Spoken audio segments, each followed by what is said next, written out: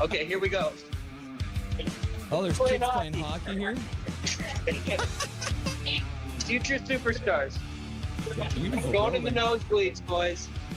All right. Going in.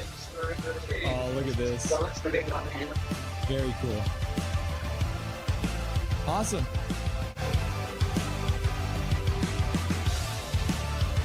Very excited to have the one and only Laser from Hockey Shop in Langley. Welcome to the show, Laser. How you doing today? Fabulous. No slap shots. The Rangers score. Boo.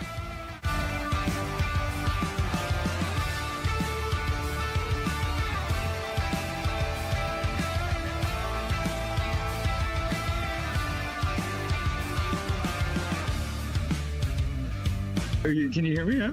Yeah, that's wild. Okay. This is craziness. I'm watching the game in the bar.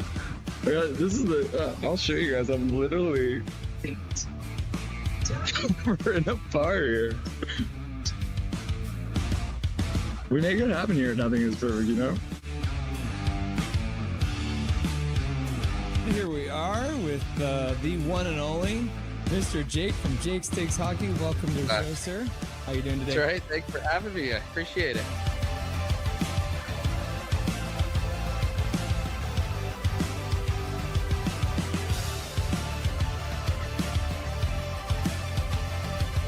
Russell is the best. He's the secret master of the universe. Yes. And he's come to this realm to set us free and deliver a cup to Vancouver, I think. Russell is a gift from the gods, I think. What do you want? You want to say hi to anyone on the stream? You want to say you want to say shout out to anybody?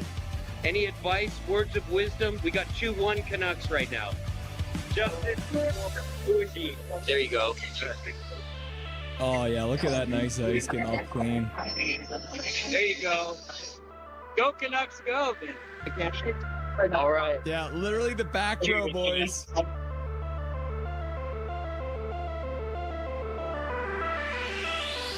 It's nice to have you. Thanks. Yeah, I'm happy to join you guys. Witten and Jordan from Canucks Uncensored. How you guys doing today? Awesome. We're good, Russell. Thanks so much for having us on.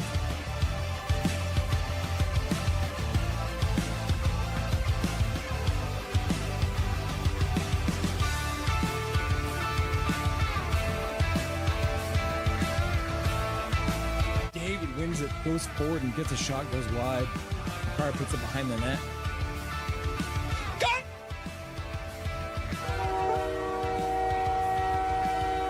Time! Oh, I just got lightheaded! 3-2, Canada wins. I scared the crap out of Dobby. Boys! Boys and girls! We did it! Canada wins! Binnington with some killer saves in overtime, and Connor McDavid, the man we were giving so much crap to through this whole game, wins the game! I'm so red in the face! Look at how red my face is! It's Canadian face! Oh, in Boston, boys! We win it in overtime!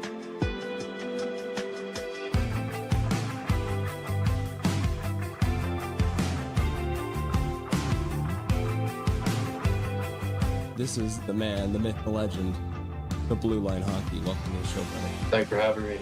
Pleasure to be here. How you doing today?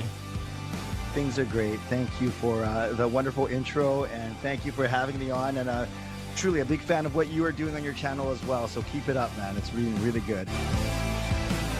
We're in the second row, so we're doing all right. Live from Rogers Arena, Michael Saunders with that beautiful mustache on his face. There it is. Look at that. A live look in Rogers Arena. Mike and Zach. Russell, how are you doing, sir? I'm doing really good. It's nice to see you.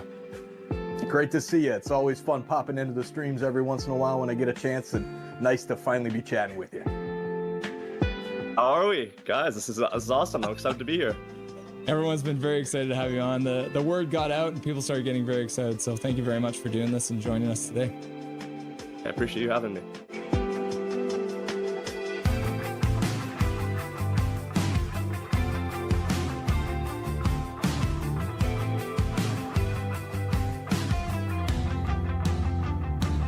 Thank you for having me. Thank you to everyone who requested to hear my beautiful voice too. I appreciate that.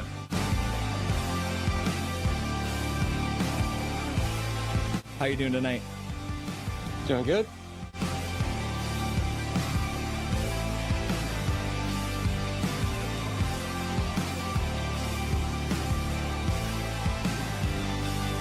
Thank you very much for taking the time out of your very first hockey game to join the stream. Everyone was very excited to see you, and enjoy the rest of the game in the third period. Yeah, thank you so much. Bye-bye, guys.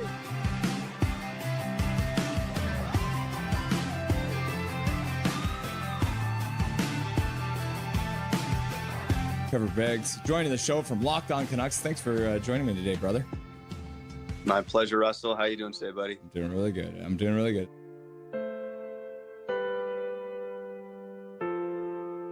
Hey, buddy. What an intro. Thanks, man. Hey, no problem. It's nice to see you again. It's been a while. Dude, absolutely. Yeah, those late nights, early mornings. Yeah, weird they were times. rough. We are excited to welcome Dave Hall to the show. Welcome, my man. Hey, thanks for having me today. I'm excited to be on. Yeah. We're excited to welcome to the show Larry Fisher. Thanks for having me, Russell. Looking forward to talking lots of hockey.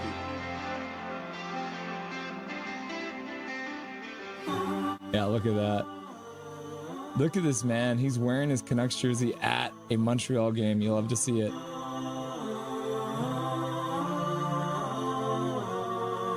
He became a local legend by calling the Abbotsford Canucks Calder Cup run. We are very happy to welcome Brandon Astle to the show. How's it going, brother? Russell, I'm doing well. Thanks a lot for having me on. I'd like to introduce to Nothing is Perfect, Mr. Zach Nolan. Thank you so much for having me. Yeah, it's great to have you.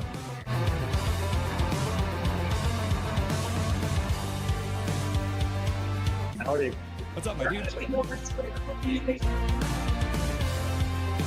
They say never meet your heroes, but boy, am I glad I got to, because here he is, the man, the myth, the legendary host, Toddcast Podcast, Mr. Todd Hancock. Dude, thank you, man. What a crazy introduction. A hero, a myth, a legend. Yeah.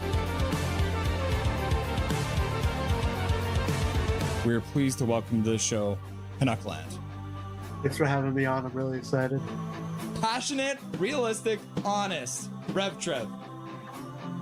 Let's go. Let's get some passion going. There's some actual hockey playing.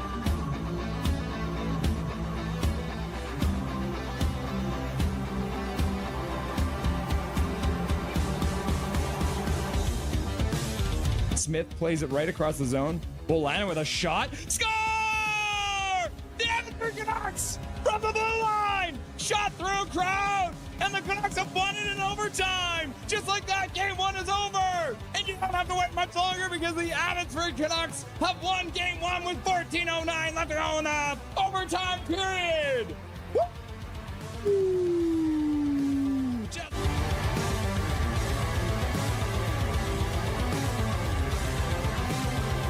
Charlotte wins the draw. They skate in. They take a shot towards the net. Goes high and wide.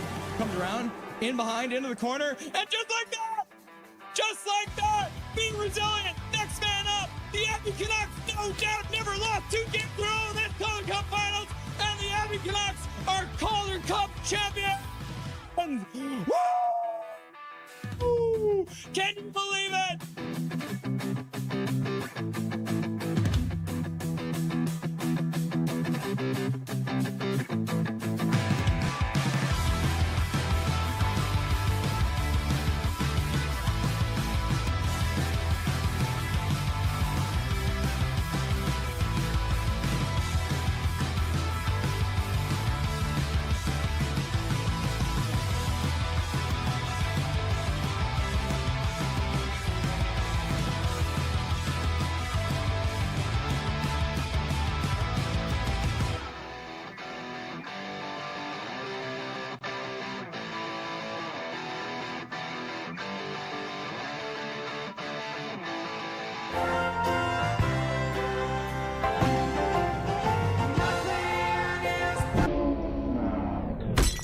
What's happening? It's Russell. It's Nothing is perfect. It's time for Abbotsford Canucks hockey. Yep. Last game of the year. The Abbotsford Canucks versus the Coachella Valley Firebirds. It is not going to be an easy game. Because once we get into the stats that you want but you don't really need, you're going to see that the Abbotsford Canucks have historically struggled against the Coachella Valley Firebirds. You may remember last year during the Calder Cup run, they defeated Coachella in a best of 5. And I believe it was a 3-1. I think they took them out 3-1, which was crazy. So, very tough task tonight for the Abbotsford Canucks against one of their, rivals from the Pacific Division. This team does not mess around. We have a very busy show for you today. So this is the very last Abby Canucks game. So Abby Canucks playing today. They're actually on the road down in Cali. The Kalamazoo Wings, who are the ECHL affiliate, they are playing right now against the Comets, the Fort Wayne Comets. If the Kalamazoo Wings end up winning today, they will make the playoffs. If the Kalamazoo Wings don't win today, they will not make the playoffs. So we are keeping an eye on that as well. Win and they're in, lose and they're out. We'll talk about, we got so much to talk about. We got the Golden Eyes playing.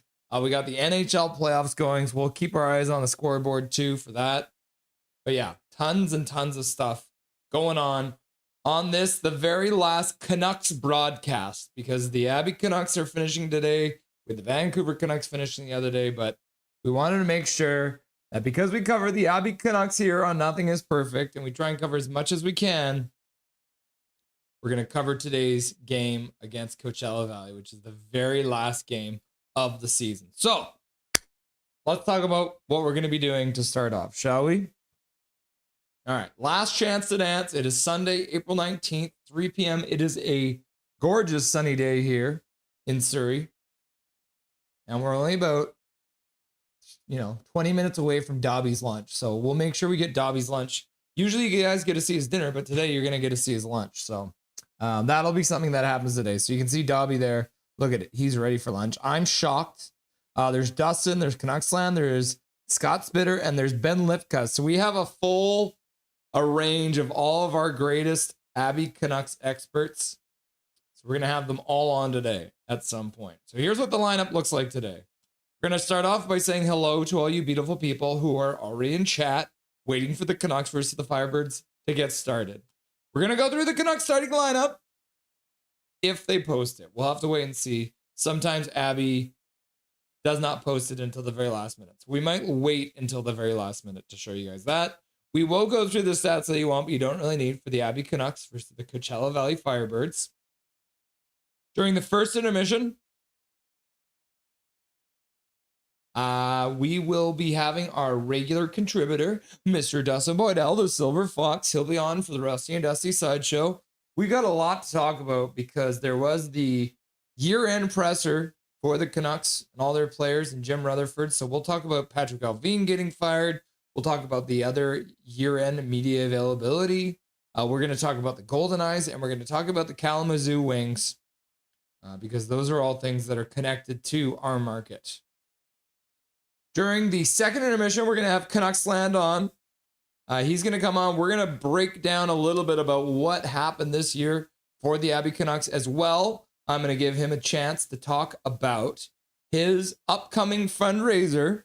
He will be running his own fundraiser, which will benefit the BC Children's Hospital. So I'm very excited to have him on to chat about that. And then, like I mentioned, all of our Abbotsford Canucks contributors will be here for a season-ending roundtable. So we're going to have Ben Lypka.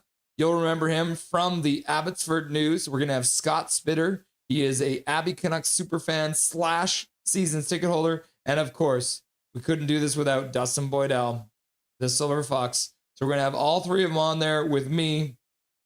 And we're going to do probably a 45-minute to an hour-long breakdown of the Abby Canucks season for the post-game show. So it'll be a very, very busy show for you guys today. So lots coming up today here on Nothing is Perfect. So let's have a quick look in chat to see what's going on. Who does it say? Okay, Big Mac is here. What's up, Big Mac? Calvin99 Charlie's here. Fangirl's here. What's up, Fangirl? KJ Brazy. What's up, KJ Brazy? Nice to see ya. Major General is here. What's up, Major? Nice to see you, my dude. In the chat, in the rafters. You'll love to see it. Prickfetti is here as well. What's up, Prickfetti? And Swervin' Irvin.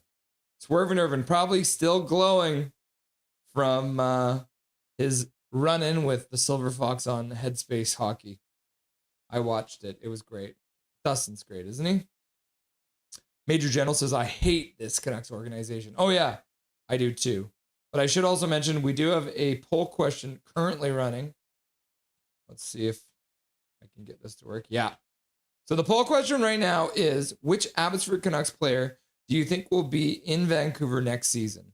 72% of you right now are saying Jonathan Lekarmaki. 17% of you are saying Kirill Kudratsev. 11% of you are saying Vilmer Ulrichsen. And 0% are uncontrollably laughing and crying. I like that.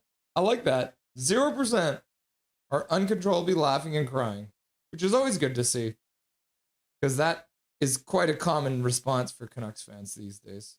But the Abby Canucks are bringing us hope. Yo, what's shaking, everyone, says Big Mac. Fangirl says, hi, Major. Hi, Big Mac. And then Prickfetti says, howdy, Major. And then Major's like, peace, peace.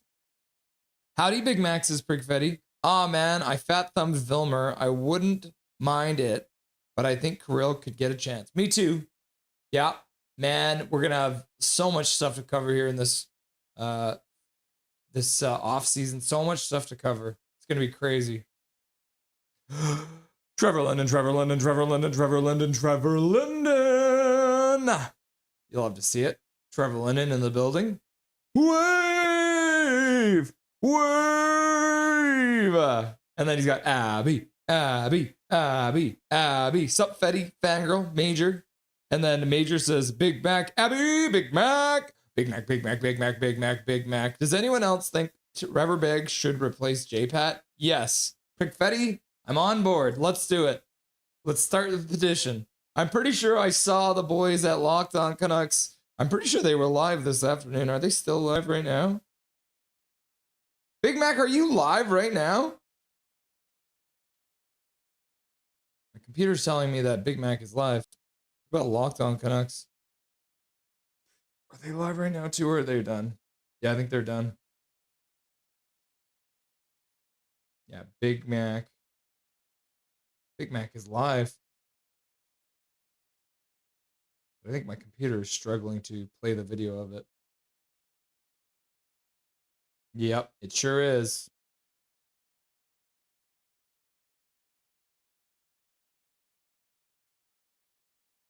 Okay. I'm gonna check something. Didn't do this before I started the stream. Let's see here. Yeah, close that. Close that. That's good. There's always these extra things running on my computer, and I feel like it slows down my computer, but who knows? I like Bagsy way more than J-Pat. Does more good than bad. Yep. Big Mac, you're live also? Yeah, it looks like Big Mac's live too. No, I was earlier, but I have been having internet troubles. I only covered a few innings of the Jays game. Ah, that's what's going on. The Canucks are more interesting now that their games are done. Yes. The offseason is here for the Vancouver Canucks. It has been a long time coming. Let's be honest. Less drama now, not more, not none. Yeah, less drama, not none. There's always a little bit of drama, because as we know from one of our favorite books, it is never boring when it comes to the Vancouver Canucks. So, never boring. I see my stupid Wi-Fi has been acting up. Also, remote play is barely working. So annoying. I'm sorry to hear that. Howdy, Calvin. It's almost time for Habs hockey. Yeah, what time do they get started at? Oh yeah, they get started at 2:45. What a weird time to start. The Avalanche are currently up on the Kings with 52 seconds left to go in their game, so it looks like the Avs are poised to take that game. Although it was 2-0 at one point. The Canadiens and the Lightning get started at 2:45. The Bruins and the Sabres, They will be playing at 4:30.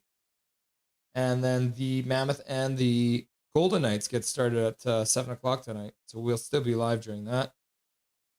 Dallas got spanked 6-1. Yeah, laughing and crying. Yeah, they did not look great. I saw that. It was glorious. Didn't even look like they was trying at all. I wish Linden would get a bunch of rich people together and just buy the Canucks. He's too busy running through the Alps. Right now, Trevor Linden, he's in the Alps. It's crazy.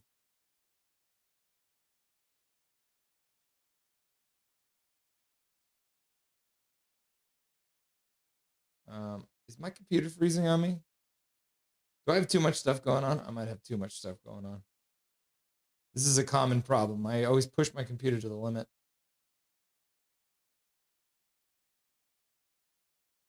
Abby Canucks, have you put out your lineup yet?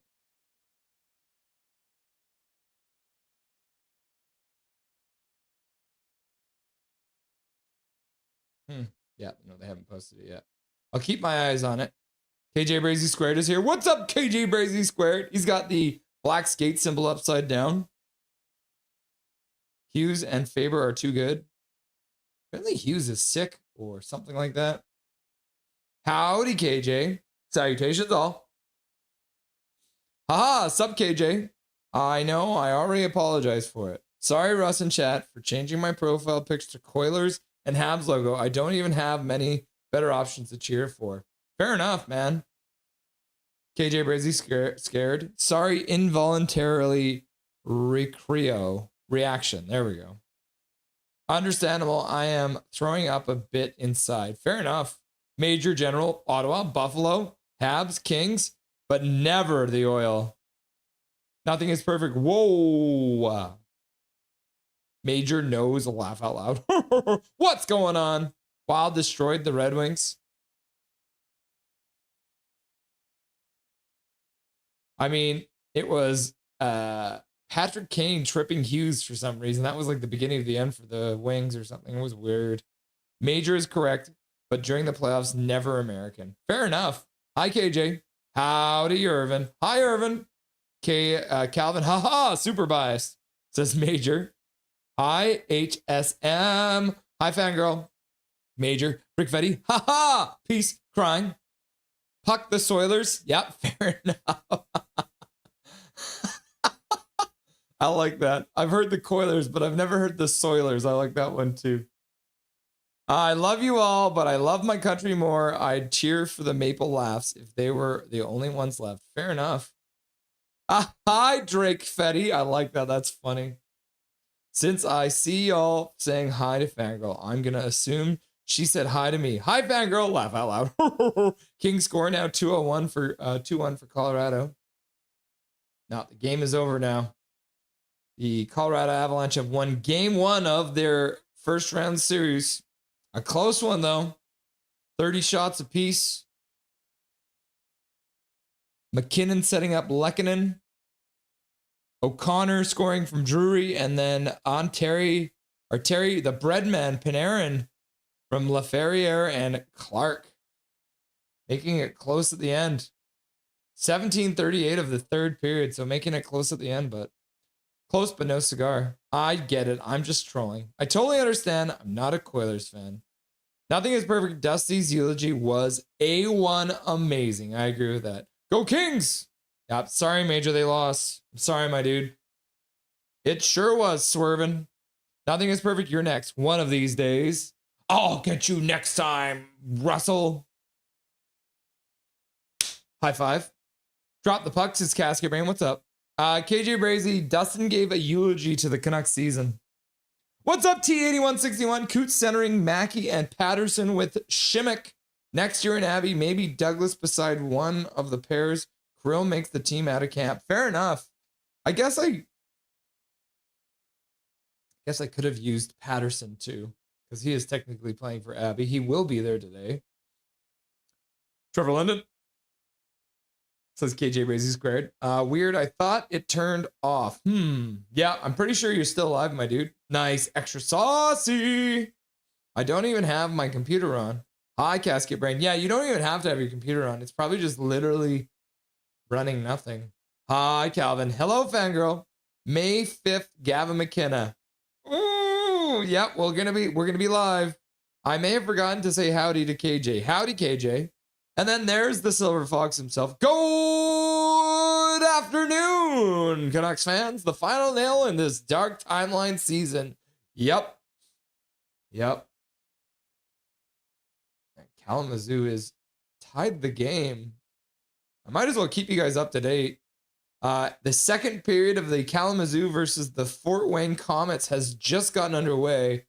And Kalamazoo has tied the game up before the end of the first period. So that's huge. It was Colin Saccoman from Griffin Ness and Ryan Cox. And then Zach Okabe from Nolan Walker. We did see Okabe in Abbotsford a little bit. That's good to see. And then what is this I'm seeing here? Back to the bar. Tillo's like, here, have 5 gifted memberships. That's crazy, Tillo. Game hasn't even gotten started yet. But I guess we should get into the stats pretty quick here. Kyle Cliff, Mike M, Carol Bovelander, Corosaurus Rex, and Kenneth Pete, all getting free gifted memberships courtesy of Tillo. So thank you very much, Tillo, for the gifted memberships to Dobby's College Education Fund. That's actually a good reminder that it is time to feed Dobby. All right, let's just make sure I've said hi to everyone. Zach is here. What's up, Zach? Nice to see you. Send nails my way. What's up, Casket Brain? Okay. Thank you again, Tillo, for your 5 gifted memberships. Thank you for reminding me about Dobby. Let's get him his lunch, shall we? Before this game gets started. And then we'll do the stats that we want, but we don't really need. And then we'll get into the game. Did Abbotsford put out their starting lineup yet? Do they have 12 forwards? They have not put it out yet. All right. Dobby.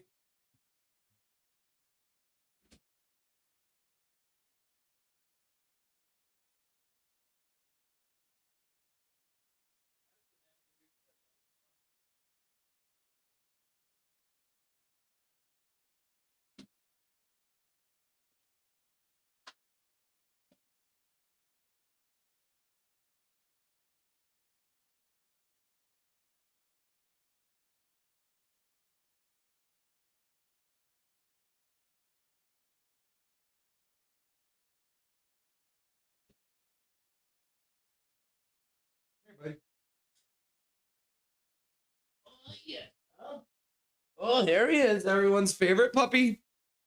We're going to do the stats that we want, but we don't really need while we beat Dobby, because we got to multitask here. All right.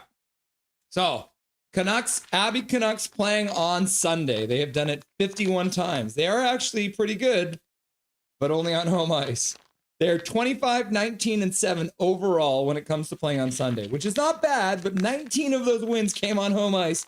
5 losses, 2 overtime losses. On the road on Sunday, it's pretty rough. They are 6, 14, and 5, which is not great. Not great. How about April the 19th? This is where it gets interesting because they have only played 2 games on April the 19th. Both of them are wins. 1 on the road, 1 at home. So the Abby Canucks are actually 1-0 at home and 1-0 away when it comes to playing on April the 19th. Here's where it gets rough again. Because remember I mentioned the Canucks have a hard time with the Coachella Valley Firebirds? Well, they've played them 23 times since they've come into the league, and they've only beat them 4 times. However, the slightly silver lining, oh my gosh, Dobby, what are you doing? The slight silver lining is that 3 of those 4 wins came in Coachella Valley. But they are 3-6-2 in Coachella Valley, which is okay, but it's still not great. Oh, there's the burp. Dobby didn't even wait. He just burped. In the last 10 games they've played against Coachella Valley, they are 1-6-3. They've scored 19 goals and allowed 29. Dobby, you're a spaz.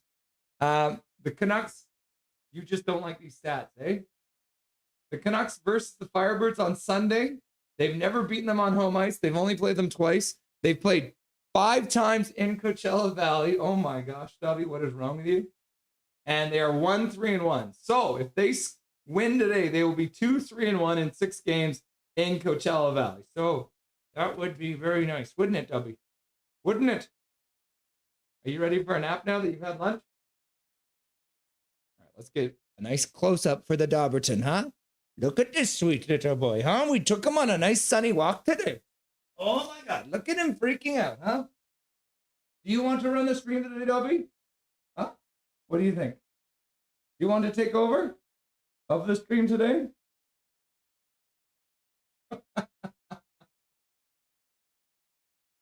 Oh, maybe if you had opposable thumbs. But you do not have opposable thumbs, unfortunately. He does have the proper stream energy, though, because he's crazy. Connor Hill is here. What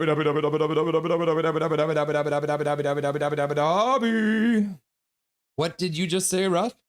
What did he say? Because 32nd place team in the league broke them. Dobby. Okay, let's quickly last check. Do we have the starting lineup for the Abby Canucks? We are pretty much at game time now.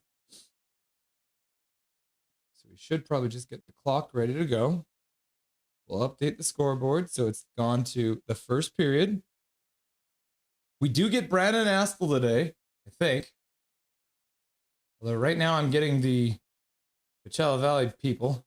Okay, here we are. All right, they do not have 12 forwards. This is the story of... This is the story of the Abby Canucks pretty much this entire season, eh? Look at this. Starting lineup. Mueller with Berard and Klimovich is your top line. We got Patterson. Riley Patterson is in the lineup with Baines and the new guy, Shimmick. So that's good to see. Chase Waters has Burning and Cam Bites. And then Cooper Walker, who is a center, does have Brimmer on the wing with him. So they will be rotating wingers on this line. But they do not have a full lineup. It's crazy. This has been the story of the year. Patrice Bergeron, Gamian Brisebois, and Thompson, Jack Thompson will play on your top pair. We got Schultz and Kudratsev playing in the second pair. And then we got Minio and Clayton with Arnston as the extra defenseman because they do not have enough forwards. Once again, this is nuts. Ty Young gets the start and Yuri Patera gets the night off after he played last night when they defeated the Ontario Reign 2-0. So that is your starting lineup for the Abby Canucks tonight. Berard, Mueller, and Klimovich, Patterson, Baines, and Shimmick.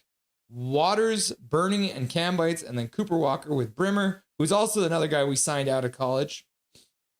And then Brisebois, Thompson, Schultz, Kudratsev, Minio, Clayton, Arnston, Young, and Patera, all playing for Abby tonight. But as you can see, once again, we do not have enough forwards. It's crazy. It's crazy. Back to the bar. I think we can pull up some of their stats too.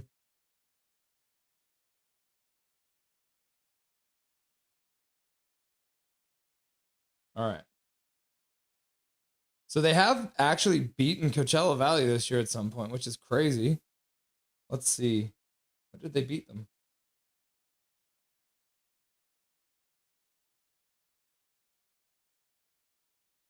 4-3, 5-2, 2-1, 3-2, 3-0. Oh, that's from last season. Okay. Current season, they have not beaten them. I was fooled. All right, I'm going to switch this to here. Makes it look a little better. There we go. So the last 5, yeah. They have last year they beat them once. This year they have not beaten them yet. They've lost 4 times in regulation, twice in a shootout, and once in overtime. Coachella Valley is 7-0 against the Abby Canucks this year, which is tough. Let's be honest here. Niels Amon leads the team, but I don't think he's playing tonight. He is not in the lineup. Ben Berard, Mueller, Klimovich, and Jack Thompson round out the top 5 in scoring. Morrison, Furcus, Jugnot, Rode, and Merity are your top scorers to the Coachella Valley Firebirds. Abby is on a 3-game winning streak after beating Calgary back-to-back. And then Ontario, like I said yesterday, although they, as you can see, 2 losses in a row to this team that they are playing tonight, the Coachella Valley Firebirds.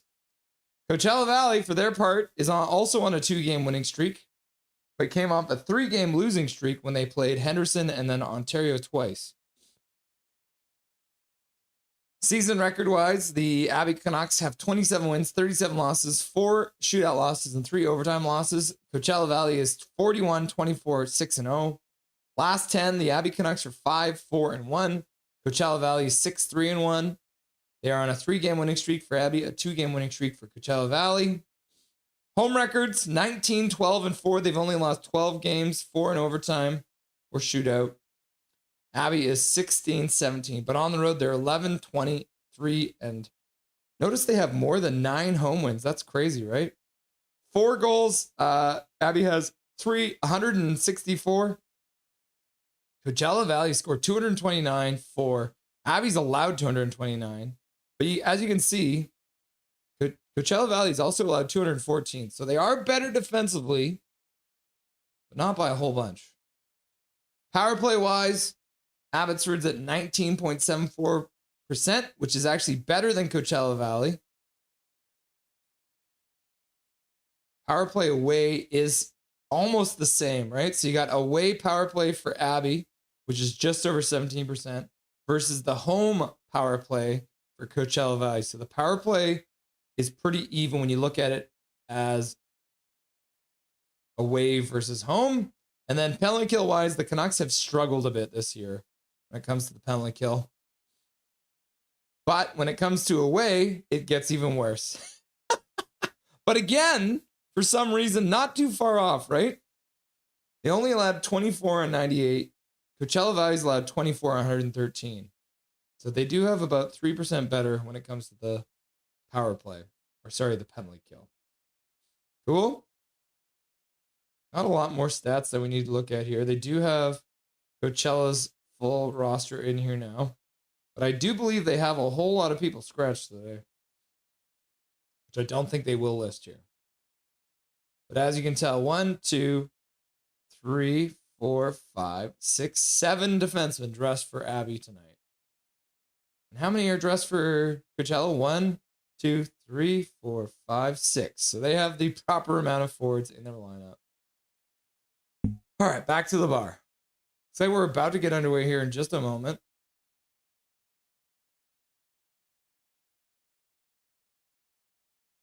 We do get Brandon Astle. If you guys missed it, Brandon Astle was in the chat on Thursday when we were covering the Vancouver Canucks game. And he asked, do you have any tips for me when I'm calling this game? Because Brandon Astle is also calling this via TV. He's not there in Coachella Valley. They're having him call it from a television. Excuse me, I'm just going to blow my nose. And we are about to get underway. Last game of the year for either team named Canucks. When the puck has been dropped, Abby wins the draw. Breezewell plays it to the other side for Thompson, who dumps it up, tipped in right on the goaltender for Coachella Valley. We'll see if it's Osman or Turnus. Puck up the boards, kept in by Abby. Then the puck gets away from the Abby player. They'll dump it back into the Coachella Valley zone, and the puck is out of play. The clock is broken on the stream, so my clock is going to be more accurate than if you're watching the Flow Hockey version. Sup, Swerve? Howdy, Silver Fox. Casket testicles! Sup, Fetty? La Colorado was such a snooze. LA Colorado. Oh, Patterson wins a draw.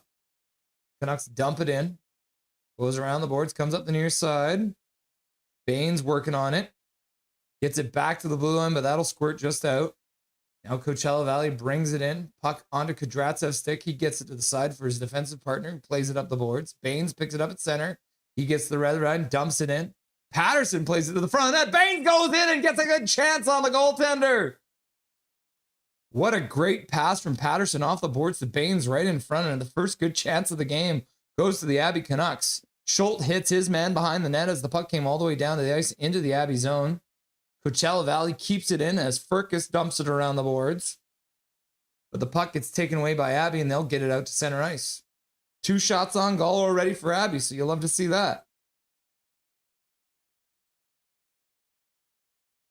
Puck in behind the Abby net, picked up by Schultz.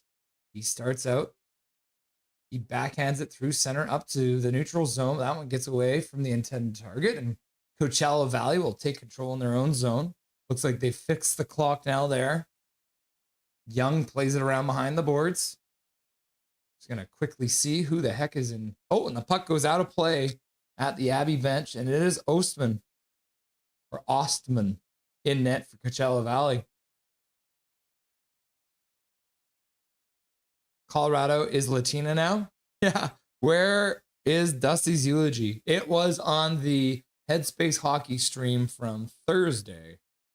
I have to take it to the limit song in my head. Take it to the limit song in my head. Is that the song they're using on CBC? Is that what's going on? Chill out, laugh out loud. Oh, looks like the linesmen and the referees have gathered for a chat. Maybe the possibility of an over the glass, maybe a delay of game penalty against somebody. Yeah, so they are going to call it a delay of game penalty against Abbotsford, as it looks like they flipped the puck out of play. Oh, it hit a fan in the crowd. Oh, no. That poor lady, she's right behind the coach. Oh, that's terrible. She's just there to have a good time. She takes a puck to the head. That's brutal. I'm picturing Tony Montana as we speak. Connor Hill, hi chat. Nice afternoon here. Just finished watching the Avs versus the Kings. Was actually pretty entertained. Colorado are seriously dangerous and could go all the way. Waters having a little chat. Waters using the full bubble. He's probably taken a couple shots to the face recently. So they will give a power play to Coachella Valley. The first power play of the game. That's going to be a delay of game penalty against the Canucks. Who will serve it? They will have Dino Cambites serve the penalty because he did put it over the glass. So the first power play of the game goes to the home team, Coachella Valley. They do win the ensuing faceoff. Right through the slot they go. Shot. Saved by Young. But then they give away the puck back in the slot. Cole Clayton picks it up behind the net, leaves it for Brisebois, and he'll clear it all the way down the ice. Off the glass. That one took a crazy bounce to the front of the net. Oh my gosh. Osman, the goaltender for Coachella Valley, had to be very aware as the puck came off the glass and went right towards the front of the net. He almost came out to play it. Waters does well, the captain, to battle the puck up the far boards and gets it all the way down the ice. Yeah. Yes, I did, Swervin. Did you tell Brandon to intermittently yell, learn the rules? Every time someone ices the puck. Osman, with a little bit of a stick handle behind the net. He'll hang on for a second. Now he gets some help from an actual player. 1 minute left to go on the power play for the Firebirds. They bring it through center. At the blue line, they dish it. Puck down low. Hayden trying to pick it up back there. Puck back to the blue line. Pass to the far side. A little bit of space. Shot to the front of the net. And Ty Young makes a save and he'll hang on. As the Firebirds did a good job to dig it off the boards, bring it out front, get it across the blue line, and get a good shot on net. And Ty Young was ready for it, sealing up the 5-hole before it could get through. 40 seconds left to go here on the power play for the Firebirds. Captain Waters lines up to take the draw. The Coachella Valley Firebird player, Fisker Mogard, gets tossed. So Avon will come in. He wins it to the side. Firebirds play it to the near side. Puck chipped behind the net. Cole Clayton there. He's fighting for it. Now Mueller comes out, plays it over for Waters, and he'll throw it all the way down the ice right on Ostman.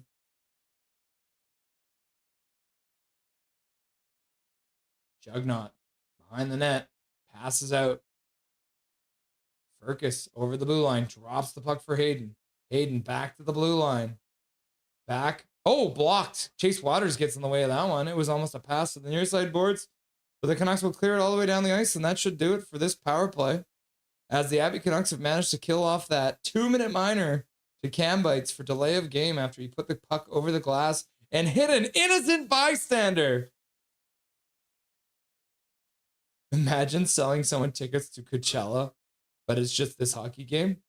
All right, Canucks bring it out. Get to center. Dumped in by Brimmer. Bernie comes in, does a good hit on the forecheck. Andrew Brimmer arrives as well. He gets double teamed, but comes up with the puck, plays it out to the blue line, but that one gets knocked down by the Firebirds, and they'll dump it all the way down the ice. Abby picks it up in their own zone. A little bit of a hit on the boards there as Braden Burney takes a bump. Schultz will take it back deep behind his own net. Saleh watching him behind his net. Schultz with a pass out to the neutral zone. Abbotsford skates the red line, loses it there though. Good job by Minio to recover that puck, but Brimmer couldn't handle it in the neutral zone. Coachella Valley now throws it around the boards. Coachella Valley only managing one shot on that power play.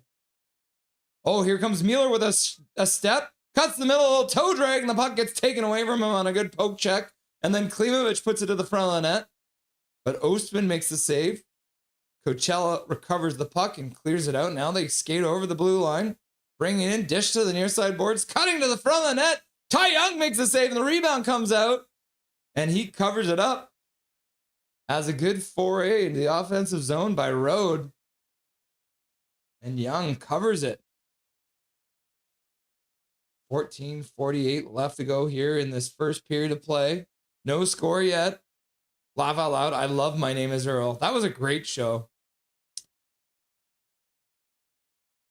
What is the name of the main actor in that show again? He's got a lot of great stuff. He's famous for like Mallrats and a couple different other things, right?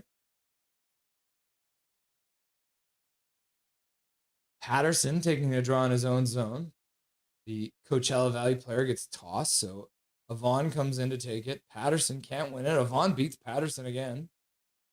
Coachella Valley skates the blue line, shot to the front of the net, saved by Ty Young, and he'll dive out onto the puck and hang on to it for a whistle. Another face-off to his right-hand side in the Abbey zone.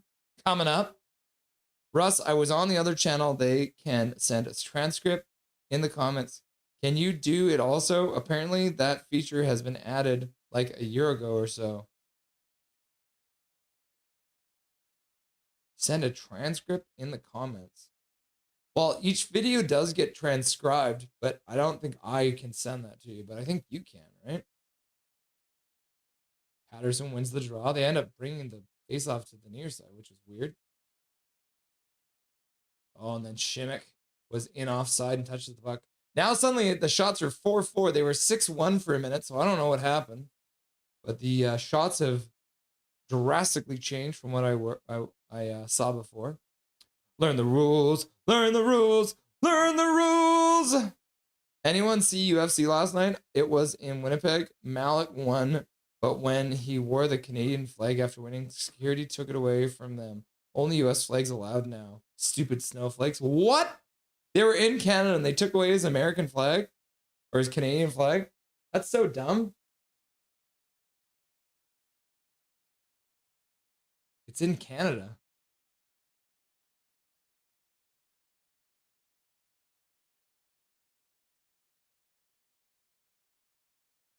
Oh, wow. So Coachella's about to get another power play.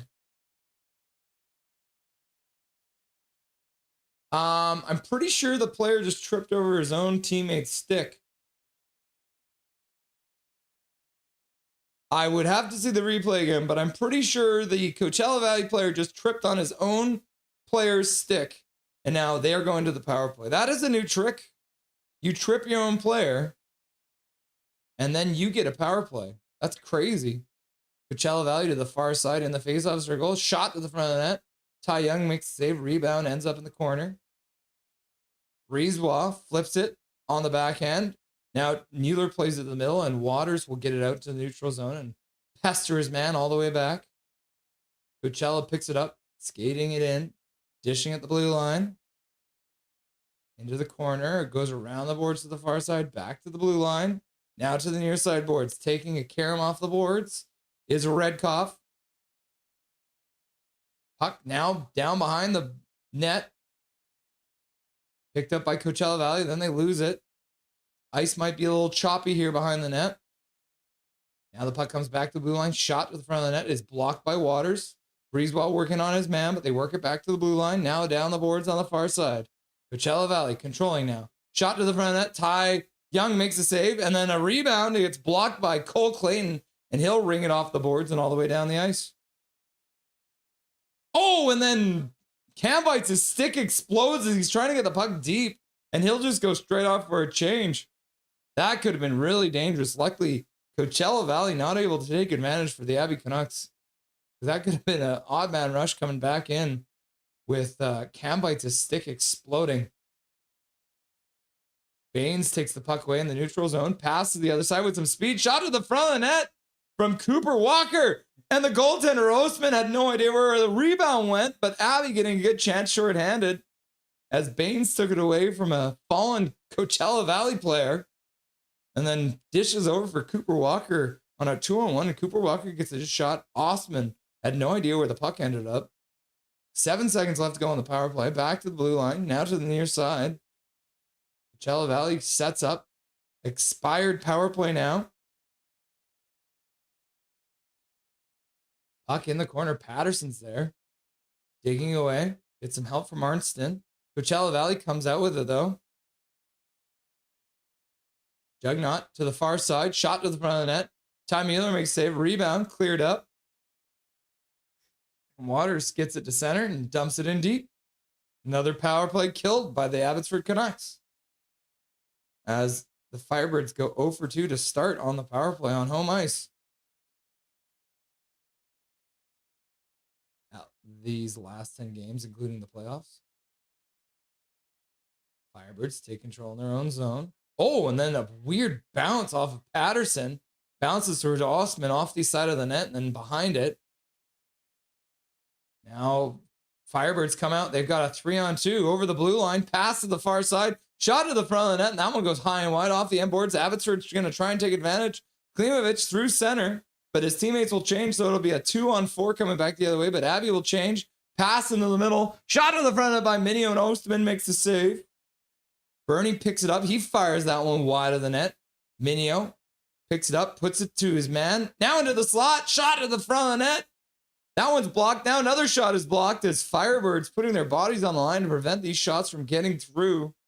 As Bernie got a shot towards the front of the net, but that one was blocked. Now Abby plays it up the blue line. Bernie picks it up, skating down the boards, puts it in the middle, shot to the front of the net, off the post by Cooper Walker. And then another shot to the front of the net on the rebound by Cooper Walker. And that one's blocked. Oh my goodness. They could beat the goaltender, but they couldn't beat the post.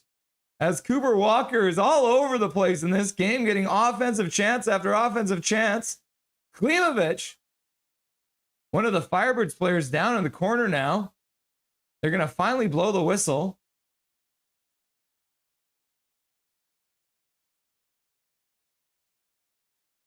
Let's see what happened here. We can get a replay. 10:20 left to go. It was one of the Firebird players on the ice. Looks like he's having trouble getting up. Dobby can take my thumbs. Fair enough. Bergeron on the Abby Canucks. Yeah, Patrice Bergeron. Bernie just hit the guy. It wasn't from behind or anything. I think he might have probably just caught him at a weird angle, eh? Because it looked like his lower body was facing one way and then his upper body twisted. I don't think it was a dirty hit. But Bernie finishing his check. The coaches will watch it on the bench, but looks like the faceoff will be deep inside the Firebird zone. Still a scoreless draw. 8 shots for the Firebirds, 5 shots for the Abby Canucks.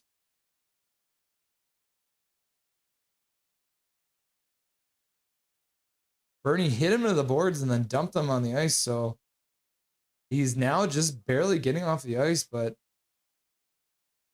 trying to maybe a shoulder. Yeah, it looks like it could be his right shoulder. As Owens Zach Owens, the defenseman, will leave the game. The Firebirds now looking down at the Abby bench, trying to figure out who hit him. There could very easily be some fireworks after this. The referees and the linesmen have gathered for a chat. We'll have to wait and see here. Russ, I like your day streams. You are so illuminated. Sometimes it is a sunny day out. EP40 is Sasha Berkov or Philip Deneau. Somewhere in between. Habs score. Yep. Habs up 1-0 on the Tampa Bay Lightning, although the Lightning have now gone to the power play. 2-minute power play.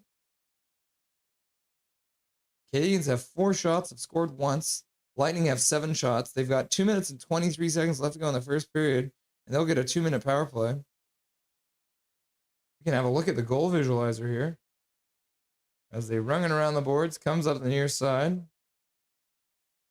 Puck in behind the net. Battle there. Puck squirts out front. Anderson just rips it past Vasilevsky. And then Slavkovsky taking a penalty for interference on Lilleberg. So you're right. Habs score. Jason Lee is his name. There you go. Yeah, I love Jason Lee. He had a couple really funny movies. Stealing Harvard was great.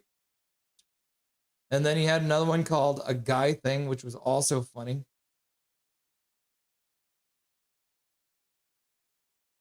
All right, plays back underway. See what the Coachella Valley Firebirds do to react to this injury to one of their defensemen. Abby. Dump the puck into the Coachella Valley Firebirds zone. Patterson overskates the puck, though. Got the Shimmick Patterson Baines line out there, which has been on fire lately. Baines tries to play the puck down into the Coachella Valley Firebird zone, but the puck will go out of play. 9:52 left to go. Russ, did you go to the Fasaki parade yesterday? I did not, Tillo. I did hear about it, though. I heard it got shut down. I heard it got shut down because of some streamer or something. There's like some controversial streamer or something there. 1 goal, 3 shots. This will be the tail of the tape for this series. Vasaki. Abby wins the draw from center ice, and they'll dump it in. Chase Waters moves in on the forecheck. Throws a hit, but can't come up with the puck.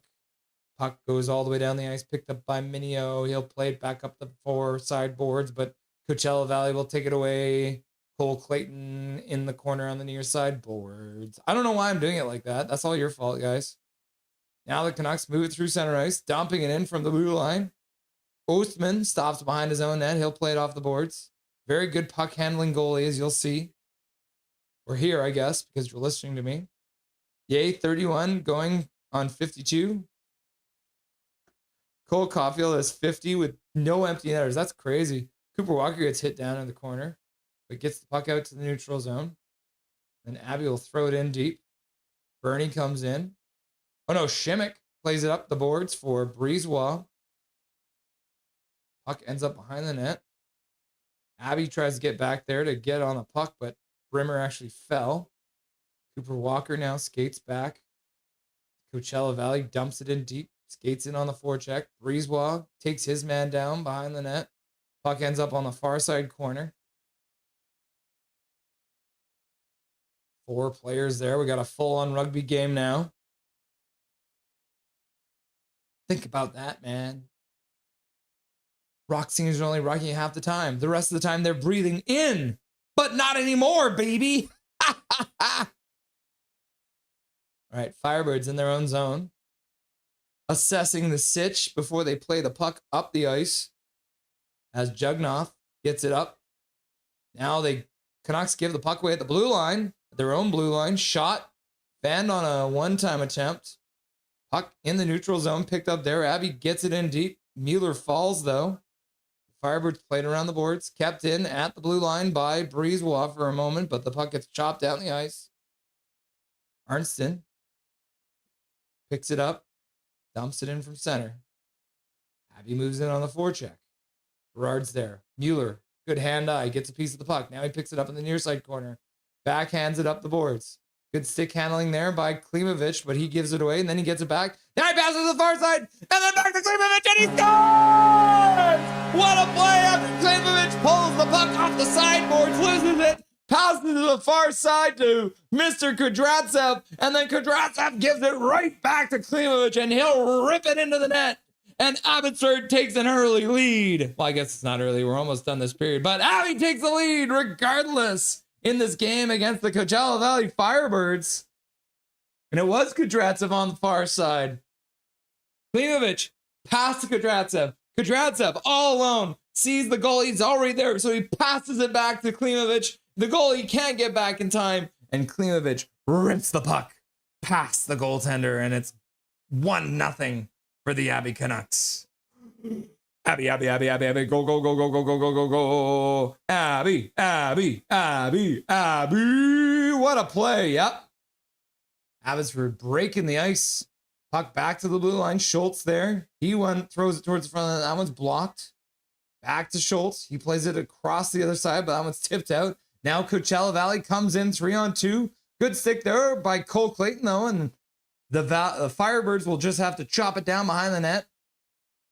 Puck up the boards, far side, picked up by the Firebirds. Now they'll play it in behind the net again. Schultz is there. He'll get a stick on it, pass up the near side boards. Now, is that Bernie? Yep, Bernie gets it down low. Looks like Schultz lost his stick for a second. Coachella Valley tries to play it up front. And then Abby will backhand a high one out to the neutral zone. Goes right through Baines at center ice. And then the Firebirds will pick it up. Dump it in from the red line. First one onto the puck is Cam Bites. He plays it around behind the net, comes all the way up for Bernie. Bernie gets it out to the neutral zone. Firebirds pick it up there. Knocked down on the blue line by Bernie. They're going to call it offside with 6:16 left to go here.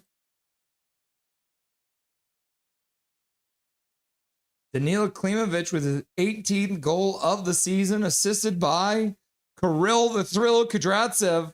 And Ty Mueller getting his 21st assist of this season. 17 assists for Kudratsev and 18 goals for Danila Klimovich. So you love to see that.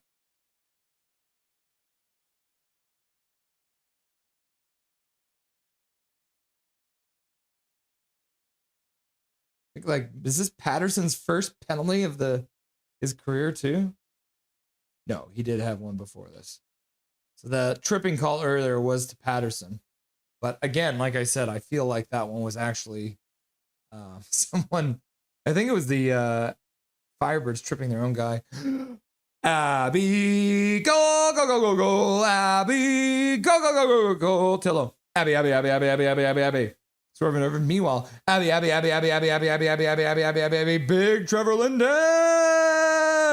And then Calvin's like, Abby, go. Abby, go. Abby, go. Abby, goal. Anyone see the Sens games? Do you think Reimer starts next game? Just too bad Ullmark goals is all. Ullmark is definitely the starter and will probably play. I don't think you would see him, meaning Reimer, until later in the series. Zach's out here doing the wave. Woo! Woo! Canucks select second overall. Is that your guess? Tillo thinks that the Canucks are gonna select second overall. Interesting. Remember, kids, in the 2012 draft pick, we gave Columbus to rent Sam Paulson. They used that to get Josh Anderson. Why must you hurt me like that, Swervenoven? Oh, learn the rules! As the Firebirds dump the puck all the way down the ice for an icing call. Maybe they're trying to make a kick for the Canucks. Oh, Owens is back in the game on the bench. Zach Owens.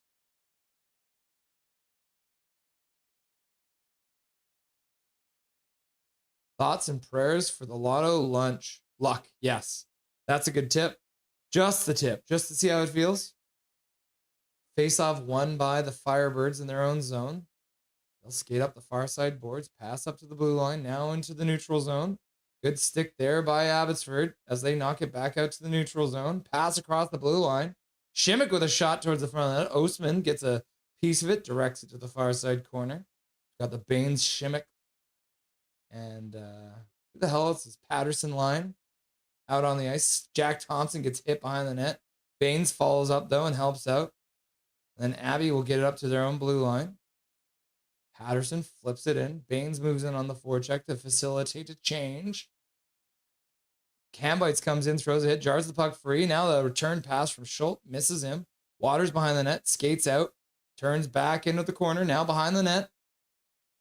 Skates up the far board, spins again. Now he's going to draw a call as Abbotsford puts it out for Cambites, and he gets a shot to the front of the net, and Ostman makes a save. Good work there from Chase Waters to draw a penalty. So the Abby Canucks will be going to their first power play of this game at the 5:12 mark.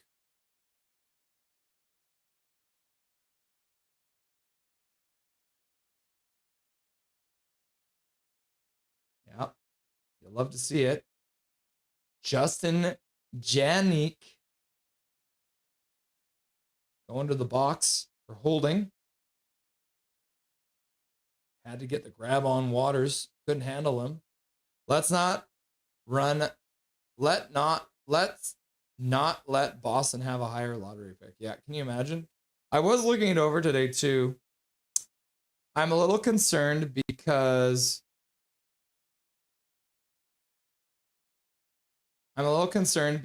the St. Louis Blues actually have two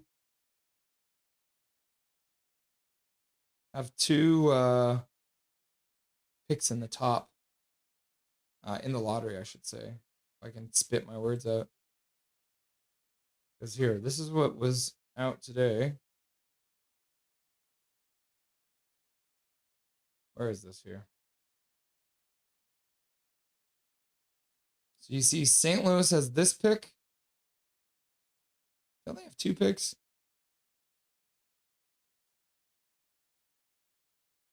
Rob Williams did tweet it out earlier. Yeah, so look at this. So St. Louis has this pick from Detroit, and they have this pick. They have their own pick, and they have the Detroit pick. So theoretically, St. Louis has two chances. However, these bottom teams right here, Devils, Islanders, Blue Jackets, Blues, and Capitals, we want them to win the lottery. Because if they do, they will only move up 10 spots and won't take the third spot overall. All right. Firebirds do win the opening draw of this power play, and they dump the puck all the way down the ice. 5 minutes left to go here in the first period of play. 1:43 left to go on the power play. Abby moves it in. Mueller suddenly in on the goaltender. Ostman actually plays the puck. No whistle, and that's crazy. I even stopped the clock. And the Firebirds will clear the puck all the way down the ice. Damn, only 12 people watching. I'm hanging out, but I am watching the Habs now. Only 12 people want to be cool, Tillo. My baker doesn't let me play the radio while working. Huh. Baines with a pass across to the far side. Puck down behind the net. Up for Baines on the near side boards. Back to the blue line, and the puck bounces over Jack Thompson's stick. Abby will have to recover the puck at their own blue line. Abby now starts out from their own end slowly.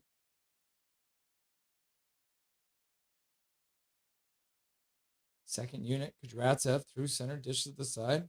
Abby puts the middle. Klimovich dumps it in deep, skates onto it, tries to play it behind the net. Puck comes back up the other side off of a Coachella stick, but Abby will keep it in. Kudratsev down the boards. In the middle for Chase Waters. Bad pass, so he just pokes it into the corner. Puck back to the blue line. That one gets kept in by Kudratsev. But Coachella Valley will pick it up, and they'll skate through center. Then they'll lose the puck in the neutral zone. Minio plays to the far side for Kudratsev. Kudratsev dishes to the side for Klimovich. Cuts to the middle. Backhand up to the blue line for Minio. He'll dump it around the boards. 15 seconds left to go. Waters steps through a man, tries to get to the puck, but the man on the other side ends up taking it away, and Coachella Valley will clear it all the way down the ice.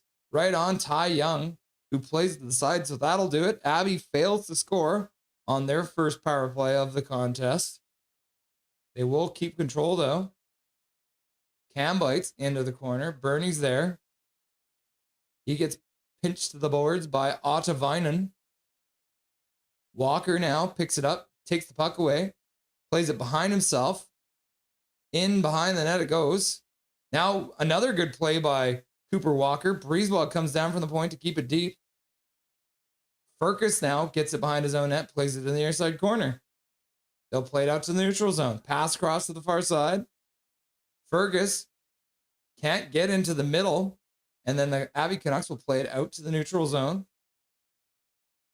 Bernie tries to get the puck, but Coachella Valley brings it in, and they will come in offside because apparently they also need to learn the rules. They don't understand that you have to have the puck in the zone before you enter the zone. 14 now, eh? No need to turn the Skyer card into a fireplace when we lose. Scorecard into a fireplace when we lose. Ah, you want me to turn this into the fireplace, eh? Not a bad idea. Don't go chasing waterfalls. Please stick to the... I like the phony calls better. Don't go making phony calls. Abbotsford brings it in, but they are offside. Shimmick and Patterson coming in at the same time.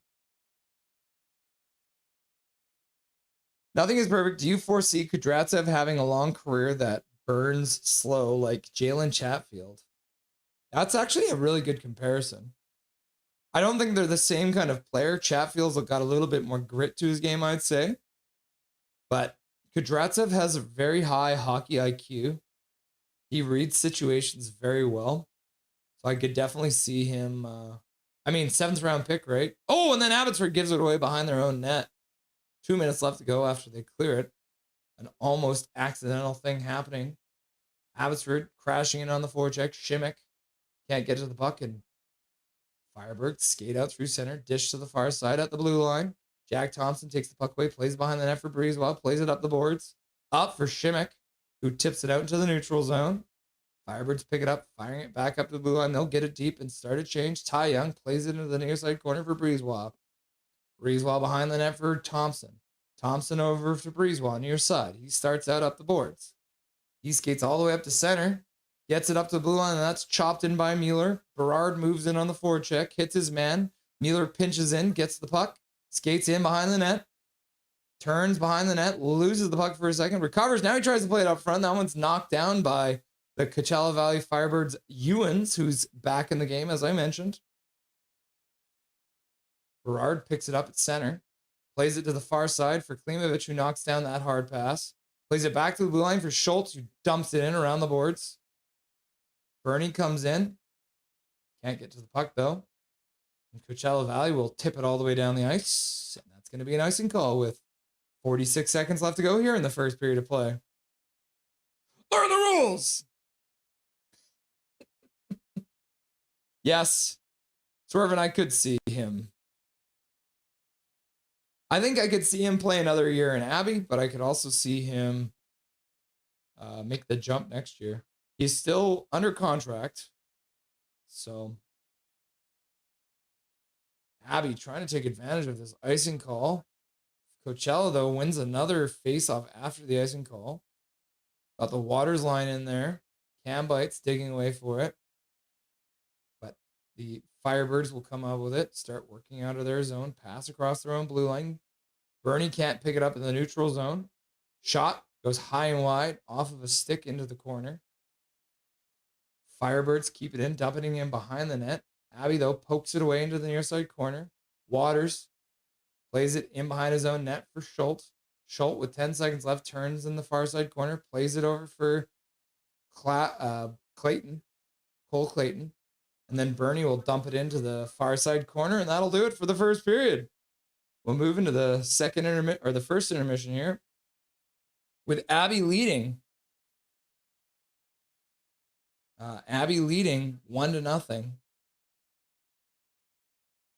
after a Klimovich goal on a beautiful play on a pass from Kudratsev. How do you spell intermission? There we go. First intermission.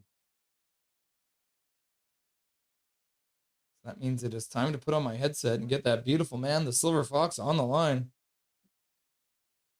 Silver Will 95 saying Stenberg. So Silver Will also thinking we're going to get Stenberg, eh? If Coots isn't another Crosby, he's a bust.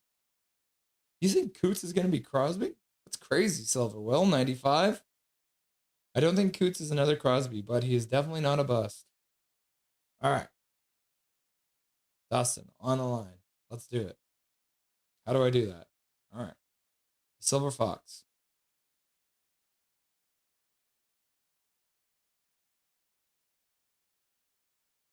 Oh, yeah, he's wearing his Abby Canucks hat.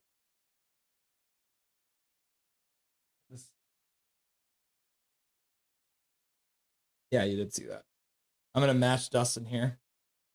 And he is currently reacting to the Coots comment. So here to talk about it with our matching hats, it's Dustin Boydell. What's up, my dude? And sir, this is as big as this hat gets, and this is as far onto my head as it goes. Right? it's squishing my head as we speak. It's so small. Oh, look at this. They're it's not the snapback, right? So they're it's got not deep. Yeah, they're not deep. Like even I'm on like 2 dots, and I have a like normal average size head. So. I think the thing is to even if I put on one snap to even get it on my head, it'll just pop that lap snap. So yeah, you always gotta have at give least this 2. one away. Eh? Yeah, it's a good hat though. Yeah, but I mean, I have this, so I'm not too upset about the whole thing. Exactly. Yep. Yeah. Yep. Mine stays right here. My dude? Nothing to talk about for the Abby Canucks or the Vancouver Canucks. So let's move on to talk. No, there's lots to talk about. I'm lying to you people. Yeah, I mean, we can say like the penalty kill did a great job killing off 2 early penalties. Yep. And weathering that storm there. What a play by Kudryavtsev and Klimovich with the old no, you take it, no, you take it. And I mean, Klimovich had the whole net to shoot at and absolutely wires it home. So a really nice goal there. Ty Mueller getting involved there with the second assist as well. Not really much going on the power play. But, I mean, it was their first one of the game, so whatever. Maybe if they get another one here early in the second, they should have had probably at least 2 more in that first period. There was some questionable interference coming out of the Abbey zone a couple times. Coachella conveniently skating into skating lanes, likely called at the NHL level, but a couple missed here at the AHL. So I will say Ty Young has looked phenomenal the last few games that he's played down the stretch here, which is really great to see early in this season when the structure was a disaster, not because of coaching, because of the lack of players, the loss of 14 guys and so many guys to injuries, which we can talk about, with the guys at the end of the game. But no one has played 72 games this year. Not one player. There's 3 guys that have played 69 giggity in like Chase Wouters and a couple other guys. And then there's only 3 other players that have played over 60 games. So on this entire team, only 6 guys have played over 60 games this season, which is nuts.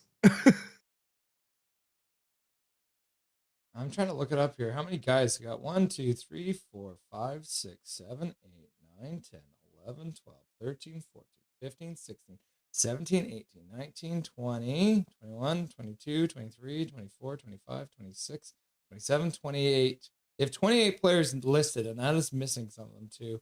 That doesn't include the 6 goaltenders they used as well this year. So we're talking about exactly like 30, 35 players or something they've used. This season, 47 skaters. Crazy. 47 skaters and 6 goaltenders, which is, and 1 goaltender was a flipping realtor in Abbotsford. Like that's how crazy this season has been. Yeah, it's nuts.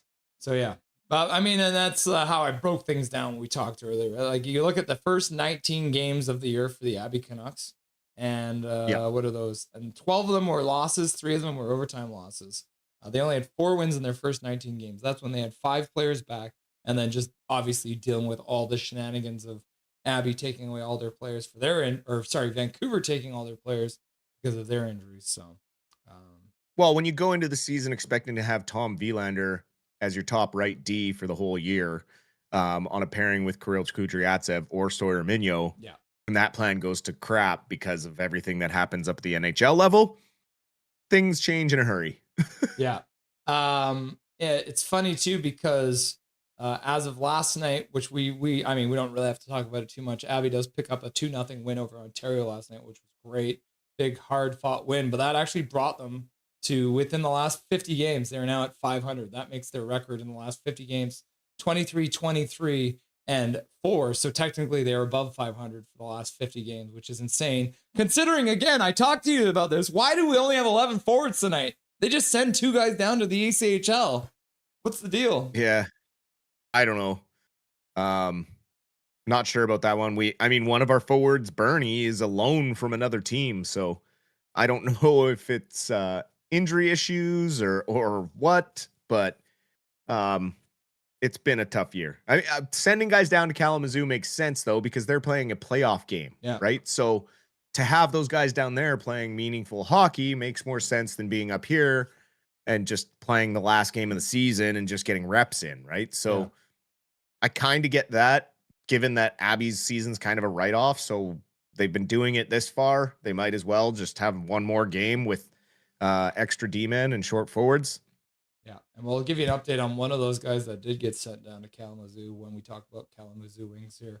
But we should move on. There's lots to talk. We got so much time later on with I think we need to have a whole end of year wrap up show, buddy. Because we're gonna get. I was chatting with Brandon Astle today too, just kind of saying to him congrats or have a good call, because I know he's calling off a monitor like I do today. So all I said to him was have the biggest TV you can. So, but luckily for Coachella Valley, for anyone who can't see it, their production value is actually really good. So I'm happy with the camera angles and all that. But sometimes it is damn near impossible to call a game off these TVs. But Brandon Astle calling the game, which is also great because I don't want to listen to the other guys.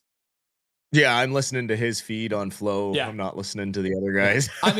Who is it? Who's the goaltender they have for Coachella Valley? Grant Fear. Yeah, Grant Fear is great. Their color is really good. He knows hockey. I'm not 100% sure on their play-by-play guy, but okay. Patrick Alvin gets fired. Dustin does a happy dance because he was the bane of your existence for a long time. And then just what was your initial reaction to the firing and how are you feeling about this team moving forward since they didn't also fire Foote? I think there's a lot of weird. All year the timing stuff has been strange, right? When Rutherford talked about it, he was like, I didn't decide until noon before the last game of the season that it was the right decision to make. And it's well, then you give all these reasons like the breakdown of the relationship with the head coach. And it's okay, if there was such a breakdown there, why wasn't the coach fired?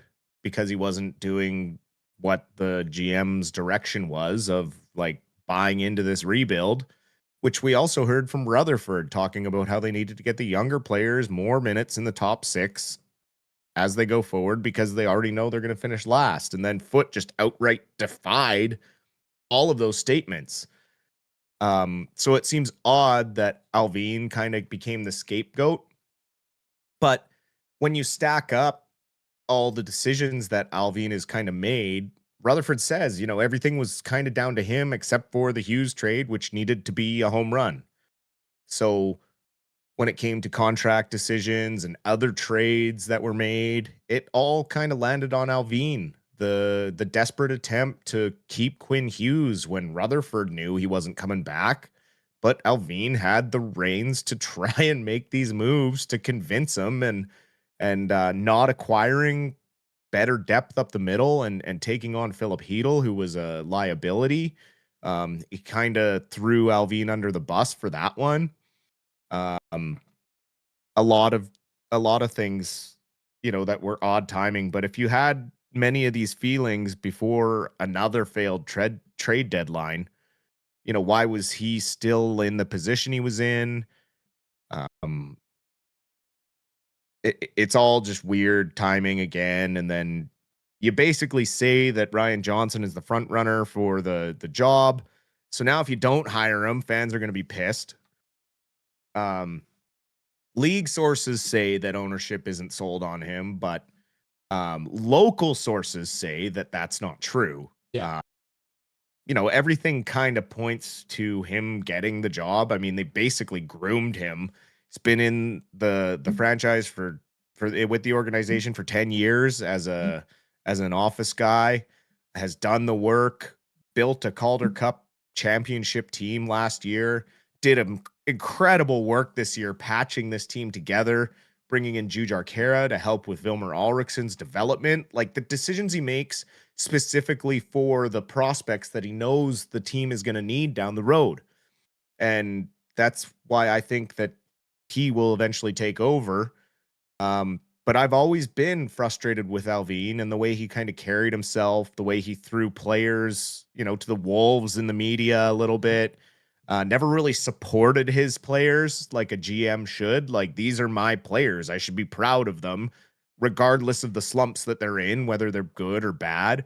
I absolutely despise the way Besser had been treated by this organization for the most part, saying, oh, you'd laugh if you heard the offers we were getting for him. Well, does that mean they were good offers or bad offers? Like, what were they offering for him? What does the league view him as an asset? So his communication always rubbed me the wrong way. I think they struck gold a little bit early with some of the moves that Rutherford was holding his hand with at the beginning of the tenure. And then as he let go of the reins, we saw that Allvin just isn't a very good GM.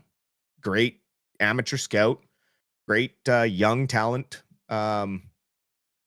He's got a great eye for the young talent and prospects like that. But when it comes to prioritizing contract decisions and things like that, he's left a pretty frustrating hole for the guy taking over.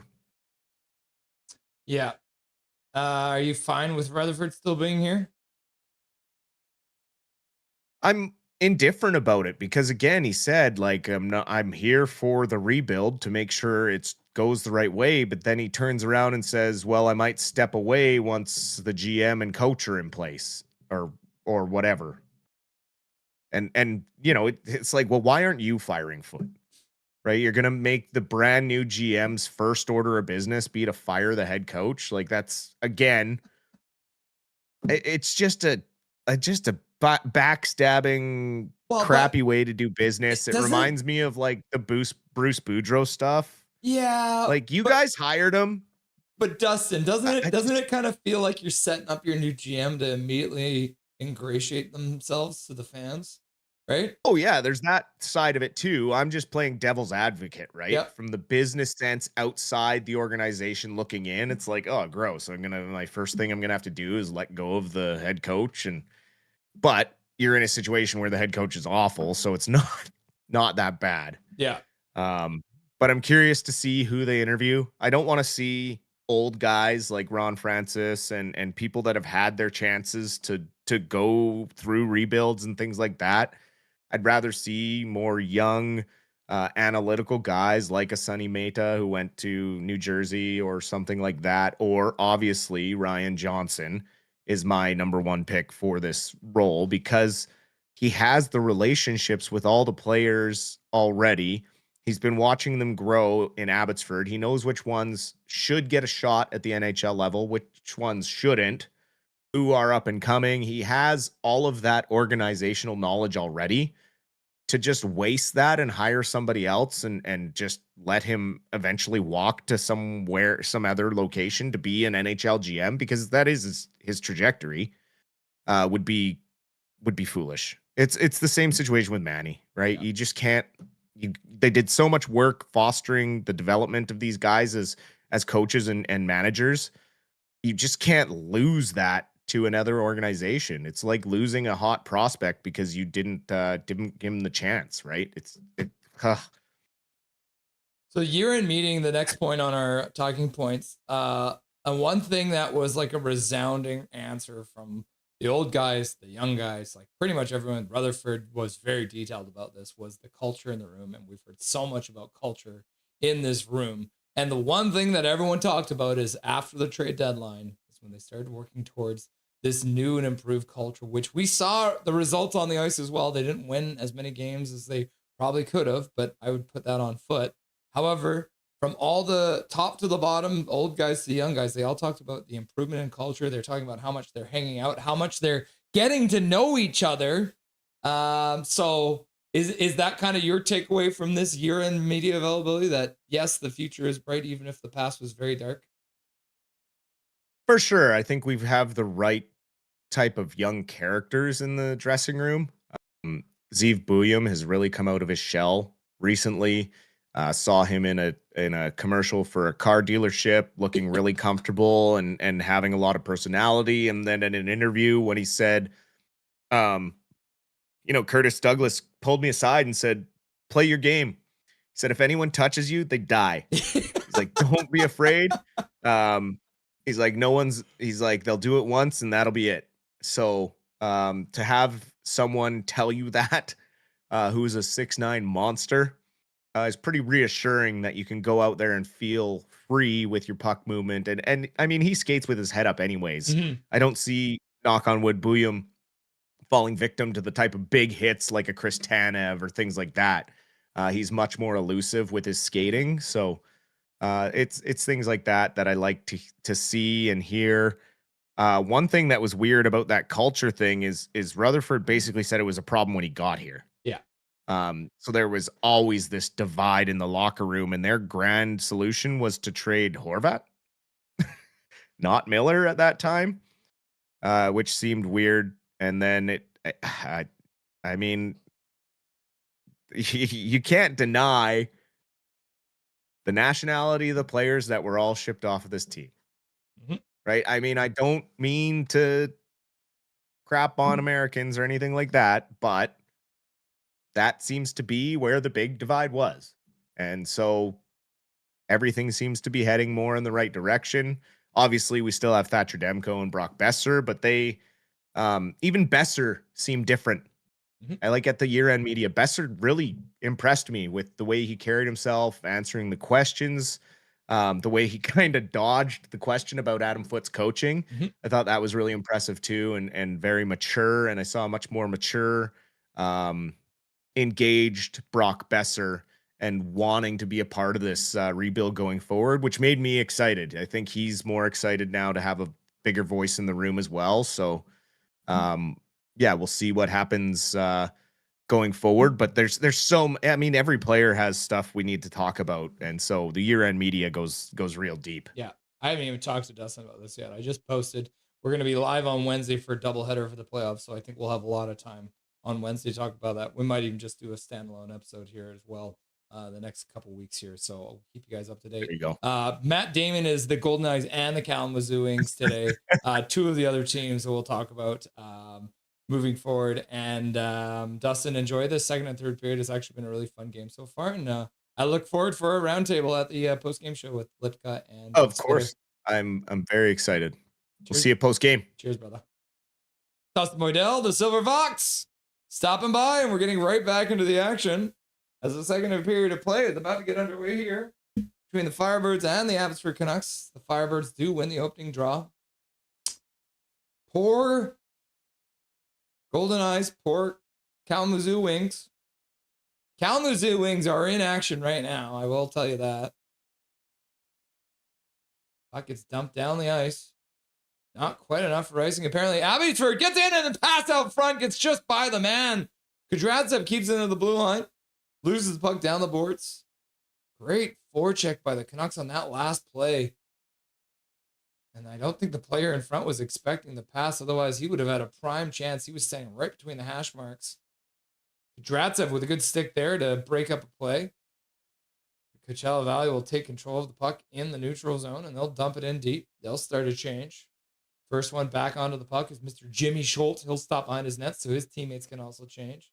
Then he'll pass all the way up to the CV Firebirds blue line, but they will work it back down to the Canucks zone. Kudratsev now. Pass across the far side. Baines leaves it there for Shimmick, who stops up, puts the puck towards the front of the net. Ostman makes the save. Rebound gets cleared by his defenseman. Canucks will try and dump it in deep, but Coachella Valley will get it out to center ice and throw it right in on Ty Young, who plays to the corner. Abby now gets it over for Cole Clayton in the corner. He spins in the near side corner, avoids a hit, plays behind the net for Minio. Puck gets away from Minio, though. And Coachella Valley will poke it down the boards. Now battling on the boards, there's Patterson. Cole Clayton comes into the corner to help as well. Cole Clayton gets the puck free. Puck squirts out, back to the blue line, shot to the front of the net. Coachella Valley scores on a broken play from the corner. Puck gets back to the blue line, and a shot from there, as it looks like unknown. Oh no, it is Soleil. So Soleil, I thought it might have been him. So Soleil does get the goal as Coachella Valley ties this game up early here in this second period of play on a broken play from the corner that winds up going right back to the blue line. He just throws it towards the net. Did Soleil tip it in front? Is that what happened?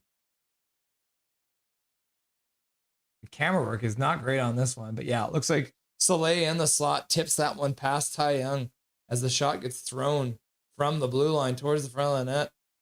As the Edouard Soleil gets the goal on a pass from the point, a shot that gets tipped. Caden Hamill throws the puck towards the front of the net, and the Coachella Valley Firebirds have tied the game. Boo, Coachella! Yep, I agree. All right, play is back underway. The clock is slightly behind, so let's update that. Coachella Valley throws another one towards... and then Ty Young! I think that one goes off the post! And Ty Young clears off the blue line. Coachella Valley now with a couple chances as they get another shot right in from down low, right below the hash marks, right in front of Ty Young. My goodness gracious. As they throw another one towards the front of the net, that one right off the post. As it might have gone off of Thompson in front. Oh no, it was a backdoor play. Oh, and Jugnoth, he threw it right off the post. He had the entire net to shoot at, and he hit the post as Ty Young gets lucky. Luckily, we don't have to play the tank thing anymore because Abby's not actually tanking. But we can't, I will say tank, tank, tank, tank, tank, tank, tank. Laugh out loud. You say, do you miss when you were mine? I saw only the time number 44. Huh. Line changes like, put me in, coach. Tyler, what position do you play again? I can't remember. Abby digging away in the Coachella Valley zone, but puck is jarred free and Coachella Valley will start out. Firebirds through the neutral zone. Pass across the near side boards. They stop up there and now they get pinned to the boards. Plays it up to the blue line. Abby clears it out to the neutral zone and Klimovich couldn't quite get to it. Now Mueller dumps the puck in from center. Ostman plays it to the near side boards. Picked up there by Ottavainen, who plays it out to center. First one back onto it is Mr. Waters, who flips it out to the neutral zone. Bremer picks it up, skates over the blue line, stops up. Now he'll play it down low into the corner. Picked up by Cooper Walker. He tries to play it behind the net, but that one's intercepted by the Firebirds, and they'll work it out to the neutral zone. Knocked down there by Waters. He'll skate in over the blue line, loses the puck, turns around, can't recover it.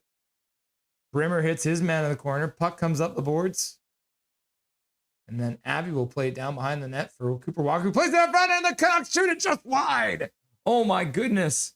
As Cooper Walker brings it out front, and the Canucks cannot convert on a glorious chance right from it. The hash marks, there's been multiple chances on both sides of the ice, as it looked like Patterson had a great chance there, but couldn't finish, shooting it just wide on the short side. Abbotsford works it up to their own blue line. Now Patterson passes across to the far side. Into the middle goes Shimmick. He fires one wide of the net. Patterson lifts the stick, takes it away, tries to play to the middle, and then he gets pickpocketed as Jack Thompson plays it over for Baines, who shoots it off the end boards in behind the net. Coachella Valley plays it up the boards, intercepted by Baines. Now back to the blue line. Jack Thompson near side. Plays in the middle for Shimmick, who tries to play it down low for Thompson, but the puck gets jarred away from him. Now up the boards. Back to the blue line. Shimmick skates the blue line. Stops at the middle. Passes the middle for Patterson. Patterson shoots it towards the front of the net. Ostman makes a save and goes and hangs onto it. No rebound. With 15-20 left to go here in this second period of play. He cannot protect when he is in the box. Now I know he's a troll. I'm just playing with my Tillo 95 second account. Laugh out loud. Oh, Tillo. Laugh out loud. Silver, Willa, and Tiller are the same people? Laughing and crying. No one tell Colin. Should have kept going, laugh out loud. All right. Firebirds win the draw in their own zone. They get it to center and dump it in. Ty Young plays it around the boards, knocked down.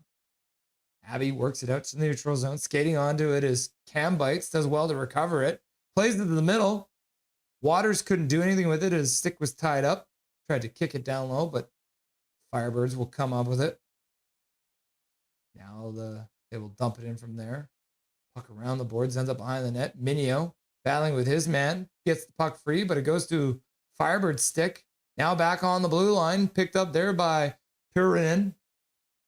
He takes a shot wide. Now pass all the way up. Cam Bites on a beautiful pass from Minio. Puts the puck in, around, behind the net. Bernie gets hit there. Cam Bites digs the puck free, but it comes to the Firebirds, and they'll play it up to their own blue line. As Ottavainen gets it to center and dumps it in. Puck around the boards. And then it misses the man. And then Cole Clayton will pick it up, plays it up the boards. Mueller puts it in the middle for Klimovich. Now it's a 3-on-2. Mueller across the other side. Shot at the front of the net. Goes wide. As they are having trouble hitting the net. Abby's had probably 4 or 5 high danger chances, but have fired most of them wide. Puck back to the net, or to the bench. Abby was changing. Mueller was trying to get off, and the puck came to him, so he stayed on. Plays the puck down low. Pass out front, gets knocked down. Is Oman hurt? That's got to be it, right? Are they calling it a hooking call? I think the refs are calling a penalty against the Abby Canucks right now. I did not see.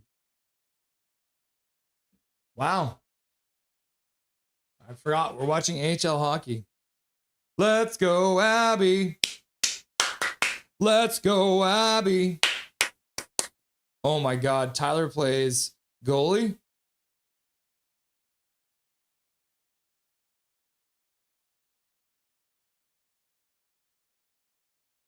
Abby is about to be stacked with first rounders. Laugh out loud. Lace him up. You're in. Ah, yes. He plays goalie. Hi, hockey. Abby, are you okay? Abby, are you okay? Are you okay? Are you okay, Abby? Abby, are you okay? Are you okay? Are you okay, Abby? Howdy, hockey. Thanks. I wish it was a better team, though. Keeping my eye on the Kalamazoo Wings in a battle for their playoff lives. Still 3-3 against the Comets. 12:32 left to go in the third period. So they're hanging in there right now.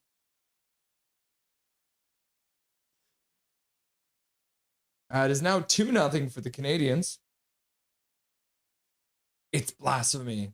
Rick, I'd love that to be the Cup Finals, but that's never going to happen. Yeah, 2-0 Canadians lead on 6 shots. Oh my God. They only have 6 shots and they're over halfway through this game. Josh Anderson scoring, and so does Josh Anderson. So Josh Doth Anderson with 2 goals now. That's crazy. Back to the bar. The Bruins versus the Sabres will be getting started any minute now. It is a power play for the Coachella Valley Firebirds. But Abby will clear the puck all the way down the ice. Minute 45 left to go. Coachella Valley in on the forecheck. Clayton and Breezewell arrive there. Breezewell comes out with it. He'll play it up for Waters. Waters now has a step, and he'll take some time.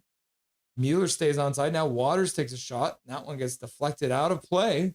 So the faceoff will be deep inside the Coachella Valley zone. So good work there by Waters. Cole Clayton, Breezewell. It's pretty much blasphemy. I agree. This is not the room to have a Coilers logo. Nope. Scrawford. Dobby. Dobby. Dobby. Dobby. Dobby. Dobby. Personally, I would rather cheer for the Sens, but I understand why you don't, Prickfetti. Yep, fair enough. Cooper Walker disrupting the faceoff, but can't win it. The Firebirds will start out from behind their own net. Dropping the puck deep in their own zone. They skate through center, across the Firebird. Oh my gosh. Got a speech impediment right now. But Mr. Arnston will fire it right down. Cooper Walker right on Ousmane, and Ousmane was skating around with that. I can't believe they didn't blow that one down. It was clear that Ousmane did want to play the puck, but regardless, he had it in his glove. He shouldn't be allowed to skate around like that. Kind of strange one there. Puck down low. Back to the blue line. Now the top of the slot. Pass across to the far side. Coachella Valley with a shot to the front of the net. Nice glove save by Mr. Ty Young. Put a little mustard on it. Yes, I live in Winnipeg. Jets number 1, but Canucks number 2. They were number 1 when Winnipeg didn't have a team. Manitoba Moose were the affiliate. Yeah, it makes sense. I just love Canadian teams personally. Why is Foote still employed? You know, he really should get a job at Subway, eh? Selling foot-long subs. Why is Foote still employed? Agreed. Rutherford kind of said he will make the new GM decide who is the coach. Yep. Abby wins the draw, plays the puck behind their own net, up the boards, and then Waters will hang on to it. Gets the puck deep, grabs onto his man, almost gets the puck free. 25 seconds left to go for the Firebirds. They skate through center, all 5 of them in a flying V formation. Ty Young takes it off the end boards, and then he'll glove it with 17 seconds left to go on the power play. 11:56 left to go here in the second period of play. Alvin was still better than Bennington. Yep, Benning. Yep. I feel bad for Alvin personally. If he was the one who signed all of Quinn Hughes' friends to try to keep him, then I might not disagree with him being fired. It's so hard to tell who does what on that team. Coachella does win the next face-off. Pass back to the blue line. Now near side. Shot to the front of the net. Deflects wide. 5 seconds left to go. Back to the blue line. Skating across the top of the slot. Shot to the front of the net. And Ty Young makes the save and hangs on. Coachella Valley up to 16 shots in the game. 11:38 left to go here in the second period of play. And the Abby Canucks killed off yet another power play. They've killed off 3 now as Riley Patterson has now taken 2 penalties in this game. 4 minutes of penalty minutes for the young center.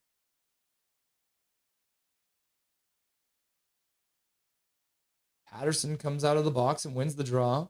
Kudratsev battling forward in the corner. Puck around for Jack Thompson. He plays it up the boards, out to the neutral zone. Abby tips it in. Ousmane takes it behind his own net. Gives it away for Patterson. Patterson avoids a body check from the ref. Gets it over Baines. Baines leaves it for Patterson. Patterson through the slot. Shot to the front of the net. And Ousmane makes the save with Shimmick in the area. As Patterson makes something happen right after his exit from the penalty box. And that puck bounced just wide earlier on the power play. Abby now in the double digits when it comes to shots, up to 10 shots in the game. You'll love to see it. Did they take away I think they took away the Canadians' goal. Yeah, look at that. No, it's broken. What is happening? Did they disallow it? Is NHL.com broken again? I think NHL.com is broken. Coachella Valley wins the draw, fires the puck all the way down the ice. Not enough for icing, though. Jack Thompson skates out. Passes up for Klimovich, who cuts across the blue line. Now he's got a step right in. Shot to the front of the net. Ousmane makes the save. Klimovich recovers his own rebound, fires another one towards the front of the net. That one goes off a leg and wide. Jack Thompson rings around the boards. Ty Mueller picks it up. Stops up on the half boards. Now he skates down. Makes a nice move. Puck in front. Jack Thompson tips it on net, but that's a save. And the Firebirds clear it out to center. Kudratsev back in his own zone, waiting for his teammates to change. He'll fake a pass and keep on skating. Now he gets to center, passes to Waters, who chops it down low. He moves in onto it in the corner, skates behind the net, stops there, uses his skate to dig it free. Puck back to the blue line, bobbles though. Now across for Midio, who puts it towards the front of the net. That goes wide on the far side. Schultz comes in from the blue line to keep it in. Waters now plays it back up to Schultz. Schultz will fire it down behind the net. Picked up by Bernie. He'll chop it around the boards. Pokes it up to the blue line. Kept him by shoulder. Now he fires another one toward the front of the net. Osman makes a save for the rebound. Comes up front and Abbotsford scores! As they pick up the rebound. And it looks like the captain, Chase Waters, picks up that rebound and scoops it in the far side of the net as the Abbotsford Canucks have taken the lead here in the second period. Woo!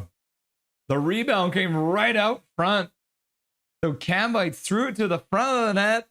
Chase Waters picks up the rebound and slides it into the far side of the net as the Abbotsford Canucks have regained the lead with 9:56 left to go here in the second period of play. Woo! Abby, go. Abby, go. Abby, go. Abby, Abby, Abby, Abby, Abby, Abby, Abby, Abby, Abby, Abby, Abby, Abby. Abby, Abby, boom. Abby, goal, go, go. High quality H2O. High quality H2O. Oh. Coachella Valley with a hand pass. The whistle goes as they carried it into the Abby zone. Calvin 99 Charlie. Abby, goal. Abby, goal. Abby, go. Chase them waterfalls, baby. Keep going, chasing waterfalls. He put the puck into the far side of the net. Especially as a scout, that would be a good role for Patrick Alvine. Yes. Yeah, that was the one thing I didn't talk with Dustin about. They fired him and then offered him a job somewhere else. I know Sens fans hate Allmark, so maybe. Yeah, they're going to need a goalie, and Lundell is tough center. And I know Brady wants to play in Mar-a-Lago, so he won't refuse.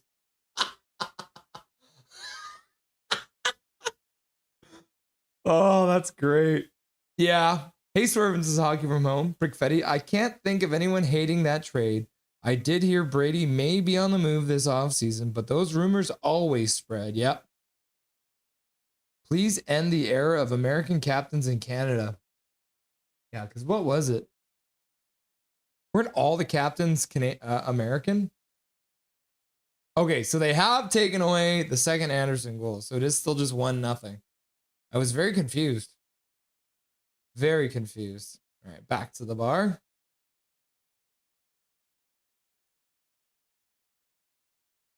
Kalamazoo is now 3-3 with under 6 minutes left to go in the third period of their play.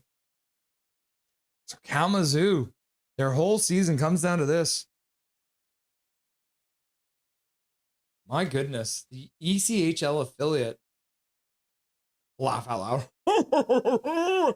These three dumbasses podcast certainly doesn't help the rumors. Yep.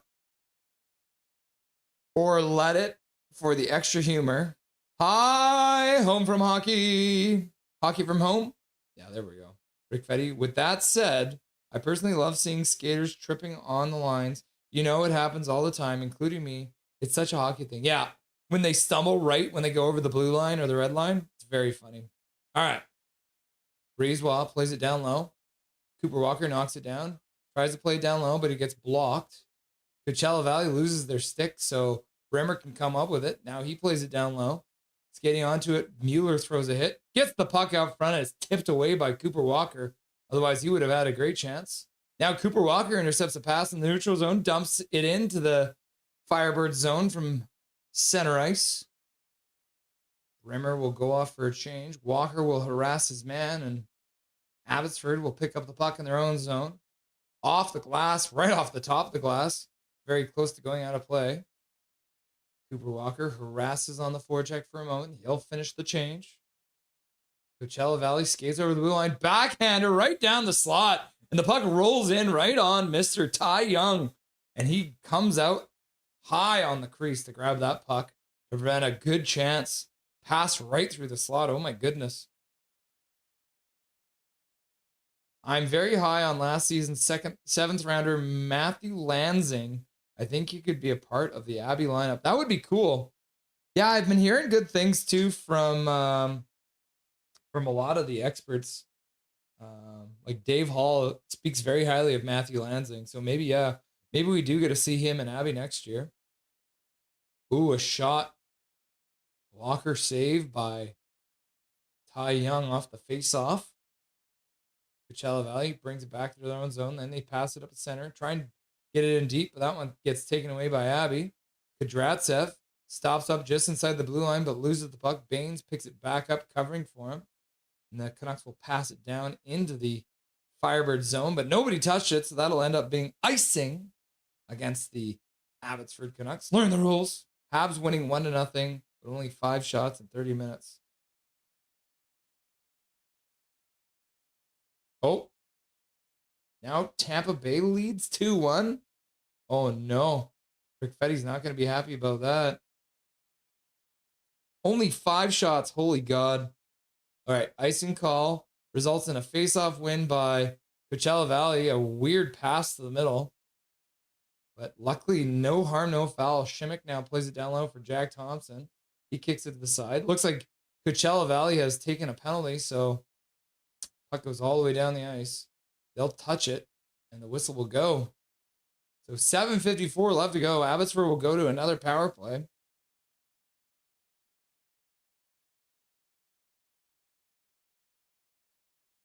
Huh. Oh, yeah. Just a slash right to the hands. So Stefan goes to the box. Sorry, Steffens goes to the box for Coachella Valley. Abby gets another power play. They didn't manage much on their last power play. This will be their second power play of the game. See if they can extend this lead. 7:54 left to go in the second period. The linesman fakes everyone out. Got the first power play unit out there. Patterson can't win the draw, though. And the Firebirds will fire the puck all the way down the ice. So Abby, like they did on their last power play, will have to start from their own side of center. Jack Thompson drops the puck. Mueller pass up to the blue line. Shimmick tries to dump it in deep, but he gets knocked down by the Firebirds. Still played around the boards. Kept in there by Abby, though. Pass to the middle. Mueller gets the puck back after it bounces off Patterson. Puck down low. Back up the blue line. Over for Thompson. Cross for Patterson. He puts it into the slot. Rebound to the front of that. Shimmick picks it up. Now Mueller digs it out of the pile. Osman lost his stick. Baines tries to score from a sharp angle. Jack Thompson plays it down low. Back to the blue line for Patterson. He shoots it towards the front of that one's blocked. Good work there by Patterson to knock it down low again, but Coachella Valley will pick it up and play it down the ice. Just over a minute left to go in the power play. Good movement from Abby. Power play is looking good. Much better than the first one as they were able to set up. Now Mueller rings the puck in. Ostman misses it. Puck comes up for Shimmick. He keeps it in. Plays it behind the net. Baines loses the puck. Now he works it back to Mueller, though. Then Mueller gives it up at the blue line, and the Firebirds will work it out to center. Kudratsev was looking to turn it back up ice, but the Firebirds did a good job to be on him. Now he plays it out to the neutral zone. Berard with a pass over Klimovich with a good play. He does well to knock down that high pass and gets a backhander away, but Osman makes the save. Waters now skates down the near side boards, looks to the front, stops in the corner, banks it off the boards back to Kudratsev to the far side, and Klimovich takes a shot. His stick explodes, so he'll have to go off quickly. He gets back on, though. Can't keep it in at the blue line, though. And then Kudratsev will have to retreat all the way into his own zone. Abby now will want to get a change so they can get a second defenseman on, but Klimovich brings it in. Goes right through his man. Comes in, gets a shot on net, gets the rebound, gets another shot. Now Berard recovers it. Now he has to contend with Klimovich's discarded broken stick in the corner. And Coachella Valley will play it up. My goodness gracious, Klimovich was all over on that power play. Both the first and second power play unit were looking great there. As Abby got a number of chances there. Suddenly the shots are 17-18 after Abbotsford only had 9 shots in the first period. Breezewell picks it up in his own zone, plays it behind the net for Clayton. Clayton pass across to the far side, banking it out. Cambites gets it in deep. Bernie skates in with speed, comes up with it, tries to play it back to the blue line. That one's intercepted. Now the puck gets knocked away by Cole Clayton, picked up by Breezewell. He plays it up, knocked in by Cooper Walker. 5 minutes left to go here in the second period of play. Firebirds through center over the blue line. Shot to the front of the net. That one deflects out of play as one of the Abbey players gets their stick in on it and deflects it into the netting behind Mr. Ty Young. And we've got a 2-1 game here with just under 5 minutes left to go. We got Canuckland coming up here in the second intermission. Should be lots of fun. Always love having Mr. Canuckland on here. We'll have a good chat with him about the Abby Canucks season and his upcoming fundraiser. I'm very excited about it. He's got a lot of cool content creators working with him. I did not show this to you guys, but it was Captain Chase Waters, Dino Cambites with a shot, and the other assist going to Jimmy Schultz. So Schultz up to 16 assists, Cambites up to 8 assists, and Chase Waters, I believe this is a career high for him too. 11 goals. Yeah, career high. He beats his career high. Last year he had 10 goals. He now has 11 goals scored for the Abby Canucks this year. So it is a career high for goals. Not for assists yet, as he had his career high for assists last year with 18 assists. But you do love to see it. Captain Chase Waters scoring his 11th goal of the year.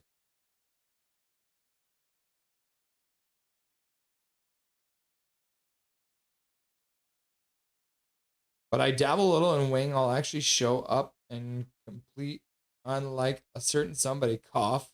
EK91 cough. Yeah, Evander Kane, eh? Lansing, I didn't know of, but I looked him up. He could be a good addition, yeah. Who owns him? He is our draft pick, but we have not signed him to a contract yet. That Jack Johnson. Oh, Coachella Valley wins the face-off in the offensive zone. Blocked by the Abby Canucks. Coachella Valley now skates right down, puts the puck to the front of that. Jack Thompson makes a save. The rebound gets cleared up the boards, far side. Coachella Valley now trying to get a chance here after killing off another Abby Canucks power play. Pass out front is blocked. Good work there by Ty Mueller to skate through. Now we got a 3-on-2. Klimovich cuts across the middle. He'll keep the puck, and he fires another one off the post. Oh my goodness, at the 4:20 mark here of the second period, Klimovich puts one off the bar. My goodness gracious, Danila Klimovich has heard too many rumors about his demise and is playing the game of his life right now. Shimmick, pass to the side for Baines. Baines cuts to the middle, now puts it behind the net, skates onto it, comes crashing in, jars the puck free, tries to play it out front. That one's knocked back by a Coachella Valley Firebird leg. Now in the corner, Patterson goes down, gets up and battles for it. Shimmick's there as well. Up firmly in the corner as a rugby game breaks out there. For Coachella Valley, picks it up and skates out of the corner. They'll flip it out to the neutral zone, knocked down by Jack Thompson. Double clutch pass, but Abby will recover it. And another dangerous pass by Patterson across for Jack Thompson, who backhands one to the far side for Sawyer Minio, who plays it off the end boards back to Jack Thompson. Abby will start a change. Jack Thompson waits. He's got all the time in the world. Directing traffic from there. The Chase Waters line comes out. Canucks 2025 7th rounder plays for the Quinnipiac in the NCAA. Yeah. Jack Thompson gets the center, dumps it right in on Ostman, goes by him. Brimmer comes in on the forecheck. Cooper Walker's there too. Chase Waters double shifting on this fourth line. Walker. Brimmer comes out with it, plays back to the blue line now. Kudratsev does well to grab that puck and keep control of it. Passes all the way into the neutral zone. Abby takes their time. Looks like they'll change again. Cooper Walker, just inside the blue line, gets pinned to the boards by two Firebirds. Keeps his skate firmly pushed to the boards. We got another rugby game here with just over 2 minutes left to go here in the second period of play. Coachella Valley will work it out. Picked up in the neutral zone by Joe Ardston. Now a pass into the middle. Klimovich flying again. Tries to put it through his own legs to himself, but the puck gets taken away from him. Now there's 2 minutes left to go here. Abby knocks it down. Cooper Walker skates in. Fires one wide of the net. Ostman tries to knock it away, but Klimovich picks it up, plays it back to the blue line. Out of the reach there Now pass up into the zone. Good step there. Shot to the front of the net. Abby scores! What a shot there from Ben Berard as he ripped it past on the far side. Gets a step, walks in, and Ben Berard with his 20th goal of this AHL season. Hit the big 2-0. Big number 29, Ben Berard. On a beautiful pass from Cole Clayton, who flips it. Sauce pass to the far side. Ben Berard comes in and finds the far side top corner, right where mom keeps the peanut butter. And the Abby Canucks have extended the lead to make it 3-1 here before the end of the second period of play. Woo! Mario Garcia Jr. Some girl just won a guitar. What?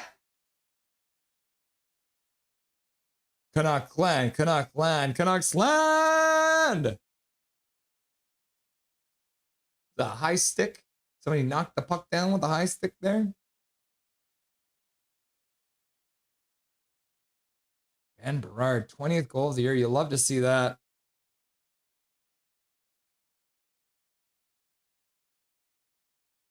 Where did they win a guitar, Mario? Welcome to the stream, by the way. Go, go, go, go, go, go, go. Abby, Abby, Abby, Abby. Abby takes control. Cambites throws it towards the front of the net.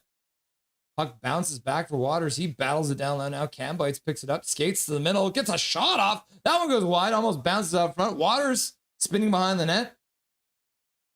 Bernie's there as well. Cooper. Chase Waters, bar Cambites. He puts it off the bar. Oh my goodness, another post/bar for the Abby Canucks as they are taking over this period. Jack Thompson puts it down low.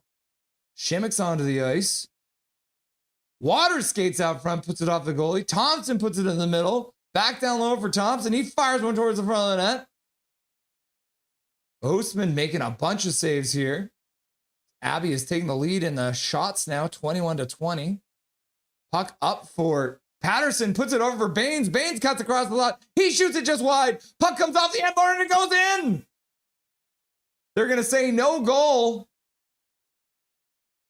Oh, I think it went in off of Patterson. They might say he kicked it into the net. I want to see a replay on that. Oh my goodness, another post for the Abby Canucks. Let's see. Oh, yeah, no. Oh, okay. It actually went under the net. No goal. It was no goal. So the puck went off the end boards, and then it actually, when the net was being pushed off, the puck rolled underneath the side of the net. I got to draw a picture. If this is the net, it's not a butt, okay? The puck went in like this. When the net got pushed off, it went in there. It's not a butt, okay? It's a net. Get your minds out of the gutter, you. I knew exactly what you guys were going to think. Abby, Abby, Abby. And then Big Mac's like, Abby, Abby. Boom! Abby, Abby, Abby. Getting hard for Ben Berard. Yep, I like it. It rhymes, so it's got to be true. I think, got a commercial break here. Patterson trying to sell it. He knew, though. He had a cheeky look on his face. Casket brain. Go, go, go, go, go! They added another assist to the Ben Berard goal. So it is now... Oh, they're looking at it. I guess they are actually looking at it. But no, that one clearly went in. Ben Berard with his 20th. Cole Clayton gets his 9th assist. And Danila Klimovich gets the 15th assist of the season. So yeah, no goal. They were actually reviewing it. Back to the bar. Time to play the guitar. Play Coachella a tune. Back to the bar. Play that guitar. Another one bites the dust. Not yet. Abby, Abby, Abby, Abby, Abby, Abby. Mueller, that, like the noodle company. Is Mueller a noodle company? I've never heard of that one before. We don't need that goal anyway, says Prickfetti. Fair enough. Habs tie it up. Yeah, there it is. On their 8th shot of the game, the Montreal Canadiens being outshot by double. 8 shots to 16, and they tie it up. Wow. Woo! Prickfetti's like, go, go, go, go, go, go, go, go, go, go. Slavkovsky, yep. After taking a penalty, now he gets a goal. All right, Baines picks it up. Puts it over to the side, but gives it away. Coachella Valley now takes control. Shot to the front of the net. But, oh, there's a whale jumping. Instead of me stopping the clock, I didn't even start the clock. 19 seconds left to go in the second period of play. Boo, says Tillo. Nothing is perfect. Are you a bigger fan of Jack Thompson or Tom Jackson? Jack Thompson. That's who I like. He's the man with the plan. Okay, Abby wins the draw in their own zone. Walk around behind the net. They'll flip it all the way down the ice. That's going to roll. That's going to end up being icing against the Abbotsford Canucks. Boo! Learn the rules.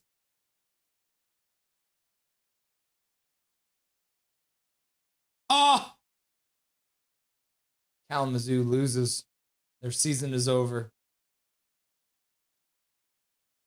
Oh my God. You can't even tell me that.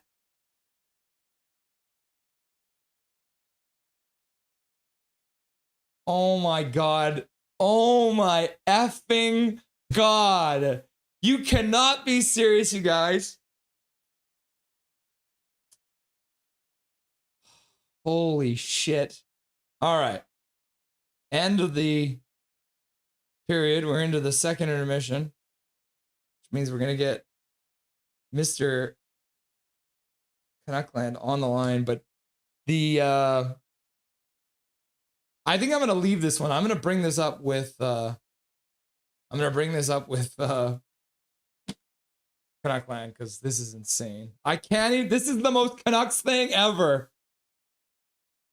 The way that the Kalamazoo Wings just lost to the Comets is the most Canucks thing ever. That's insane. I can't even, this is insane, you guys. Friggin' nuts. All right, let's get him on the line.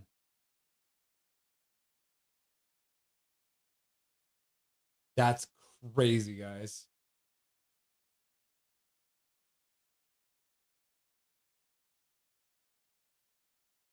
What's up, my dude? Can you hear me okay? Yes. No, all good, brother. I have something very Canucks. I don't know if were you following the Kalamazoo game at all? Okay. Yeah, well, let's, I don't even have you on, but let's get him on here because I want to show him how Canucks of a finish this was for Kalamazoo. So here to talk about everything Abby Canucks and now with the Kalamazoo Wings as well. It is the man, the myth, the legend, Canucksland. What's up, my dude? How about you? I'm good. Okay, so this is the first thing I want to talk about because this just happened. So Kalamazoo Wings versus the Fort Wayne Comets. Kalamazoo needed at least a point to make the playoffs. They probably needed a win. They were at 3-3 with 5 minutes left to go, just under 5 minutes. And guess who scored the game winner for the Comets? Josh Bloom. Josh Bloom. Josh Bloom for Utica? No, not Utica. He's playing for the Comets now because we traded him to the Oilers, and then the Oilers, it was the Grube trade. So we traded Josh Bloom, and he got sent to the Comets because the Bakersfield Condors didn't have space for him. That's crazy. Isn't that nuts? Yeah. Josh freaking Bloom ends the ECHL Kalamazoo Wings season. That's nuts. How are you liking this game so far? It's actually been really good hockey from Abby Canucks so far today, eh? Yeah, it's been pretty good. I've been trying to pay attention to both that game and the Montreal Canadiens game. I got both of them up on my monitors, so I was trying to watch as much as I could. I missed the second goal, but I saw Berard's goal, the nice shot on the breakaway, and I saw Klimovic's one-timer goal there in front. But yeah, Abby's playing really good. It's nice to see them finish out the season with a really good game. I'm liking what I'm seeing for them. Yeah, even on top of that, I'd say I think they have 3 posts now, and they have, I would say, probably about 4 or 5 grade A chances have gone wide. So even though the shot totals are pretty even, I would give a decided edge in this game. Obviously, for Coachella Valley, they're already set up in their playoff spot, so it's not as big of a deal. And they have a bunch of guys sitting out. But even regardless, it's nice to see Abby play well. Speaking of posts, you probably did not see this, but in the Montreal game, The shot hit the post, like the crossbar, hit Hagel's elbow, hit the crossbar again, and stayed out. Like, insane. I've never seen anything like that. Montreal with 2 goals on 8 shots. They've now got 9 shots, but that's got to They be got another crazy, one? eh? Nice. Yeah. No, they haven't been getting a lot. Tampa's been a lot of power plays. The refs aren't putting their whistles in the pockets. This is something that I don't like about that game. Yeah. Oh, they're just not calling anything? No, they're calling a lot. They're Oh, calling okay. too much. Oh, that's It's usually playoff hockey. Like, Yeah. calm down. Oh, that's how they always start the playoffs that way. The first round is always crazy. Yeah. Oh man, so much to talk about with the Abby Canucks. Season is ending today. They got 1 period left to play. But I did want to kind of pick your brain on a bunch of stuff for the Abby Canucks. So number one, who, if you had to go and pick the MVP for the Abby Canucks to finish the season, is there one guy who stands out for you as the most valuable player for the Abby Canucks? You gotta pick Niels Oman. He's just leading the team in points. As much as he's not a goal guy, he's been an assist guy. He's been there. He's been around pretty much everything. I think Oman's been their most consistent and best player, especially with all the call-ups and send-downs and injuries. Like, he's a guy who hasn't missed a lot of time, and he's put up a lot of points for the Abby Canucks. So he's always been consistent and there for them. He's got to be the MVP for the Abby Canucks this year. Yeah, he's their leading assist getter. He's got 35 assists. Funny you say he hasn't missed a lot of time because he's missing today. They don't even have a full lineup once again. It's driving me nuts. But in terms of what everyone else, Yeah. he has not missed that much. Yeah. We were talking about that a little bit earlier with Dustin, where it's pretty crazy that, I mean, there's only we have, I think, 9 players that have played 60 games or more on this entire roster, which is crazy. Yeah. Mm-hmm. The other one I wanted to pick your brain on was obviously the best defenseman, because there's actually, despite the season, there is probably quite a few candidates you could probably put in this category. But for the Abby Canucks, did you have somebody who you thought was the best defenseman this season? I got the best D-man, and he's probably going to be put into another category if you, as soon as I say the name, but it is Sawyer Minio. Yeah. Stepping up and being, like, insanely offensively productive, a really, really good young player. A lot of the D-men throughout the team, I'd probably say Mancini, but he had a lot of defensive breakdowns when I was watching him. And I know Minio's not the most defensive guy on the team, but he's definitely stepped up the most when it comes to the defensemen this year. So I guess that makes the obvious answer for the next one, which was Rookie of the Year. Sawyer Minio, yeah. Sawyer Minio was the best rookie this season. Not a lot of rookie standouts this year for the Abbotsford Canucks. Vilmer Ulrichsen looked okay, but even if he didn't get hurt, I don't think he really takes the cake for this one. Josh Bloom, obviously, he's doing better stuff elsewhere. I'm forgetting the other rookies on the team. Riley Patterson, he came in too late for Shimmick and Brimmer, they're all brand new, right? So a lot of the guys are brand new. So the guy you have to pick, and a guy who could have been it if he wasn't in the NHL all year, probably would have been Tom Wielander. But he stepped up and played in Vancouver. So Minio is kind of the obvious pick, but it's not a bad pick at all. You had a great year. Yeah, I mean, and early in the year we talked about it a lot. They had 5 guys back from the Calder Cup team playing at the beginning of the year. And then all the injuries, everything getting called up to Vancouver, and Sawyer Minio was averaging 25 to 30 minutes a night when they started the season, which is crazy for a rookie. And he was top of D-man scoring to start the year. I don't know how he finished, but yeah, he was up there at the start. Well, and then classic Abby Canucks, he got hurt too, which is why he's had the bubble on for the last half of this year, because I think he broke a jar or something like that. Mm-hmm. Who's the most improved? Because, like I said, not a lot of guys returning, but maybe even just someone from the beginning of the season to the end of the season. Was there anyone who stood out for you that took strides in their game? I did kind of look last season to this season and kind of put my mindset on that, and it was very tough. But there was someone who did play 4 games for the Abby Canucks last season and had 2 goals, but had an insane year this year, and he's got a goal tonight. Ben Berard, who is the most improved. Went from half a point per game last season, technically, to 0.58 points per game this season. So it is improvement, not that much, but it's very hard to pick for this one, especially with Abby not having that many, the roster turnover being so big, and not really that much improvement to see from a lot of players this season specifically. Ben Berard is kind of like the shoe-in pick due to him not playing that much last year, being great this year. Yeah, that's a good pick. Getting his 20th goal of the year tonight, so nice for that guy. Playing at the All-Star game too, which was great to see. Yeah, with that sick goal. I asked him about it. He said he closed his eyes. I don't believe it. I also wanted because I actually kind of when I was thinking about things that we can look at, it's like one of the team awards that my ice hockey team used to give out was best personality in interviews and social media posts. So was there anyone who really stuck out for you as like a really good personality for the Abby Canucks?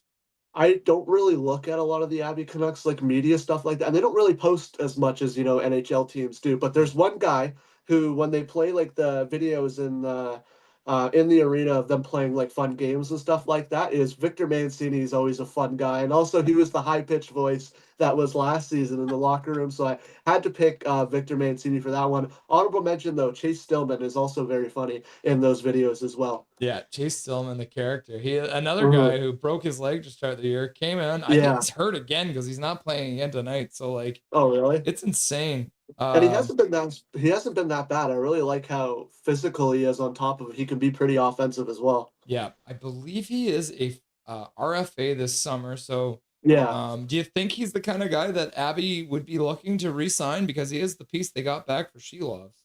Yeah, I don't think you want to give up on a guy like Stillman. As much as I don't see potential future for him in the NHL, you don't want to give up on him immediately, especially with him being a piece of a trade that's very controversial amongst Canucks fans. Well, another guy who was looking really good tonight, he got 3 points tonight. Danila Klimovich making a push at the end of the year here.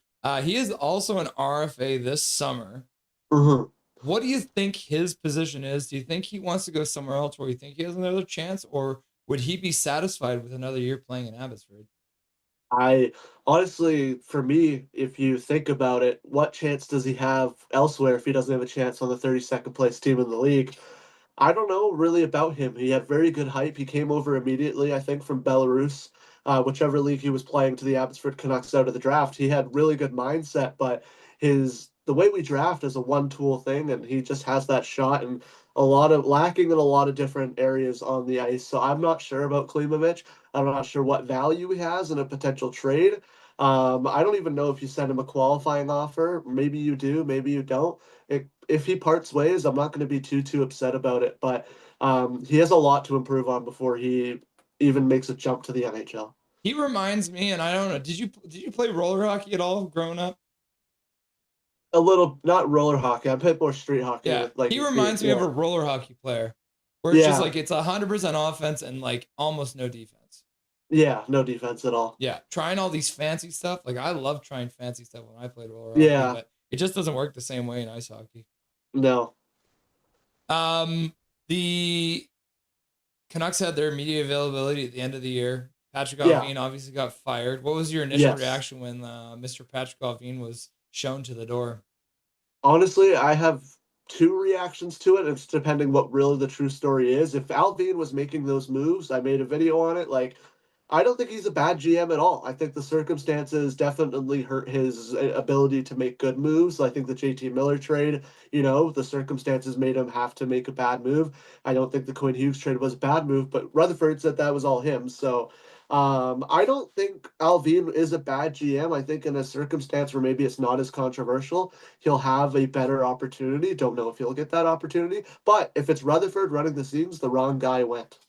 Now, they did mention, too, Rutherford said that he offered him another position within the organization, but obviously said in this moment, pretty emotional about the whole situation. Yeah. Do you see any world where Allvin is like, hey, yeah, I'll be your pro scout?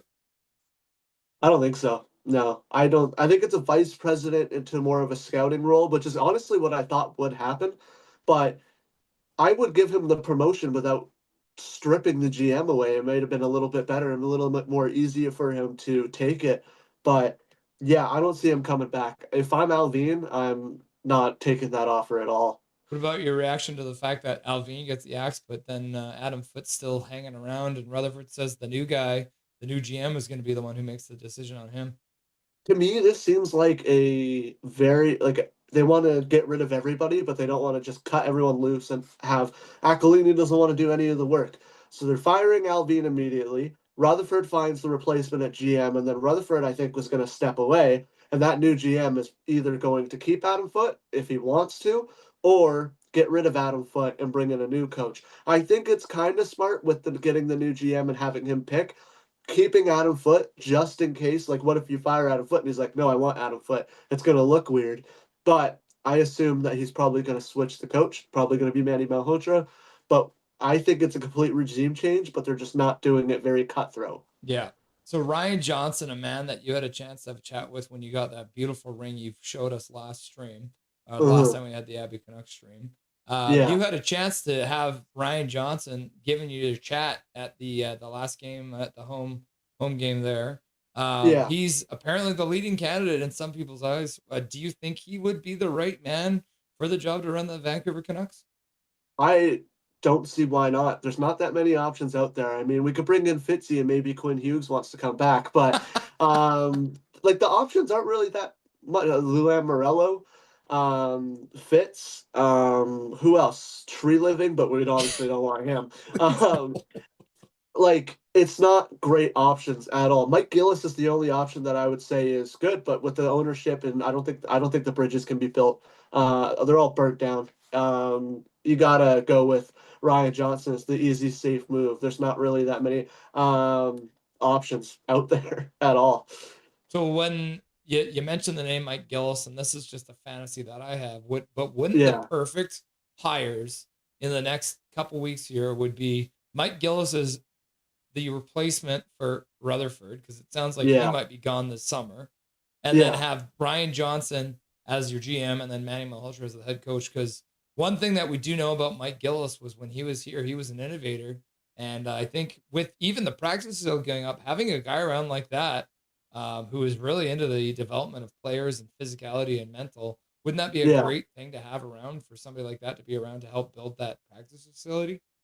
Yeah, I don't mind that at all, but it's just so very unrealistic with how everything ended with Mike Gillis in the past. But I will throw one thing at you. Stan Smeal as the president of hockey operations. I don't think he had a short tenure with the Vancouver Canucks, but it was in between Benning and Rutherford. But he's a guy a lot of Canucks fans are excited and we're excited for to potentially seek a role. I know he's up there in age, but bringing him as the president and in Rutherford's role, I don't think would be a bad option either. But I really want Gillis back, but I don't know. I don't see it. So I have the link to your video in the chat right now. Everyone's been able to have a chance to look at it. I know you've got a big fundraiser coming up. Do you want to tell chat right now about your fundraiser that's coming up in May? Yes, so tomorrow, April 20th, we are starting a BC Children's Hospital fundraiser. It's called Creators for BC Children's, and don't think of it as like my fundraiser with a bunch of people involved. Think of it all as our fundraiser. We're all going to be pushing this together. Nothing is perfect. It's a part of it. We got Sarah Loves Hockey. We got Canucks Clay. We got Nuck Memes. We got Headspace Hockey, Jungle Hockey Podcast, Jake Takes Hockey, Jay Corgi, Kepner, Dubs. A lot of creators on. We're going to be raising. I set the goal to $500 for BC Children's Hospital, but it hasn't even started. We're already at $281. We're already above 50% of our goal. I will up it to $750 if we hit it before the first 2 weeks, but personally, it seems like we might go over $750, and I'm very excited. It's awesome. We're going to be doing a couple of videos on my YouTube throughout the month. Week 2 is going to be a collab video with most of the creators that are able to hop on, and we're going to be doing a 12-hour live stream to finish it off. We'll have a bunch of creators on. We'll do a bunch of hockey stuff, a bunch of maybe hockey video games and stuff like that. But yeah, I'm still planning out all the stuff as we go a little bit, but a lot of stuff is set in stone. So if you guys could go check it out, go donate, I'd appreciate it so much. You guys can go watch the video and know why it's so personal to me. I would say it now, but it's going to be way too long for the little time we have. But I really appreciate it if you guys go check that out. And yeah, if you want to go check out my stuff, I'd say go check out the fundraiser first. Don't go to me. I'd rather you spend all your attention towards something that is, in more need of, subscribers. Yeah. Like I said, I literally have that exact video posted in chat right now. So if you guys haven't, go have a view and get the information, because I will be involved with Canucks Land moving forward too. So I'm looking forward to being on live stream and being a part of that collaborative video for you. Anything you want to say to chat before I let you go, brother? Go check out the Vancouver Warriors. They just finished first in the NLL. I went to my first lacrosse game. I went to their game last night, their final game of the year. Their presentation's awesome. It's fun. There's a lot of goals. If you want a couple more goals, there was 27 last night. But yeah, go check them out. It's very fun if you guys are looking for something to do because hockey's done here in Vancouver. Cheers, Canuck Land. Nice to have you, brother. We'll chat again soon. Yes. See you soon. Thanks for having me on. Canuck Land, go check him out. Got the video posted, like I said, in the chat. So go give him a view, give him a sub while you're there too. And yeah, it's going to be a good cause. I'm happy to be involved. He's such a good guy. Grinding away here. We are into the third period now. I will update the scoreboard here. And the game clock. Canuckland, everyone. Go check him out. This is his channel right here. The video. This is the one we were talking about. Make a difference. It's got 128 views now. It's very cool. So getting some traction. So we love to see it. Canucks with a good chance right in the slot. Patterson picks it up. Canucks picking it right off where they ended at the end of the second period. Baines in. Puts it out front. Puck right through the feet of the intended target in the slot. Schultz back into his own zone. Picking it up. That pass went right through the slot. Was another high-quality chance the Canucks couldn't capitalize on. Leading 3-1 here. And what a fun game here so far for the Abby Canucks in their final game of the year. And then the Firebirds will relieve the pressure by icing the puck. Learn the rules!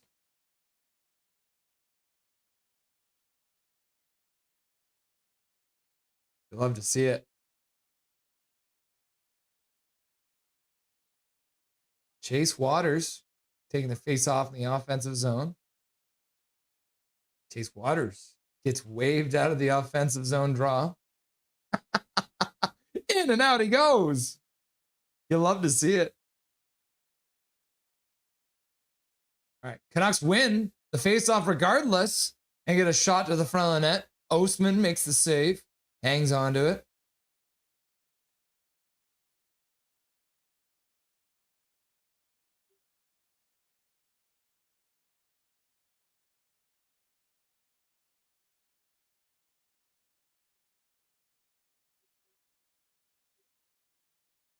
There we go. Yeah, everything's good now. I have to move chat when I change things around here on my computer. One of the idiosyncrasies of my setup. I don't know why I sound Russian all of a sudden. Am I a Russian sleeper agent? I wonder if Canucksland would 1v1 on NHL 26. I'll 1v1 you on NHL 26, Calvin. I never responded. Oh, you go off the referee's head. That might have gone off the referee's head. Dobby.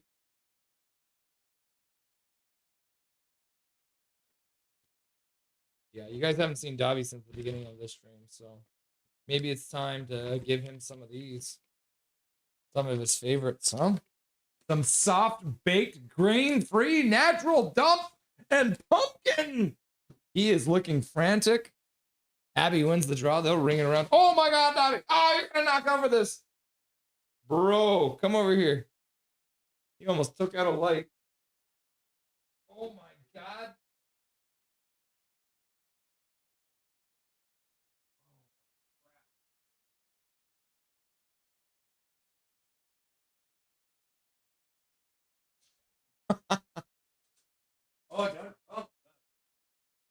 Okay. Here he is. Back for another appearance. Oh, and then Ty Young makes a beautiful save and hangs on to the puck with 17:45 left to go. Oh, I'm making it go the wrong way. Trying to run this stream with a dog in my lap is difficult. He is clearly focused on this. Abby has scored 3 goals. So time to give him some love, huh? How about you chew it? Enjoy it? Huh? Got another one here for another goal. Abby wins the draw in their own zone. They'll get the puck out into the neutral zone. Coachella Valley, though, picks it up. Huh? Yes. Yes. Puck dumped in. Breezewell picks it up in his own zone. Oh, that heart is upside down. Oh. Dobby, you knocked it out of my hand. Oh.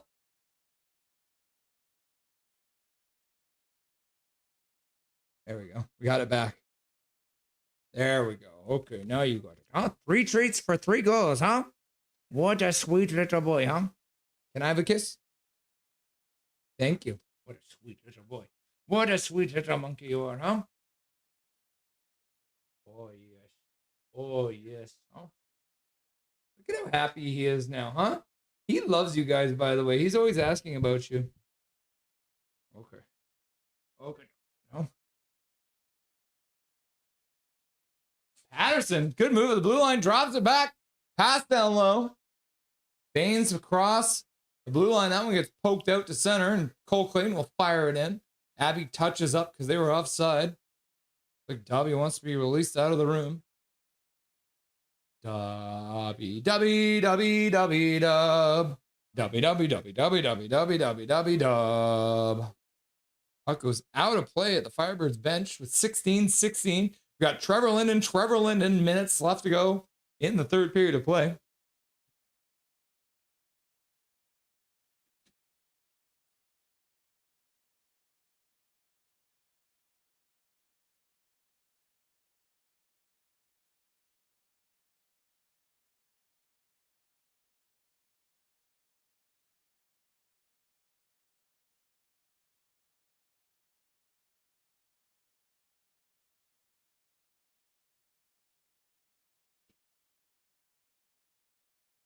Oh, the puck goes out of play over the glass. Abbotsford still controlling the offensive zone. Faceoff will be in the Coachella Valley Firebirds zone.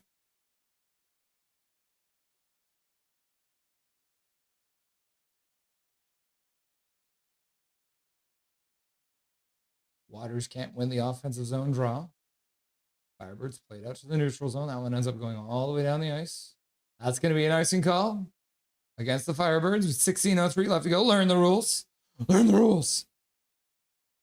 But Rutherford's soon exit may be enough for Gillis to accept. That's what I was thinking, Prickfetti. Think about it, man. Rutherford hires Gillis as the GM. Ryan Johnson stays on as the assistant GM. And then Rutherford retires in the summer. Gillis gets promoted to president of hockey operations. And then Ryan Johnson gets promoted to GM. What do you think, guys? Kudratsev plays it out. Cambite skates onto it. Pass behind Berard. Now the puck comes back. And the Canucks score! Stepping in and notice Joe Arnston as he just wires one past the goaltender who looked like he wasn't prepared for it. Oh my goodness, my flag is all whacked out as that pass was intended for Ben Berard, but it ended up behind him, and Joe Arnston was just like, you know what? I'll take this one, buddy, and slaps it past Osman. My goodness gracious, the Abby Canucks pull ahead by another goal and make it 4-1 here in this third period of play. What a shot. Not a guy who you see score a lot of goals, as Joe Arnston scores his 4th goal of the year. Oh my God, what was that? Oh, he is knocking stuff all over the place. He's trying to knock over my diploma. Canucks move right back into the offensive zone. Arnston now chips it to the side. Puck goes high, knocked down there. Coachella Valley plays it below. Man steps on the puck, tries to shoot it, fans on it. Coachella Valley fires one towards the front of the net, and they score. Wow. First AHL goal for Charlie Wright. Boo. Coachella Valley keeping things close, making it 4-2 here. I didn't even have a chance to celebrate. This feels like the Vancouver Canucks. What's up, Gary Wiseman? How's it going, my dude? Meh. 2-line pass rule did not contribute. Did contribute a lot to the dead puck era, though. Correct.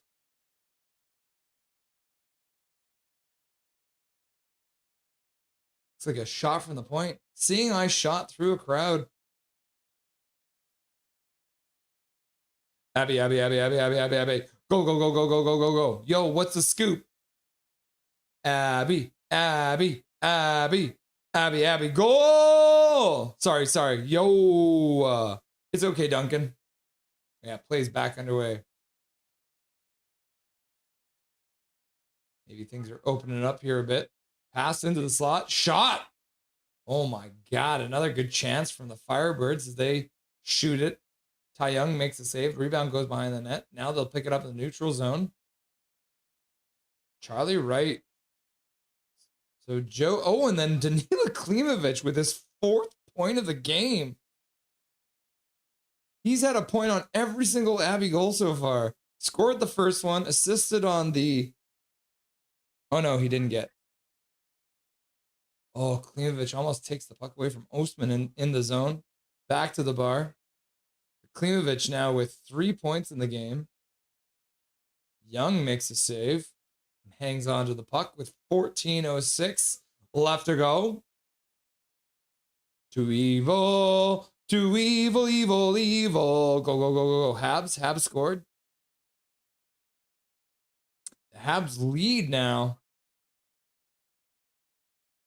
3-2 in the third period with 14 shots. They've gotten a couple more shots here. The Bruins also leading the Sabres in the first period, 1-0.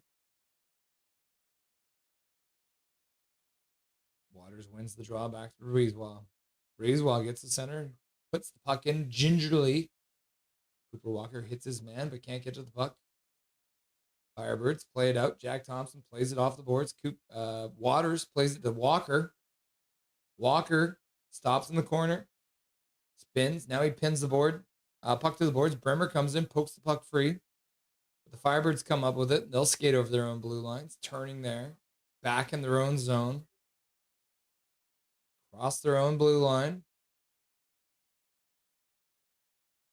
Morrison plays the puck around behind the net. Breezewell takes out 2 Firebirds there. Abby now comes out. Pass across the blue line. Shimmick all by himself in the middle of a change. Plays the puck off the back of the net. Patterson arrives. Schultz pinches down. Gets the puck free for Patterson. Patterson pump fakes a pass. Now he's got to get back in time because it'll be a 2-on-1. But good job by Patterson to get back and take away the stick of the man. Covering for the defenseman, Arnston, who pinched up. Now the puck squirts free. Schultz now picks it up, plays it behind his own net. And he'll calm things down. Everybody will change. Woo! Good work there. Woo! Boo! Line change donated to Canucks Land fundraiser. That's very cool. Thank you very much, Tyler. I appreciate that, my guy. Aw, man. Attaboy. Canucks in both leagues love giving up goals seconds after scoring their own. Yeah, apparently. Cam bites, battling behind the net. Waters, Cam bites, up the boards. Puck into the middle, picked up by Minio. Now they play it up to the blue line. Cam bites, dumps it in from there. Ostman comes out, stops it, plays it around off the boards, out to the blue line, picked up there by the Firebirds. Gets stick there by Minio to block that pass. And the Firebirds will chip it into the Canucks zone. Picked up by Clayton. Cole Clayton. Pass out to the faceoff circle. Klimovich through center, feeling himself in this game. Berard passes across. Mueller puts it up front. Klimovich taking away. The goalie's out of the position. My goodness, Klimovich wanted that one so bad as Mueller does a shot for a rebound. And in clearing the puck out from the front of the net, the Firebirds have iced the puck.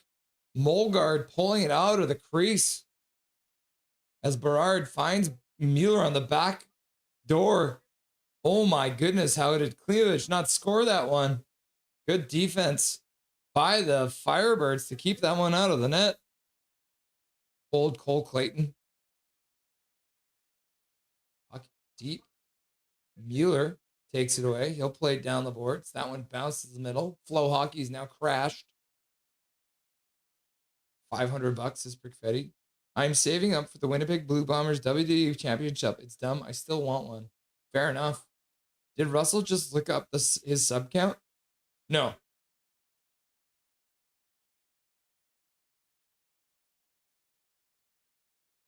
I'll donate after getting paid tomorrow. That's cool, Till. I appreciate that. I think I did it twice by accident. Whoops. I have no money to donate, says Duncan. Fair enough. Make one, Prickfetti. The Firebirds ice the puck again with 10:57 left to go. Flow hockey is gone potato. Squirting pucks. Yep. No refunds, line change. Nice, Prickfetti. Speaking of subs, squirting pucks, eh? I need 9 more to hit 100. Good luck, Duncan. Scrambled draw. Firebirds play the puck all the way down the ice. Not going to be enough for icing. Schultz starts out. Banks the puck. Up for Baines. Baines puts it into the corner. Pins the puck to the boards there. Shimmick comes out with it. Puck back to the blue line. Away from Schultz. Does well to prevent a breakaway going the other way. Canucks come in offside though. 10:27 left to go here in this third period of play. Yes, ma'am. Hi, Duncan. Hi, Coach Rob Willie. How's it going, Coach Rob? Nice to see you, my dude. Hi, Duncan. Last fundraiser was fun. Yeah, didn't it get crazy in here? Y'all remember when I was obsessed with weed? Yeah, what happened with that? Holding a fundraiser on 420. Good strategy. Funny thing for me, 420 is every day, says Calvin 99 Charlie. Laugh out loud. So seals. I miss having 420 at Parliament Building to legalize weed and not. No, it's not the same. There's no lacrosse in Florida. No way Gillis will want to return to Vancouver. I agree with that, fangirl. I believe in miracles. Hot chocolate. Where you come, you sexy thing. NHL 26 came to the cloud, Russ. I can play it. Laugh out loud. Interesting, Calvin. We'll have to have a one-on-one, eh? Do you think you can beat me? Proper copper coffee mug and a proper copper coffee pot. Proper copper coffee cup in a proper copper coffee pot. Huh. That's a tongue twister. Knowing he will replace him, basically. But Rutherford's soon exit may be enough for Gillis to accept. That's kind of what I was thinking too. Or at least I'm hoping. But it is a long shot. Duncan's like, W. I love the tiny hearts on the treats. Yep. I always try and make sure they're right side up. Heart bone. Who scored the second and third goals?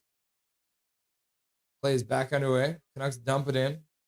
It was Ben Berard, his 20th of the year, and Joel Arnston, his 3rd of the year. Oh, Firebirds make a shot to the front of the net. Avon gets a chance. Rebound is cleared out to the neutral zone after Tyon made another good save. Cole Clayton picks it up behind his net. Bounces off for Breezewell. He'll play it up. It goes off to the referee. That one comes to the middle. Oh my God. If that one went in, I'd be so upset with the ref. Now Baines comes back the other way. Waits. Finds the trailer. Back to Baines. He comes to the front of the net. Tries to put it across and is just outside the reach of his intended target, Patterson. Now Patterson gets cross-checked down. And they are going to call that as number 57 on the Coachella Valley Firebirds. Jagger Perkins comes in and cross-checks Patterson down to the ice. So Abby will get another power play here. My goodness gracious. Chaos out here. Perkins cross-checks Patterson down hard into the boards. And Abby will get a 2-minute power play as a result. Their third chance on the power play here. Their second power play was actually pretty good. But the first one was not great.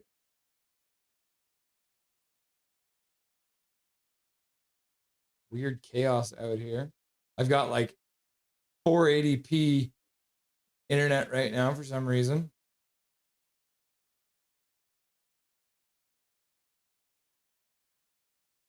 Puck through the neutral zone. Abby gets it in, dumps it deep. Klimovich gets the puck free, but the Firebirds will take it away and throw it down the ice. Puck stopped behind the net by Ty Young. Dratsev back to pick it up.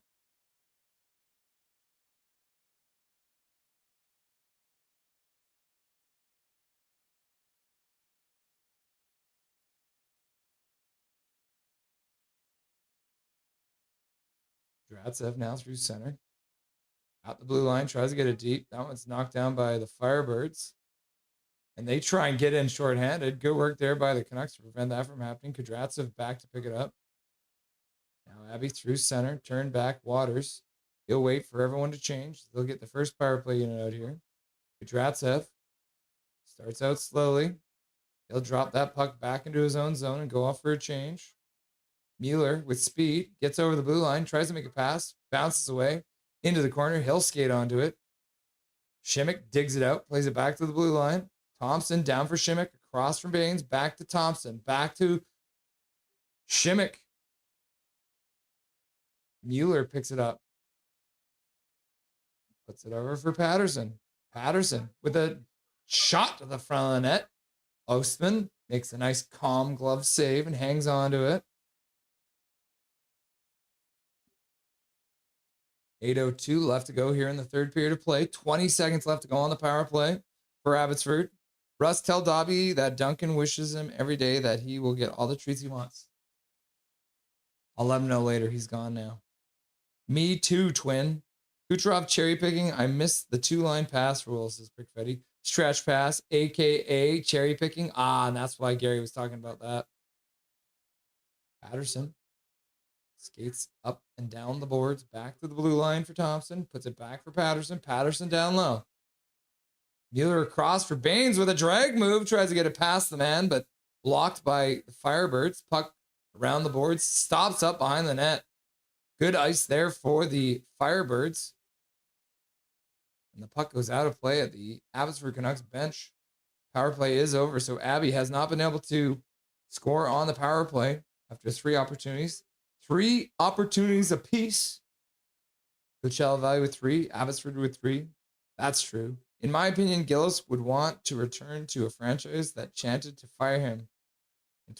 Wouldn't want to return to a franchise that chanted to fire him in the spring of 2014. Fair enough, right? Awesome, Duncan. Apparently, the reason why Kane wasn't at the end of season meetings is because he left when Patrick Alvin did. Kucherov shooting instead of passing, eh? Yeah, it wasn't. No idea Kucherov was a shooting forward. Kicked out of the city. Was waiting for the tongue twister. Ha! If Mike Gillis doesn't get a proper backing from an owner to run a team how he wants, he's not coming back to the NHL. Fair. Lightning, woo, says Tillo. Is now, 3-3. Tillo stoked.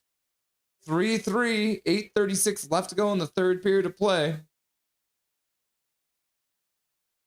I think since we have a minute here, maybe I will take this quick moment. With Dustin, I couldn't get to it, but the Vancouver Golden Knights winning 6-5 in overtime over their I-5 rivals, the Seattle Torrent. They were down going to the third period. 2-1. They scored 2 goals at the beginning of the third period, then allowed 3 straight goals, only to have Jen Gardner tie it up with less than 2 minutes left to go, and then Hannah Miller tied it up with just less than 2 seconds left to go. Sarah Nurse scoring her 50th point of her career in the PWHL, and then Jen Gardner with her 4th goal of the game after already having a hat trick. So Jen Gardner scoring the goal to win the game. Next time I get a chance, I'll finish off what we're talking about with the Golden Eyes. Firebirds keep it in. Breezewell plays it up the boards. Puck goes high in the air. Now Baines works it out to center.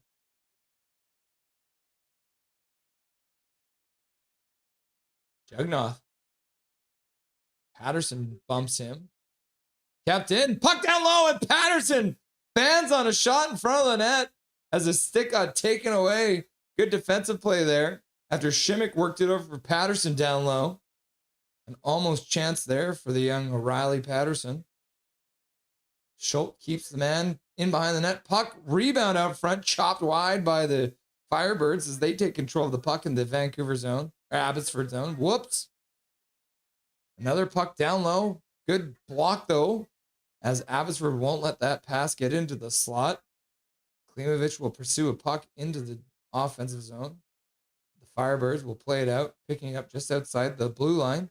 Pass across, knocked down by Mueller. Now Mueller over for Klimovich. He'll skate onto it. 2-on-1 down low now.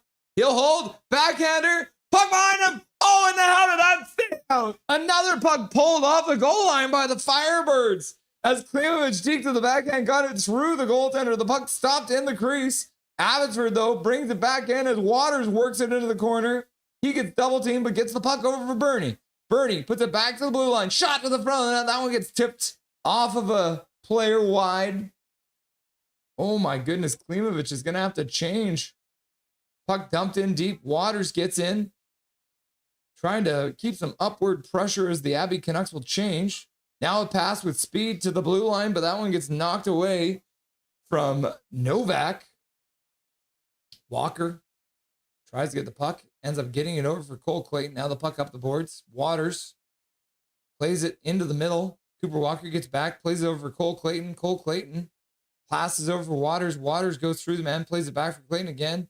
Clayton up the boards for Cooper Walker. He sidesteps the check and gets the puck out to the neutral zone. Coachella Valley picks it up their own blue line. Now they skate it back in. Dropping the puck on the half boards, but that gets taken away by the Abby Canucks. Patterson loses the puck at the red line. Coachella dumps it in deep. Reeswell now starts out. Gets the center. He'll dump it in from there. Far side corner. Shimmick skates in on it. Knocks it free for himself. But the Coachella Valley Firebirds will knock it away from him. Firebirds work it out into the neutral zone. Knocked down by Abby. Baines will shoot it back in. Abby moves back in on the forecheck. Ostman behind his own net. Plays it in the near side corner. Up to the blue line. Back down low by the Firebirds. Holding the puck in their own zone. Puck into the neutral zone. And with 4:20 left to go, Coachella Valley moves into the offensive zone. Puck at the blue line. Knocked away by Abby. Now they got a 2-on-1 coming back the other way. Klimovich dekes and can't get the shot off. Gets it back though. He'll shoot it from a sharp angle, and Ostman will make the save and then glove the puck with 4:04 left to go here in the third period of play.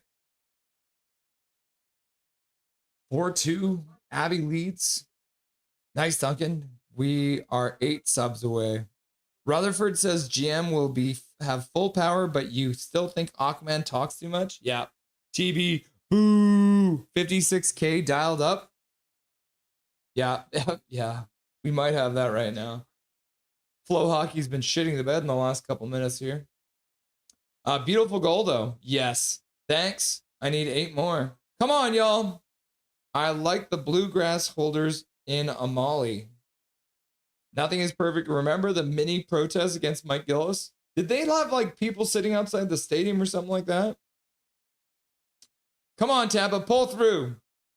Oh, fuck. I can't even cheer for the Lightning because of their doing fans.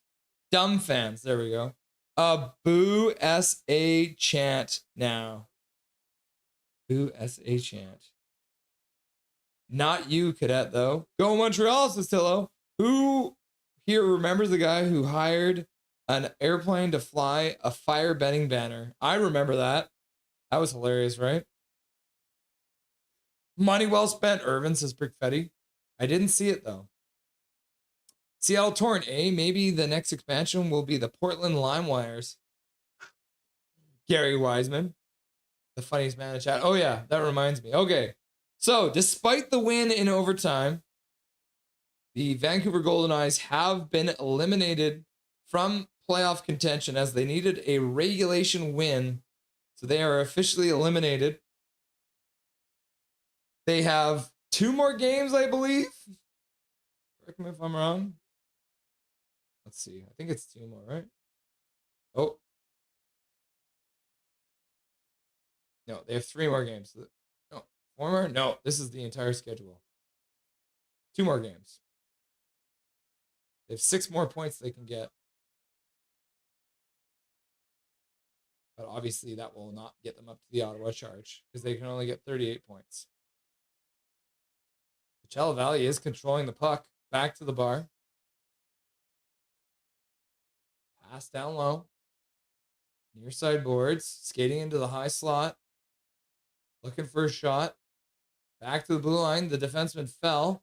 Puck poked away. Now Klimovich with a clear-cut breakaway. Comes in, digs, shoots, and a glove save by Ostman. As he hangs onto it, Klimovich can't buy another goal. He was all alone from his own blue line. And Klimovich. Tank animation for the Golden Eyes, Russ? No, they're not tanking. I have literally deleted the tank animation from. I cannot play it anymore. I got rid of it as soon as I could.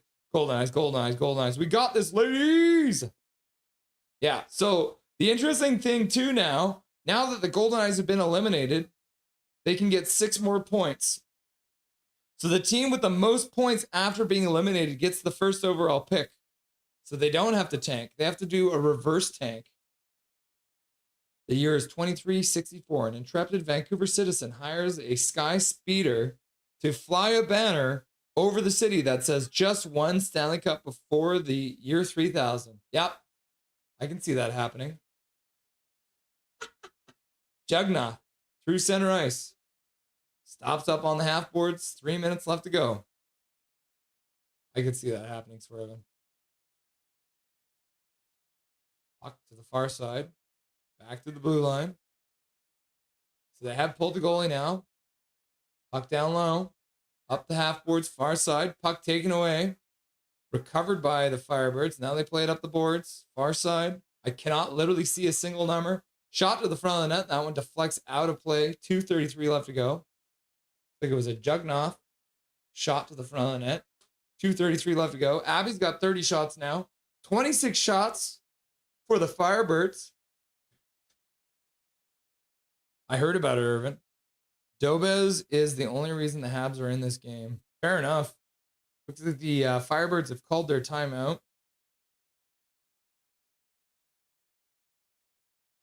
Yeah, the shots are 23-17 for the Montreal Canadiens, or sorry, the Tampa Bay Lightning over the Montreal Canadiens right now. It is a 3-3 tie.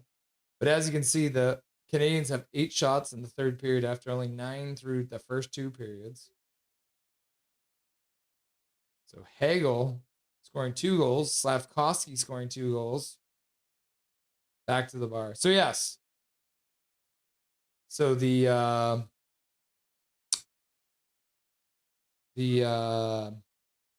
Golden Eyes, now that they've been eliminated, they can accumulate 6 points in the standings, which would be 6 points towards getting the first overall pick. The Seattle Torrent got 1 point towards their total. So they theoretically could end up, if they win their next 2 games, could get the first overall pick. But it looks like the Golden Eyes could, if they win their 2 games, do it. We'll have to wait and see. Plays back underway. Puck back to the blue line, to the near side, now down low. Back up to the blue line. Golden Eyes, to Firebirds. Shot to the front of the net, deflects wide. Cole Clayton clears it up. Kept into the blue line. Now they play it down low. Puck ends up behind the net. Firebirds dig it out of the corner. Play it back to the blue line. Abby with good structure at the slot. Nothing to shoot at. Now they fire one towards the front of the net. Rebound comes out front. Abby flips it out to the blue line, but that one's kept in. Jugnoff at the blue line. Skates across to the far side. Now into the middle. Saved by Ty Young. Rebound comes into the slot. Another shot to the front of the net. Ends up going off of a stick and into the netting behind Ty Young. Another whistle. Jugnoff doing everything he can to tie this game up, or at least get it closer. Kalamazoo, Kazaz. Do the Kraken only come out in torrents?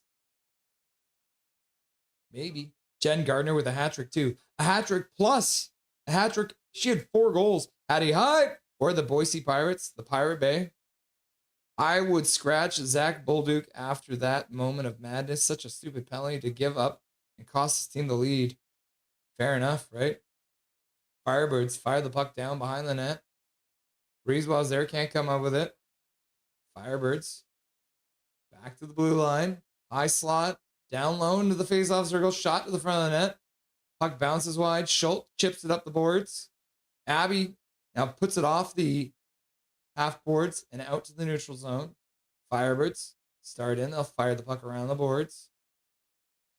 Picked up by Abby.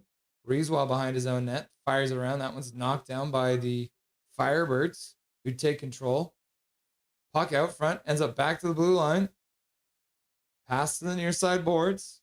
Now down low. Face-off circle. Pass across. High pass. So couldn't be knocked down. And then Schultz plays it to the boards. But Coachella Valley picks it up. Plays it down to the near side corner. Saleh skates back to the blue line. Fires one towards the front of the net. That one gets knocked down by Breezewell. They try and clear it. They can't. Pass to the far side. Knocked down by Abby. Puck's loose in front as everyone's digging away at it. Ty Young has it.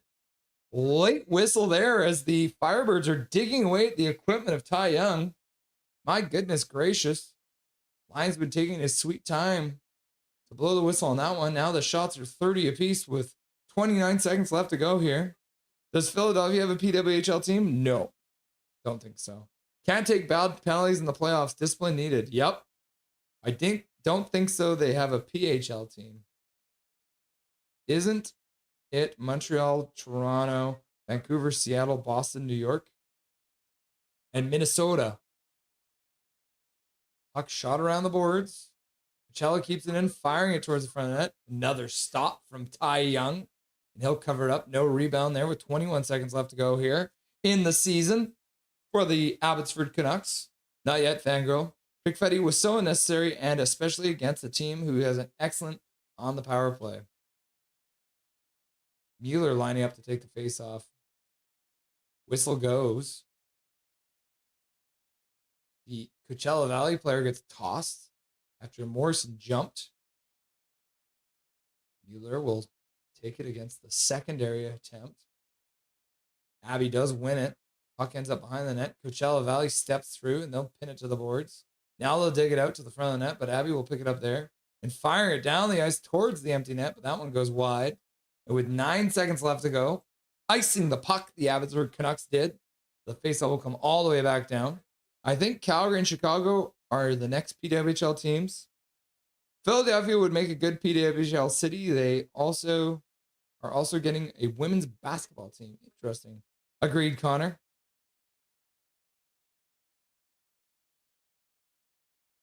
Thanks, Urban. Oh, both centers jump. They're going to toss the Coachella Valley forward. Waters will take this one now. On his strong side, he will win it. Abby plays it around the boards. Puck up the shot to the front of the net. Ends up going off of a skate wide. Puck out front. And that'll do it. A 4-2 victory for the Abbotsford Canucks as they come into Coachella Valley and win a very rare game. As we will quickly go over to the stats that we want, but we don't really need, and update the chart as we get a very rare win. The second time the Abby Canucks have defeated the Firebirds in Coachella Valley, and also only the fourth time they've beaten them in what did I? Hang on a second here. Oh yeah, so it does automatically update. Cool. That means they're 2, 5, and 3 now. And in their last 10 games, having scored, I won't update it all, but yeah, look at that. Abby coming out and winning a game to finish the season. You love to see it. Abby, Abby, Abby. Laugh my ass off. Blatant on-call. Minutes to overtime. Refs won't blow the whistle. Learn the rules, learn the rules. It was still above 2 minutes, though. Abby, Abby, Abby, Abby, Abby, Abby. Coconuts go, Coconuts go, Coconuts go. Woo! Abby, Coconuts go. Abby. Canucks go. Abby. Jake takes hockey. Wave. Random Jake takes. Oops. At least there's no dumb 3-on-3 like the goddamn Olympics. Yep, that is very true. So that means now Abby is above 500 in their last 51 games. They finished the season in their last 51 games at 24, 23, and 4, which is very impressive. You'll love to see it. Okay. I'm going to quickly go and grab Dobby. And then, I think we have to give him one more treat, right? And then we're going to get the boys on to our round table here.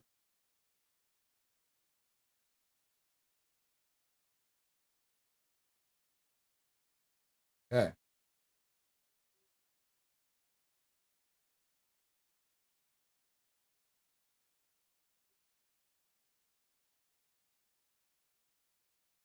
I'll be right back.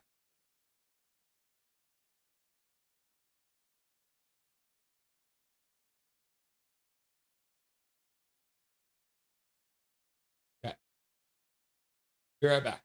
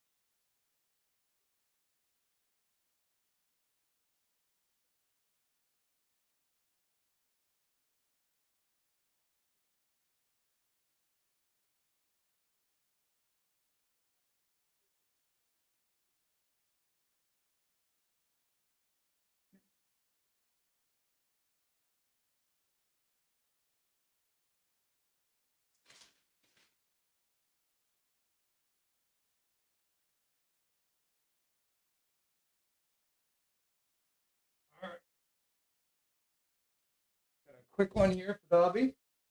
Then we're going to get right into it with the boys. Four treats for Dobby because he's such a nice boy, huh? Okay.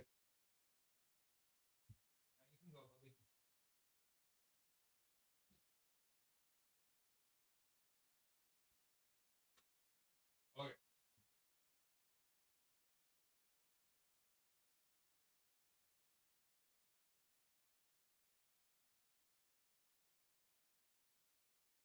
Okay. Turn the time off on the television. Sure, everyone is here. Oh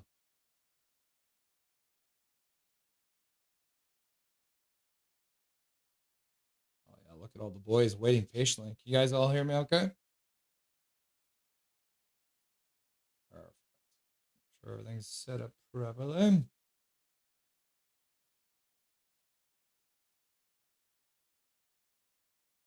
Yeah, looks good.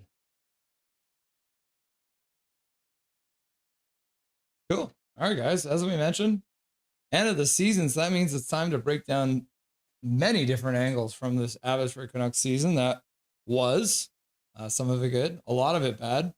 But we got a lot of our regulars on here, so it'll be lots of fun. So let's bring them on right now. It's got top left corner, your usual Silver Fox sitting there with his Abby Canucks championship hat on there. Got Scott Spitter, Abby Canucks Super Fan and season's ticket holder. And then one of our favorites, Ben Lypka from the Abbotsford News, sitting in the dungeon there once again. Is this? I meant to ask you, Ben. Is this your? Is that the actual like Abby News area? Yeah. Yeah. This is the news headquarters. Yeah. This is where it all goes down. You have full control of the HVAC system there as well. Yeah, it's a very industrial feel out here. We're modern. That's it. Newspapers are modern, right? Yeah. That's what. So Scott, how did you feel? Let's talk quickly about that game. The boys come out giving us a show to finish things off, eh? Yeah, I mean, I was worried that Ben was watching it. He's just bad luck all around. But you know, they're just a team possessed today. Just go down without a fight, without a fight, and it's just we were this close to that goal scoring record from Klimo. And he was it 10 shots, Ben? 8 shots, I think. Yeah. Yeah. And guys, I'm wondering, and someone asked me on Twitter, is this his last game? Like, are we going to see, this might be Klimovich's last game as an Abbotsford Canuck. His contract's up. He's been here 5 years. He's never played an NHL game, never sniffed the NHL. So I wonder what was on his mind today. I was trying to show another team what he can do, maybe, because I mean, yeah, right. That's something Dustin gets asked about like almost every time we do an Abby stream. Like, what is keeping Klimovich from making it to the NHL? And Dustin has the same answer every time.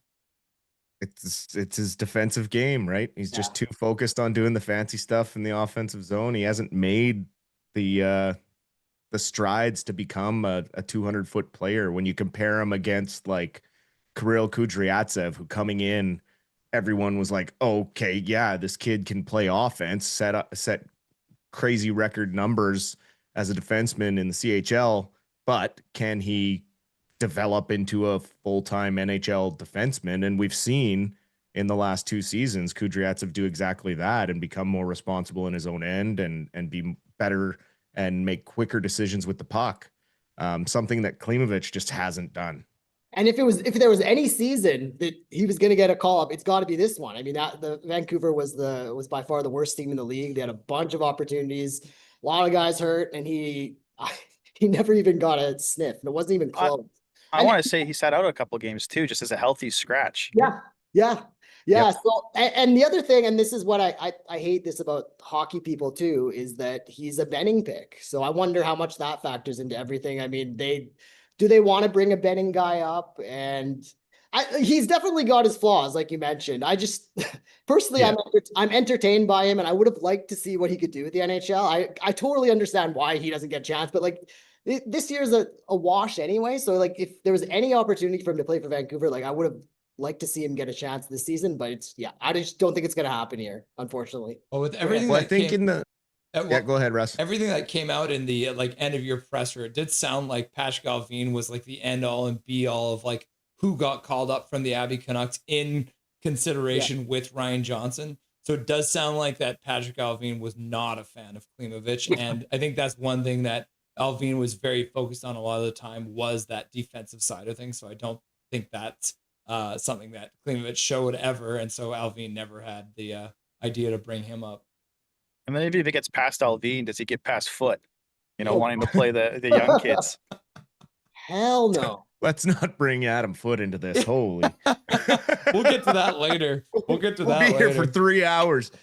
I was like Klimovich at the end of last season with the Calder Cup run and everything. I thought was going to make more strides coming into camp. I thought he was ready to make a bit of a growth in his development, but in camp he just didn't show it. Didn't show up in the preseason games, and then when he was sent back to Abbotsford, I felt like he just had a sour attitude.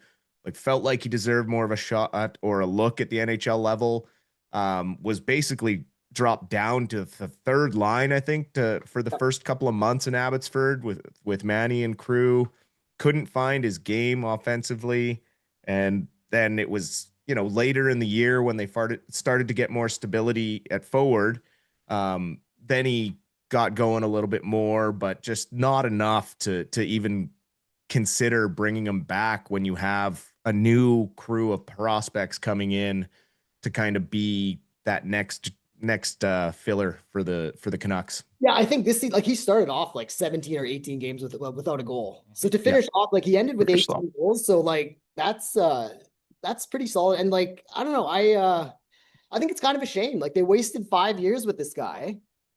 He had a roster spot for pretty much all those 5 years. Now he spent some time getting benched. I know Trent Cole wasn't a big fan of his, but he's gone through like 3 coaches. It's like, why do you hang on to this guy? You could move him for something in the deadline. I don't know. I think it's kind of a waste. And the same thing they did with Cole McWard. They let him walk, and now he ended up he's an AHL All-Star and a few other guys. I don't understand their decisions with some of these players that they just hang on to and then they let walk.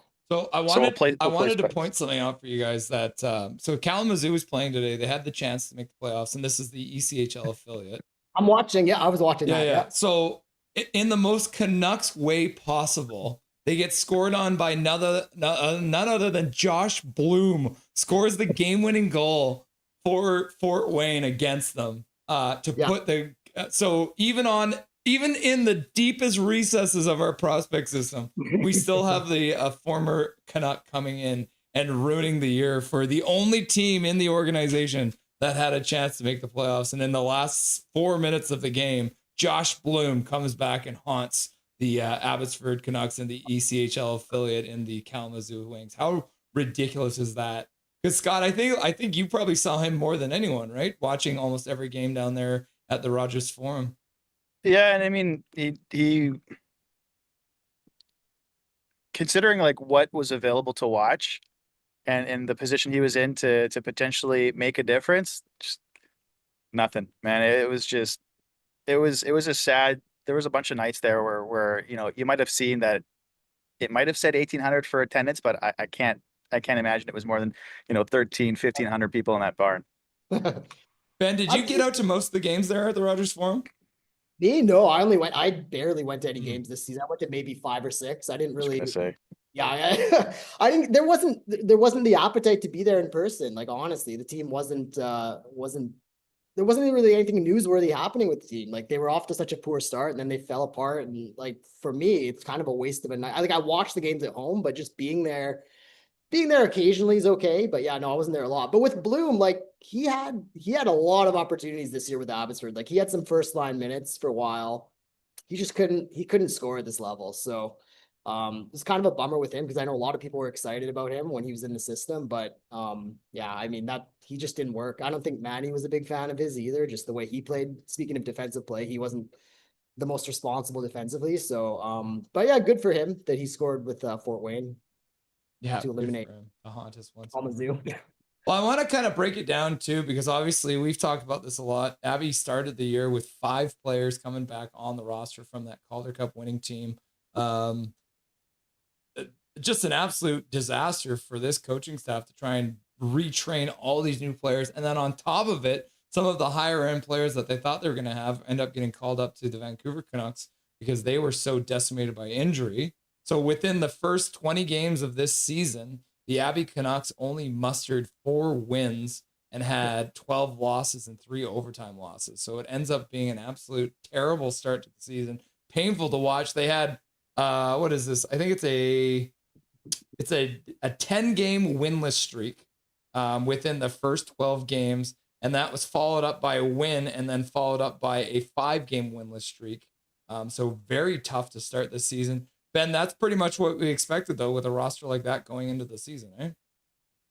Yeah. This team couldn't score. That was the biggest problem. Like, they had very little offensive talent. The forwards were decimated by injuries, and the forwards who were there, like you look at Ty Mueller's start, for example. He had a horrendous start. He's actually mentioned this to the media before. He was kind of hurt. He was a bit banged up from the Calder Cup run, and he ended up with a pretty decent season, but he was really rough to start the season. And I think he's a guy, like, they penciled him as the number one center, and he just didn't perform in those first few months. He didn't score.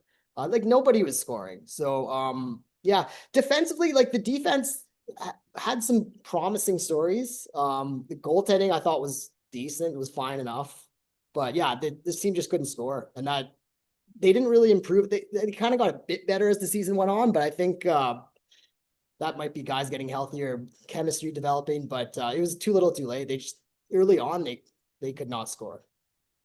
Scott, did you see anything within those first 20 games that was worth writing home about, or is it just like a total disaster for the first So game? I got a thing that I do with my wife at the beginning of every season is we go to the first game. We go to the away games if it's an away game. It's always been an away game. Yeah. And I could tell you the difference was, I think we had the first 2 games in Henderson. Max Sasson was there, and the minute he's gone, this team just imploded. Yeah. And you start losing those guys with the heart and the drive to play and the want to score, and it just was downhill from there. And I don't think it ever recovered. When you got that chemistry back, something else happened. Someone else departed the team or was injured, or there was just no consistency between from game to game to game. Yeah, there was always that moment where it was like, okay, here we go. We got this guy back, and then nope, next guy goes down. It was always that, or getting called up to the NHL. It was you're bang on there, Scott. Yeah, through the first 20 games of the season, the Abbotsford Canucks, like you said, had trouble scoring goals, and they ended up only getting 37 goals through the first 20 games. So we're talking about less than 2 goals per game on average through that. I think they got shut out. What was it, like 4 or 5 times through the first 20 games too? Yeah. But December rolls around, and ever so slightly, they start turning things around. They get kind of back to what they were doing last year around that time, where it was like win-loss.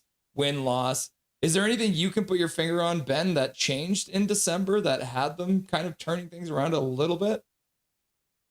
Not really. No. I don't remember that from the season. I mean, they weren't as horrible for a while. Yeah.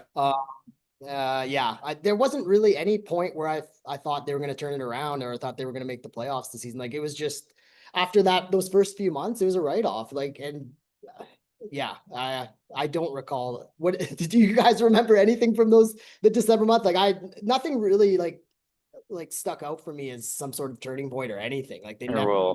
Yeah, we'll find it here. Let's just go to this transactions page and see which magical messiah came through. Jack Thompson, but that was later on though. Yeah, there was a moment there where it became about just watching the development of certain players for me, right? Like, I knew we weren't going to win games. It was so rough out there.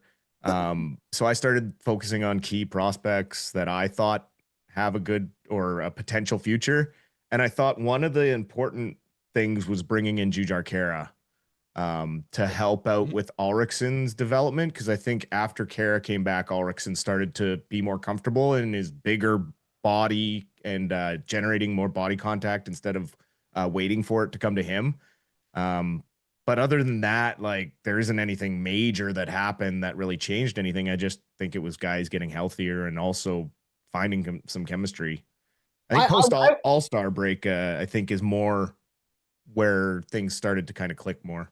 Yeah. I wonder about the Khaira signing too, because I remember when he was signed, and there was a media with Manny, I think, shortly after that, and someone asked him, like, how did Khaira look tonight? It was one of his first 2 or 3 games back. And basically Manny said, he seems kind of out of shape, which is like, no, that's something Manny doesn't really ever say anything like that. And now, you know what? He was right. Like, I don't know if Khaira really did anything, but no, but I think honestly, just as a veteran leader is honestly really what he came to do. I think was what it was, just to be a presence in the locker room, because they lost Yeah. So many people. Yeah. And didn't have that. My thing is, I'm not even sure if Kyra knew if he was coming back. Like that might have been a thing. He's training, maybe he's doing whatever, and he wasn't planning to come back. But Abbotsford calls him, they need a body, and he did fine. But just I don't know. Nothing he did was memorable this year to me. No, not at all. I think for me, the effect it had on Ulrichsen is more what I felt it had an impact on. Well, I think the thing we can take away from December, just from like the straight up stats, is they played 11 games in December, which is a lot of hockey to play in 1 month. It's a busy month. They were one of the teams that they came up to the Olympic break and they had played like 3 or 4, 5 more games than some of the other teams in the Pacific Division. So they were very busy. But the other thing about December was they were in 8 1-goal games out of those 11. So it was a lot of close games. There was a couple times like they lost 3-0 to San Diego. They lost a couple games like that. But for the most part, it was like turning a ship around, a big old barge, right? You could see it slowly happening, right? Like it was still not great. Like they ended up with 5 wins in the month, which is good out of 11 games. 3 losses, 3 overtime losses. It was still technically they were below 500 by just losses versus wins, but you could slowly see it turn around. And then they get into January and they lose 3 games right to start January. So it's like, oh well, all this hard work that they did has just suddenly There's gone another sandbar. Right? I don't know if you guys remember it because Brandon Assel tweeted it out because they went through January and it was 3 losses, 3 wins, 3 losses, 3 wins, 4 losses. Through January. So they were just like back and forth. And in January, there were some ugly losses too. Like it wasn't as close. So it felt like maybe things had come off the rail. But then when you think about it too, I think there was, I don't know, Scott, if you can pull up the transactions, who got pulled off the team in January? Because I feel like some of the guys they had got pulled off. We would have been, what did we lose in January? We lost Baines for a little bit. Don't even know who those guys are. Don't even know who those guys exactly, right? Who's Quinn Preston? Who's Hunter Strand? What the heck? Well, right? that's when McEachern and LeBate just disappeared and just never came back. Yep. Too, So right? I think I found it. We lost Phip Waugh, and then we gained Christian Felton. I think that's it right there. That is the key right there. Losing Phip Waugh and bringing back Christian Felton to a tryout and then cutting him. And then signing him again because we were like, oh no, we need him back. Signing him as the forward for some reason. Yeah, playing him out of position. That was the. I talked to him about that. He was at the team signing event, and I asked him like, does it ever mess with your head to be a demon playing forward? And he's like, no. I'm like, I guess you're just happy to play. I don't think there was no more talking after that. I kept going. Well, I think the crazy thing that I've pointed out to a couple people, because there has been obviously a lot of talk comparing Manny's season to Foot season, and it's hard for me and Dustin, who we mostly cover the Vancouver Canucks. We're live for every single game, but we do cover a lot of the Abby Canucks. We always keep everyone up to date. And then our chat comes in like, why do you want Manny Malhotra to come in and be the Canucks for the Vancouver Canucks for their coach when they're as bad as they are? But if you look at the last 51 games of the AHL season, with today's win, they actually finished at 24, 23, and 4, which is a pace that would have put them into a playoff spot in the Pacific Division in the AHL. So regardless of the fact that, like, if you count off the top of your head, how many games did they have 12 forwards for that last 50 games? Like 5 or 6? Like it was crazy. Yeah, if that. Hold on, 5 or 6, but like with not one of them being a defenseman. Right, one of them was Christian Felton, right? Like even these last 2 games, after they send a couple guys down to the ECHL, and they don't have 12 forwards. Like I couldn't believe that was the transaction that they had just the other day. Impressive for Manny to have this team actually play above 500 and be playing pretty strong, structured hockey for the last 51 games. And that's kind of the reason that we say to people like, hey, you cannot compare Foot season to Manny Malhotra's season when you break it down like that, because the Vancouver Canucks were at one point, 20 points in last place in this season. The Abby Canucks with today's win are still in the bottom of the league, obviously, but I think they finished like 29th out of 32 teams. So they're not 20 points out of the picture. That's the huge difference I think you can take from the Vancouver Canucks season to the Abby Canucks season. Yeah, and they didn't give up. Like I think actually like to finish last overall is pretty embarrassing. And they managed to crawl out of that. They finished ahead of Calgary, I believe, which is nice. Finished ahead of a few other teams. So yeah, like, Oh wow, yeah. last place is just an embarrassment. Like that shouldn't happen in the AHL. So you have to give them a little bit of credit for at least not giving up here in the last few months. So they finished fourth. Yeah, I mean, they finished 29th out of 32 teams, crawling out of the basement for sure. And I mean, you look at the big club who finished last by a crazy margin. I mean, 20 points. That's insane. They had their 3-game win streak, so they pulled back in a little closer, but it was still not even remotely close. They blocked up last place at like the 72 game mark, right? Like it was crazy. And the other thing we try to explain to our chat is the difference in communication off the ice between Manny and Adam Foote. And also when you hear players talk about the relationship with Manny and how they can communicate with him about hockey things and non-hockey things, his door's always open. It's just more, he focuses more on the actual issues that the players need to work on. Like he talks about how Lekkerimäki did good job working on getting to the middle in the offensive zone this season, but he still needs to bulk up and work on his board battles and be more effective in his own end.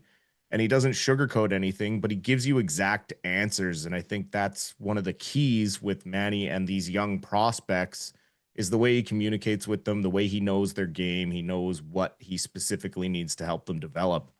And as they're going through this rebuild process, it just seems like the smart move to continue with the coach that these guys have had success with at the AHL level to then move up and try and build the same thing at the NHL level. I think there was a story that I heard too. I think it was his first season with us where he spent time with a center. I don't know if it was Chase or if it was Mueller, like in his office, just practicing, puck drops and faceoffs. And I don't think you get that same kind of care and attention from, the guy we're not going to name him, but, and if you look at it, the guys that Manny would be coaching in Vancouver are guys that he knows, and it's practically half his team. So he's familiar with them, and they know his system, and his system works. Exactly. The last huge comparison I'll say between the two rosters, at least when it comes to that, the Vancouver Canucks over the course of this whole season, including all their goaltenders, used 36 roster players, which is still a large amount. They did have a lot of injuries. The Abbotsford Canucks used 52, including a mortgage broker when they were playing in Colorado. And then they didn't add the guy. Who's the guy, the backup goalie, who's the practice goalie? He was actually backing up when they called up Yuri Kutera, right? Alex Kotai. Yeah. Alex Kotai. Yeah. So if you were to include him as their backup, that would be 53 roster players that have played a game for the Abby Canucks this season. That is double the amount that you need. Yeah, and that's actually, I looked into that. That's one of the stats that I had. But even the pandemic year only had 44. So that was the year people had COVID. There were tons of injuries. There was weird season. So that was worse. This year was worse than that year, which is wild to me. Yeah.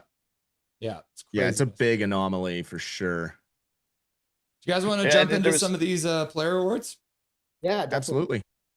All right, Scott, I'm going to give you the honors of going first. Who's your MVP? MVP. The cliche would just to be, get the captain in there. He's a guy that shows up every day. But somebody that I didn't expect to have a performance they did considering the season we had was Ben Berard. I remember watching him in the preseason, the AHL preseason training camp last year, and I just thought he was the knockoff Connor. And that was a joke. And I was like, we'll never see this guy again. And then he comes up this year and just an absolute crazy season that he had for, with us this year. Did you ever have a chance to ask him about that breakaway goal at the All-Star game? Anyone? No. No, but to jump from the ECHL and put up those numbers, it's an amazing season for him. And I think he's probably earned a contract somewhere. Oh, 100%. I had him as my MVP as well. Just everything he's done this year. The chemistry he found with Niels Oman, who seemed to find him all the time with assists.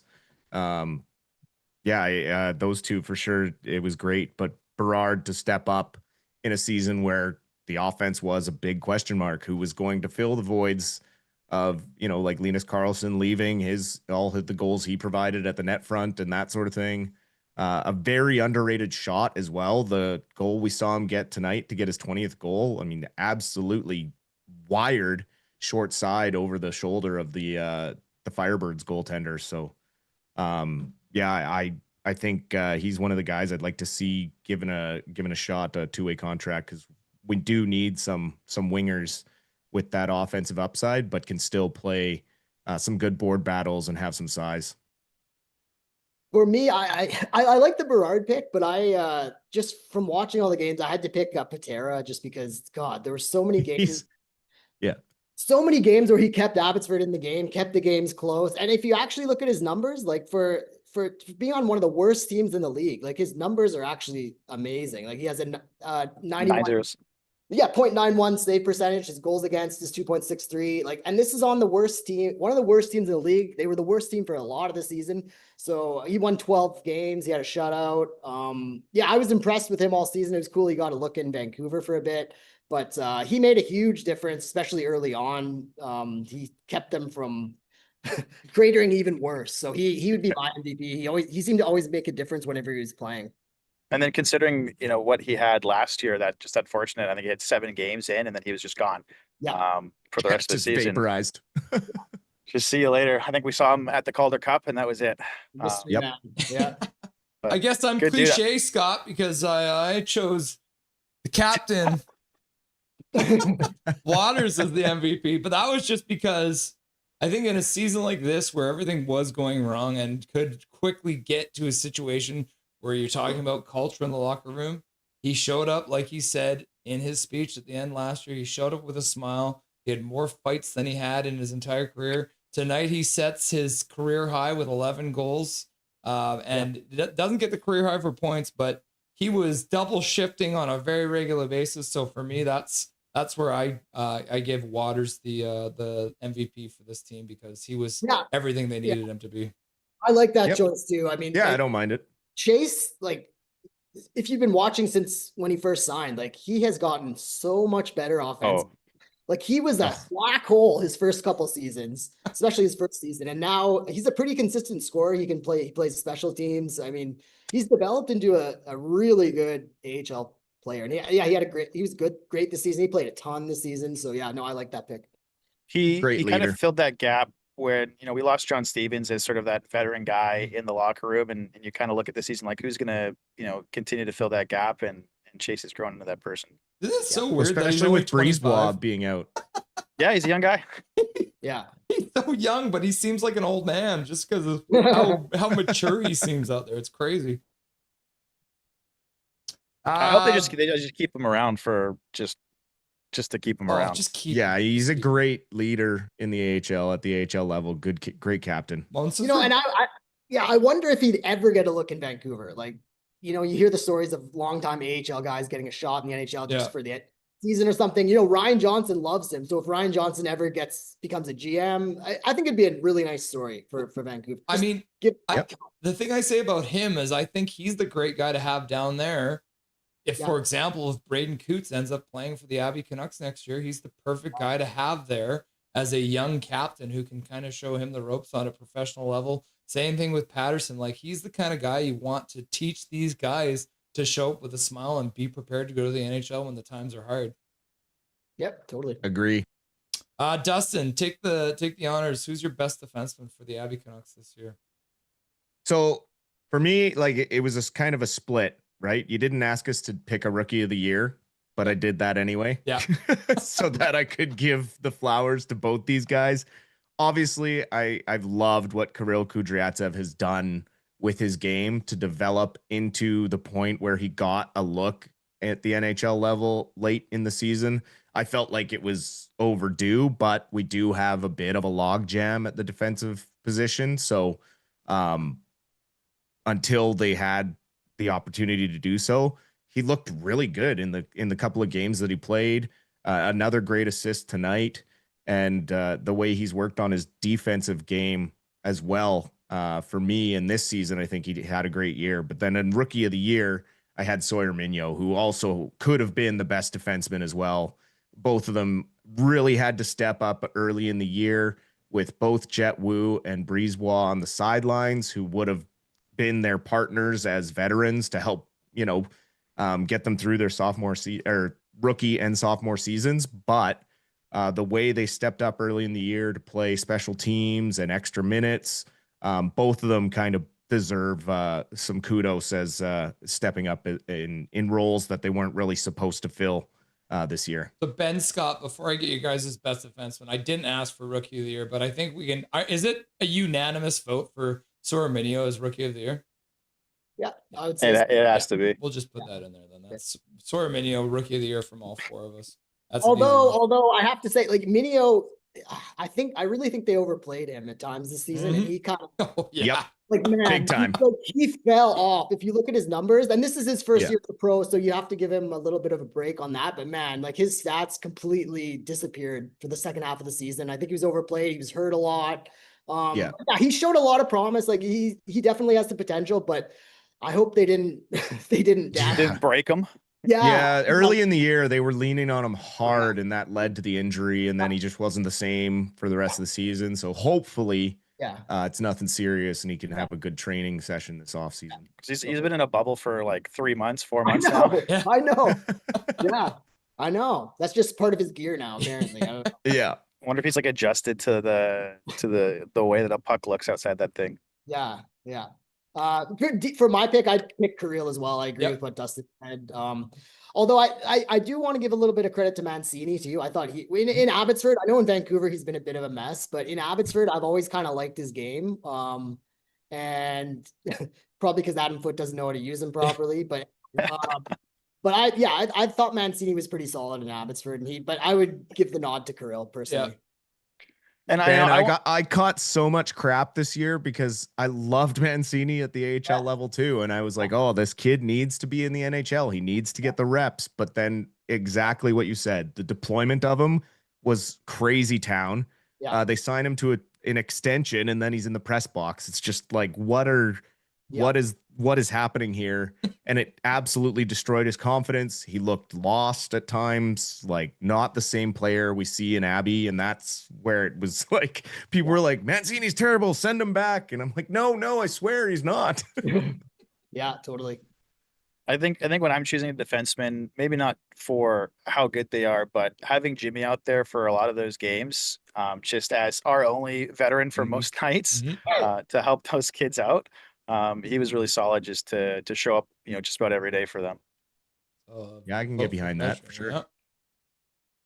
Mr. Jimmy Schultz getting a shout out. I am in agreement with Ben and Dustin. The Kudryavtsev was my pick as well. So just so solid. That's too easy. I mean, it's too easy. It's funny too. Like you talk to people who are like, oh, wow, the Canucks are on a 3-game winning streak. It's like, well, there's a lot of Manny Malhotra coach players in the lineup right now that are playing Manny hockey, not Adam Foote hockey, because we still, after a full 82 games, I still have no idea what Adam Foote hockey is, because it just seems like an absolute shit show in the slot. The backdoor plays, it's crazy. And then suddenly guys like this show up. And Dustin points it out on our stream all the time. Like the Abby Canucks players arrive, they play really well, and then as soon as they're being coached by Foote to do what he wants to do, their play slides off, and then he benches them and destroys their confidence. So, I mean, thank God Ty Mueller only had 3 games or 4 games up at the NHL level, because that poor kid looked lost. He looked like a chicken with his head cut off because he had no idea what the system was. Yeah. Scott, if you're going to the unsung side of things, for the unsung hero of the Abby Canucks, is there anyone? I guess they don't stand up because they're unsung, but we had a bit of a debate on Twitter before we answered this one. Who is your unsung hero, Scott? Unsung hero. I think I was going to choose somebody like Jimmy, being just kind of, he's there every day. He only missed 2 games, so he's up there with Chase being there every day for them. Dino is another guy that also showed up a lot of the time. And I think, his from last season to this season, definitely being deployed a lot more, obviously, because what else are you going to do? I liked him most of the season. But yeah, those are the guys that I would, give some kudos to. just showing up every day, even though it's just the worst team that they could ever play for. Ben, what are you thinking? I might have this one wrong, but for unsung, I went Chase Waters. I mean, I don't think he gets enough credit for all the stuff he does on the ice and off the ice. He plays a ton. And yeah, nobody really, at least I don't think fans don't talk about him as much as like, you know, a Klimovich or some of the higher end prospects. So that he would be my guy for an unsung. Yeah, you're right. Dustin? So this is why I chuckled when you said your MVP, Ben, because I actually have Patera as an unsung hero for this season. Yeah, that's good. Because of the exact things you listed, the goals against average, the 9-10 save percentage on a really poor team, 12 wins, almost got the 500 record, 4 overtime losses. So I for me picked Patera because I mean, to step in the season where there were so many guys going down with injury, especially after last year when he missed so much time with injury, to perform at the level that he did after that, and being a smaller guy, I was quite impressed with him. And then, you know, getting the looks up with the big club occasionally because of injuries as well. But yeah, for me, Patera for sure was an unsung hero this year. For me, I went with a defenseman for my unsung hero as well. I actually went with Kanishov because he is a guy who he's not flashy, you know. He tries to be sometimes. That usually is when he gets into troubles. But he just like he's a more on the veteran side of guy. But he played 60 games out of the season, so he played the majority of the season. Nobody talks about him because he's how many goals did he score? He had 0 goals. He had literally no goals. He had 7 assists and he was a -16 at the end of the day. But -16 is good. That for Abbotsford, that's solid. Yeah, -16 is great. If I hadn't given Minio the unsung hero, or sorry, if I hadn't given Minio the rookie of the year, I probably would have given Minio this award because it was the same thing. Minio was thrown into a situation that was way above his pay grade. He was playing way too much. There was nights where he played 30 minutes, like his wild stuff. But Kanishov, same thing. Playing way above his pay grade, playing on the opposite wing sometimes. He was put in some positions that were very, very difficult for him. And then in some of the worst case scenarios, he managed to keep his head mostly above water when it came down to it. So a bit of a reach for me on my unsung, but I think Kanishov was a guy who I thought showed up to work and played hard pretty much every single game. You never see him gave up out there, even though he even took some punishment back there because there was not a lot of protection for the defenseman out there for a while for the Abby Canucks. He definitely got better as the season continued, man. He was brutal in the fall. Brutal early. He was horrible in the fall. 100%. He was terrible to start. I'll go with most improved player on that one. The old Esso medallion back in minor hockey days. Yeah, man. Yeah, that's fun. That's fun. This one's a little bit more fun. Can't be a little bit more difficult to do, but Ben, who's your most exciting player for the Abby Canucks? This was a tough one because this wasn't an exciting team. But and you guys have mentioned him already, but I'd say Ben Berard, like offensively, really flashy guy. He developed chemistry really fast with like you mentioned with Amon. And then, I mean, he went viral for the All-Star game, and that's one of the only good news items out of Abbotsford for this entire season. So, and just especially on the power play, he's very creative. He knows how to get open. On a team that just could not score, he at least brought some offense. So that's who I would pick for most exciting. Scott, did you have any ease with this question? So my most exciting is I like the addition of those NCAA guys, later in this season, because you get like just a really quick peek of what somebody could be. And I remember this feeling when we got to see Max Sasson when he joined us and lit it up for 6 games. But bringing in Bennett Shimmick and seeing what he's been able to create so fast in 9 or 10 games, 11 games. If he's here next year, then that's another guy that could possibly be like a journeyman that can get himself into some games. Yep. For a team that needs people. Next year. Yeah, 11 points in 13 games for him. Let's get some consistency here. But that's kind of sad that the most exciting guy is a guy who played 13 games. Like, what is that?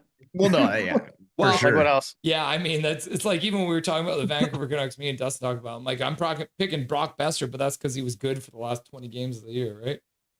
Yeah. But I'm pretty sure I was chatting with Brandon Asselon. I'm pretty sure Shimmick was signed to a multi-year deal, so he theoretically should be back under contract for the Abby Canucks next year. But AHL. Yeah, AHL contract yeah. at least, right? Which is also a surprise because a lot of people saw that signing. He's like, I can't believe a guy like this actually signs just a straight up AHL deal, because a lot of guys of his caliber would probably look for an NHL deal. So, yeah, and and maybe he looked at the Abbotsford roster like this is a good opportunity. End of the season, the team stinks. I can play first line minutes. So, yeah, he took advantage of it totally. And he's probably seen a lot of guys, like him, take that AHL deal and turn that into an NHL deal, the next season. Dustin, who's your most exciting? Absolutely. Mine's the captain, Chase Wouters. For all the reasons you guys said, he shows up every night. He'll drop the gloves if he needs to. He can score goals. He penalty kills. He does everything. I think one of the biggest reasons why fans don't talk about him like Klimovich or like Lekkermäki and things like that is because you just expect it. Because his personality, for me, his player personality reminds me of Jarome Iginla. Obviously not his ceiling or his skill set, but just the way that he goes out there every day for his teammates, and shows up. He's the consummate professional. And for me, it's just exciting to see him every shift because you never know what he'll generate, or he'll throw hits as well. So just a fun guy to watch. And I think I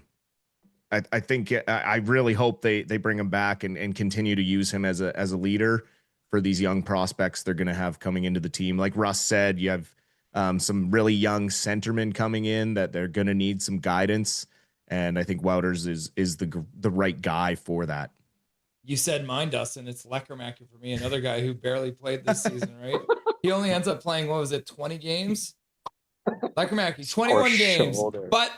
And this is the thing, and it pissed me off when he got up to the NHL and he did a little stick spin before the shootout goal and scores a beauty and all that. And I hated the way that foot handled him. 13 goals in 21 games, 7 assists. Every time that guy had the puck on his stick, he had a chance to score. And that's why it was so exciting, because that wrist shot is elite. And if he can find the defensive side of the game a little bit more and find a way to be a little bit more durable, because obviously we're hoping this shoulder surgery is the final, the final nail in the coffin of him missing a lot of time.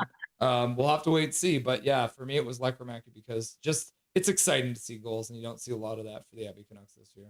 So between Lekkermäki and Shimmick, that's about half a season. So that's there you go. 32 but games.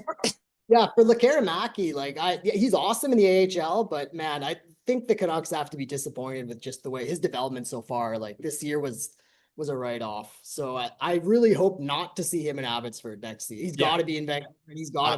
He has to stay. I think not utilizing him in a top 6 role early was just a mistake too.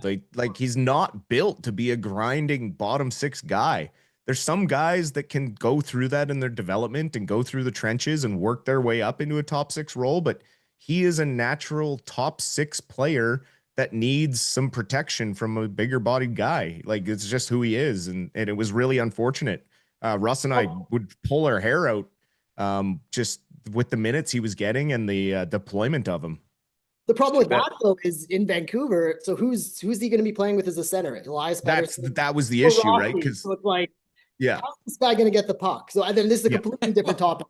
It would have been David Camp or Lucas exactly. or right? I don't see a lot of I don't have a lot of hope for Lekkermäki in Vancouver anyway. I don't know. I don't see it. But something tells me, and the thing is this shoulder surgery he's getting, I feel like it's something that's been nagging him all the way from the playoffs last year, because we know there was a couple things during that Calder Cup run. There was a couple times where man, that shoulder's messed up and he looks like he's slumped on that one side. So I hope that but I mean, like you said, the durability hasn't been there. And with a full summer off to train, hopefully that's something he can improve on for the strength, but also his skating ability. Do you remember that header he took into the boards in Tucson? Yeah. Yeah.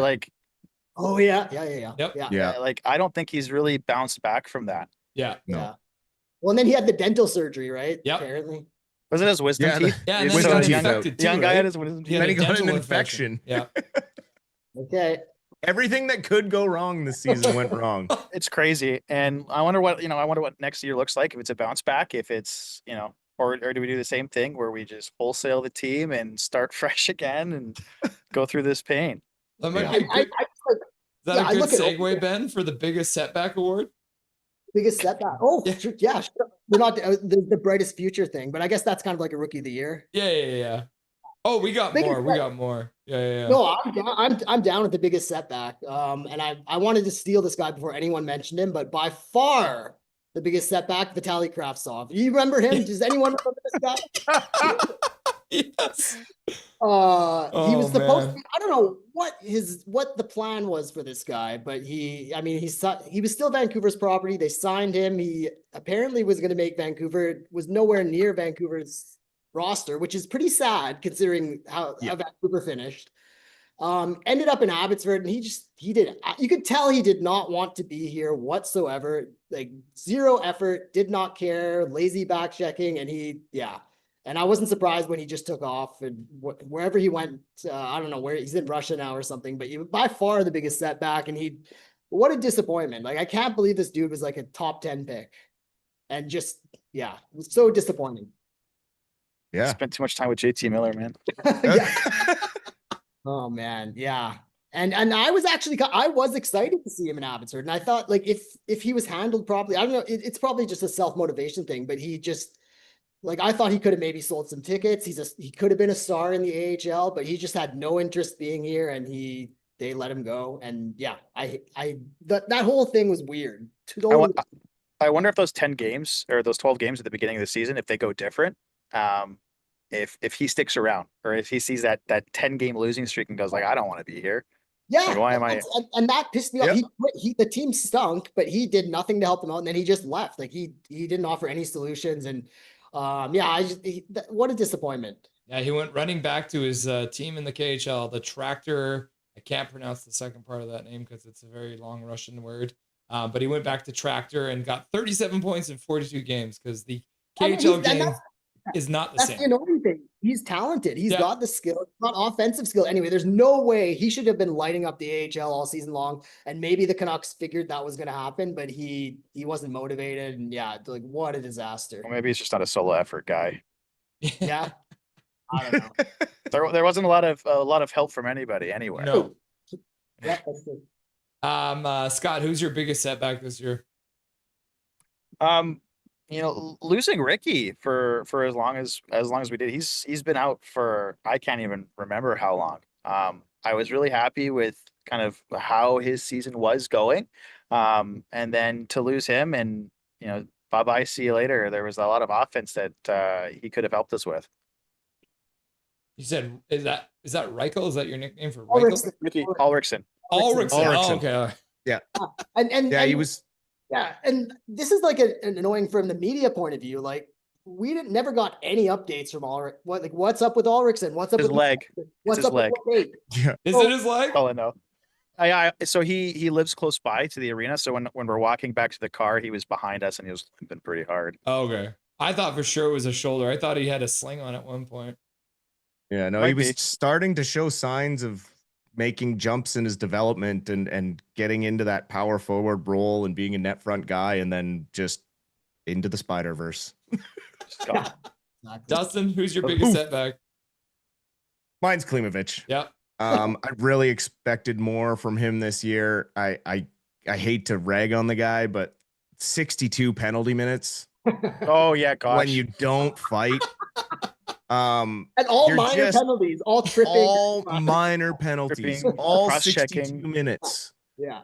It's just, you become a liability to your team. You don't have a team first attitude at that point.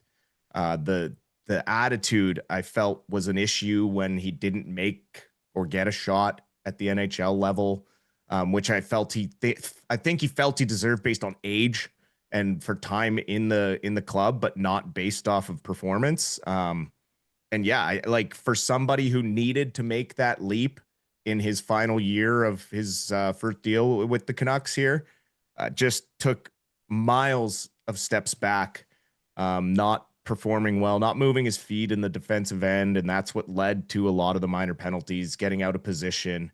For someone who was a part of the championship squad last year and a part of that winning system, to just kind of throw it all away because you're butthurt about not making the big club instead of using it as motivation to become better in those avenues. When you look at guys like Ty Mueller and Ben Berard and even Niels Oman, the guys that have stepped up to play the 200-foot game, for me, it's got to be Klimovich. I'm gonna take my shrine down.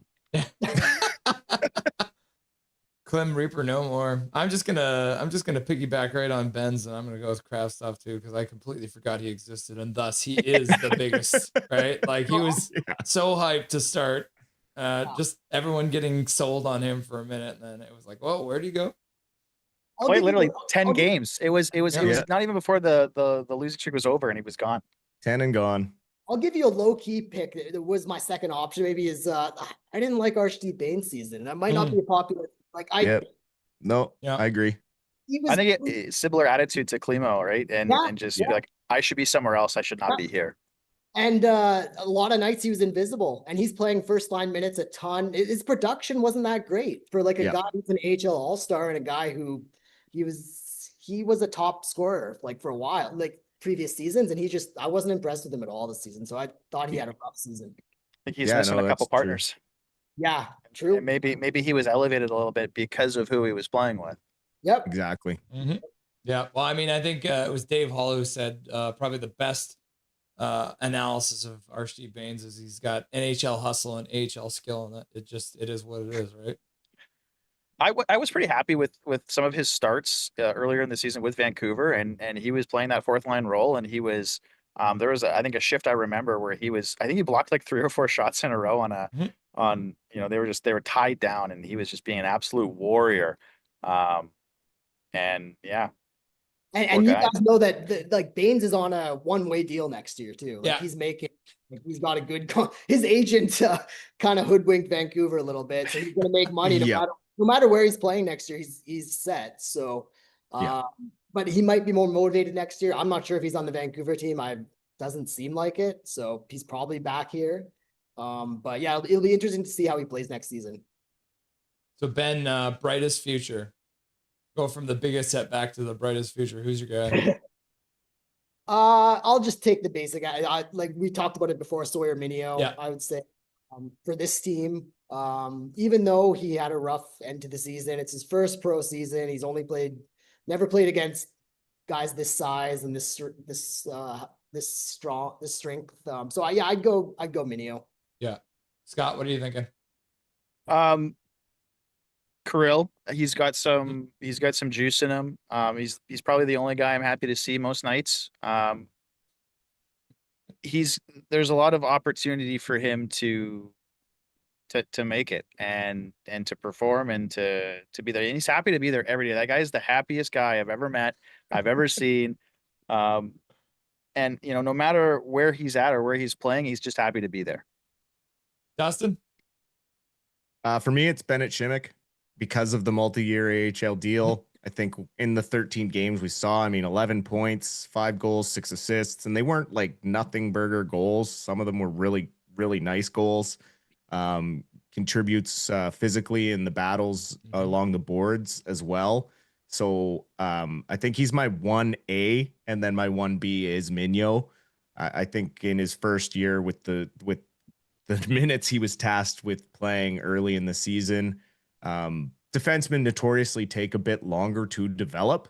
I think we've been a bit spoiled with some of our defensive prospects lately, like DPD and obviously Mancini coming across in the trade, and then Vilander, who was thrust into an NHL role but got a little bit of time with Abby early on. So those are my 1A and 1B. Yeah, and I'm on board with Scott's answer. I was going to go with Kudryavtsev because I think just with even the couple games he played at the end of the year for Vancouver, I think he showed a lot of poise and just like really good hockey IQ. And I think that's a huge thing for a young defenseman to be able to just adapt to the speed of the NHL pretty much immediately. And even last year when they brought him up for a little cup of tea, he did not look out of place either. So I think with the off season, he'll have a chance to work on a couple things. But yeah, Kudryavtsev, I think, would have the brightest future out of that. I would just want to ask in general, guys, about Šimek. Does he kind of give you that Linus Karlsson sort of vibes, right? Where it's that tenacious board battle, good in front of the net, a little bit on, an inch smaller than Karlsson, but does he kind of give you similar vibes? Yeah, I could see that comparison for sure. He needs to add the just the under the skinness that Linus has. That if you've ever been up close with Linus and been able to see him like playing that net front position and that stupid smile he gets on his face when he's absolutely getting into a bunch of crap, and then he never has to answer for it ever. He's just that's one of his skills that goes unnoticed. He's like Max Lapierre or an Alex Burrows, right? They just turn and smile at you, and you're like, oh, give him the finger, you know. Ben, Dustin already gave his answer for most improved Kanishov. And for most improved on this Abbotsford team, who took the biggest strides this season in a tough season? We've already talked about it a bit before, but I'd say Berard, like to come from the ECHL, put up the numbers he did, play. Like, I don't think he was a first liner when they brought him up. So he earned that a lot of minutes. And I think he really impressed Manny. So I'd like, especially from the start of the season to the end of the season, like he was a top line player for them by the end of the season, and he put up the numbers to back it up. So from the start of the season to the end, I'd say my pick would be Berard. Scott, who's your man? I'm with that. Like, Berard was not somebody I expected to put up this season. He seemed like we're out of guys. We need guys. Let's give a chance to him. I really expected more out of Vitali. I expected more out of, I didn't expect Max Sasson to leave us so soon, but Berard surprised me. For me, it was Ty Young. Because it's one of those ones that's a little harder to I get it. Ty Young because it was very rough for him, but you could see the progression in his game, even if that is in today's game more linked to what the team is doing in front of him. But you could see there was probably like 3 or 4 starts in a row where he deserved that win and he just couldn't get his first AHL win. And then from what he was doing to start the year to the performance we saw tonight, Ty Young was, and the funny thing is that at the end of last season, he kind of looked like he did at the end of this season. So he kind of got back to the form because the way he started so rough to where he finished things off, for me, it was Ty Young who just absolutely turned things around. But a totally different team who he was playing in front of at the end of last season versus what he got to start with this season. Yeah. Like, poor guy. Yeah. Yeah, it was. So the next one's kind of a fun one. So Ben, best personality in interviews and social media for the Abby guys. Who's the funnest guy on the Abby Canucks? Well, there's a few. Like Chase is always a good person to talk to. But kind of the guy that he wasn't around for a lot of the season, but I would say Stillman seems like a fun guy in interviews.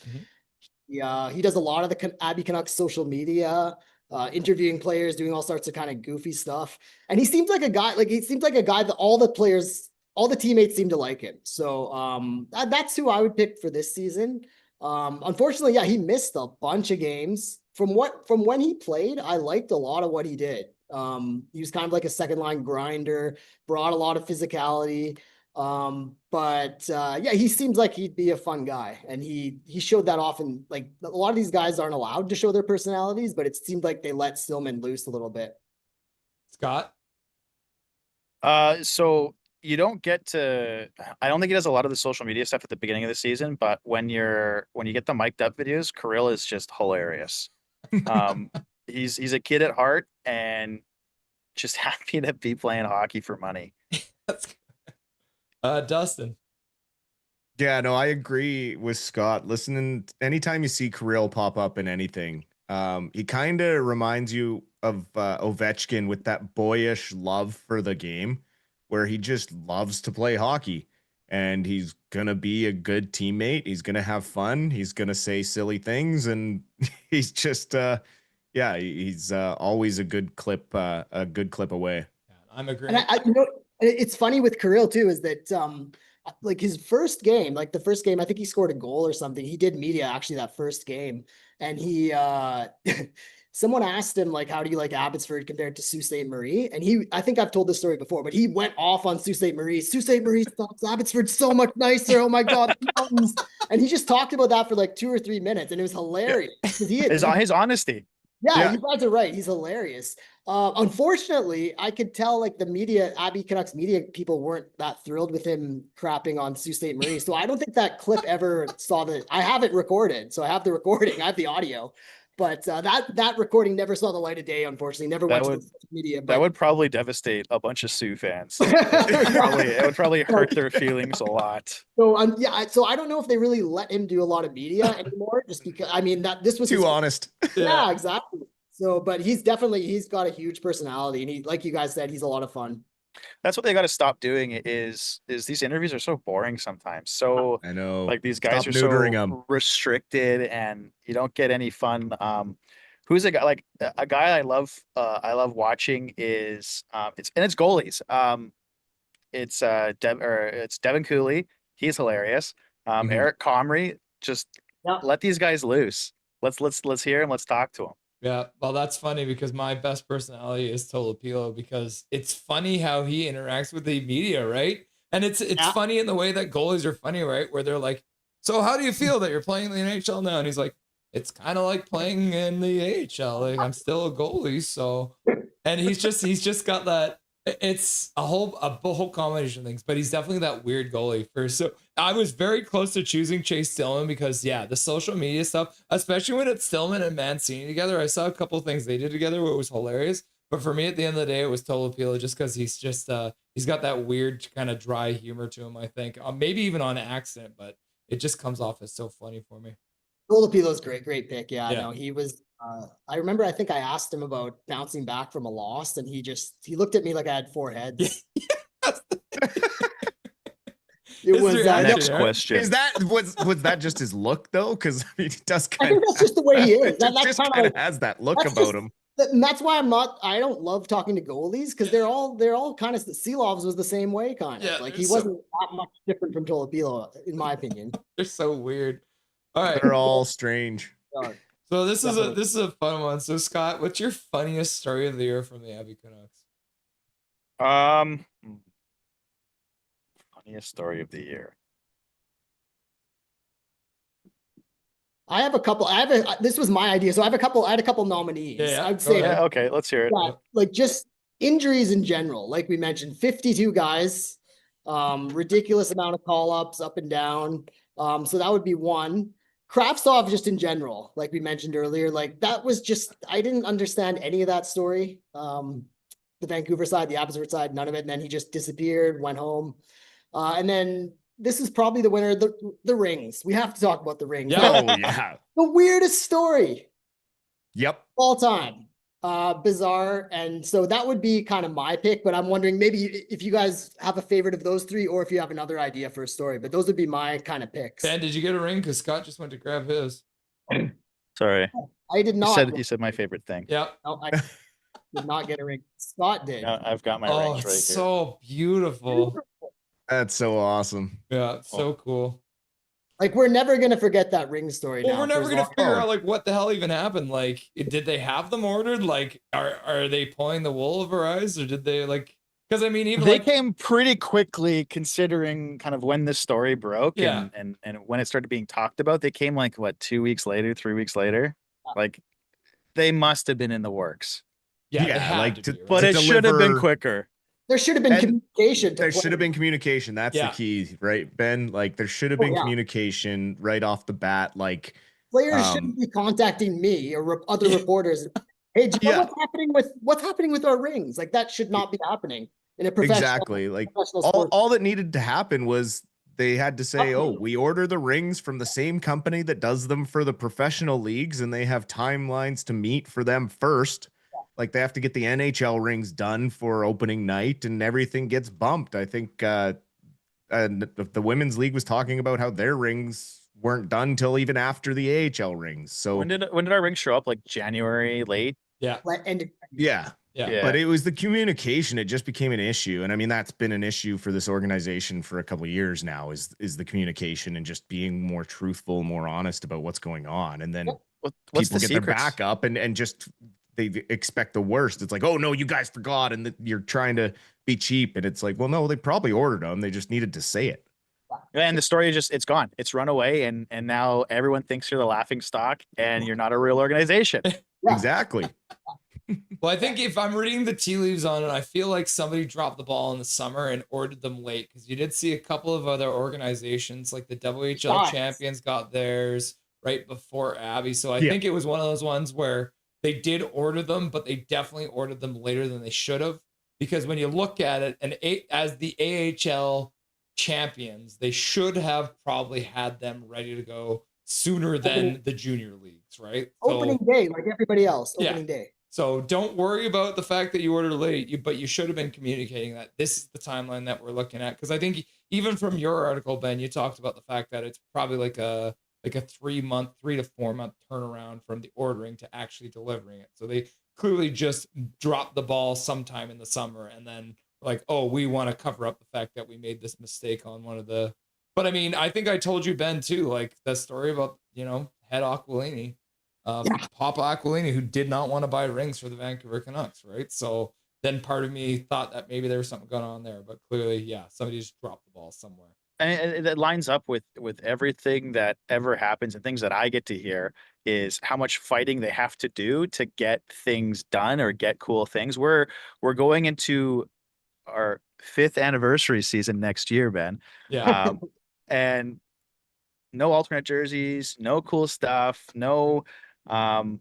No mascot. No mascot. No. It's just been kind of disappointing. I get to watch all these other games, all these other places. They've got 6 or 7 jerseys they can choose from to wear, and it's all about money and what the team wants to spend. And you gotta spend it to make it, though. It's all right. Like if they spend more, they can fill more buildings and sell more jerseys. It's just, I mean, Kalamazoo got a freaking skate jersey. It's sweet, yeah. And it was before awesome. Abbotsford, yeah. Yeah. I've done like a couple of concepts of those of what like an Abbotsford skate might look like, and there's so much to choose from. You can do the Abbotsford, an Abbotsford skate jersey.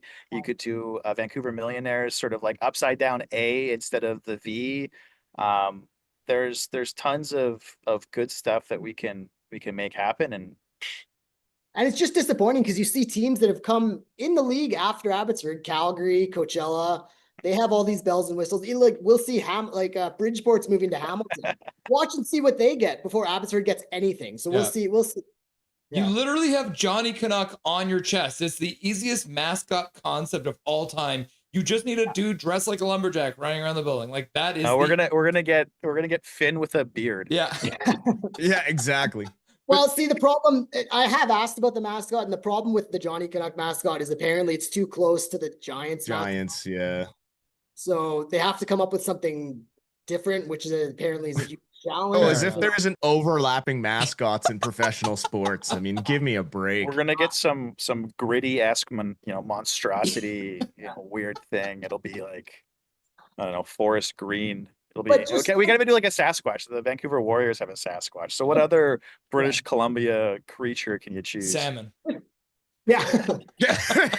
Just get it done. That's all. It's just get a mascot already. Like, just get it done. Won't Victoria have a problem with salmon? Yeah.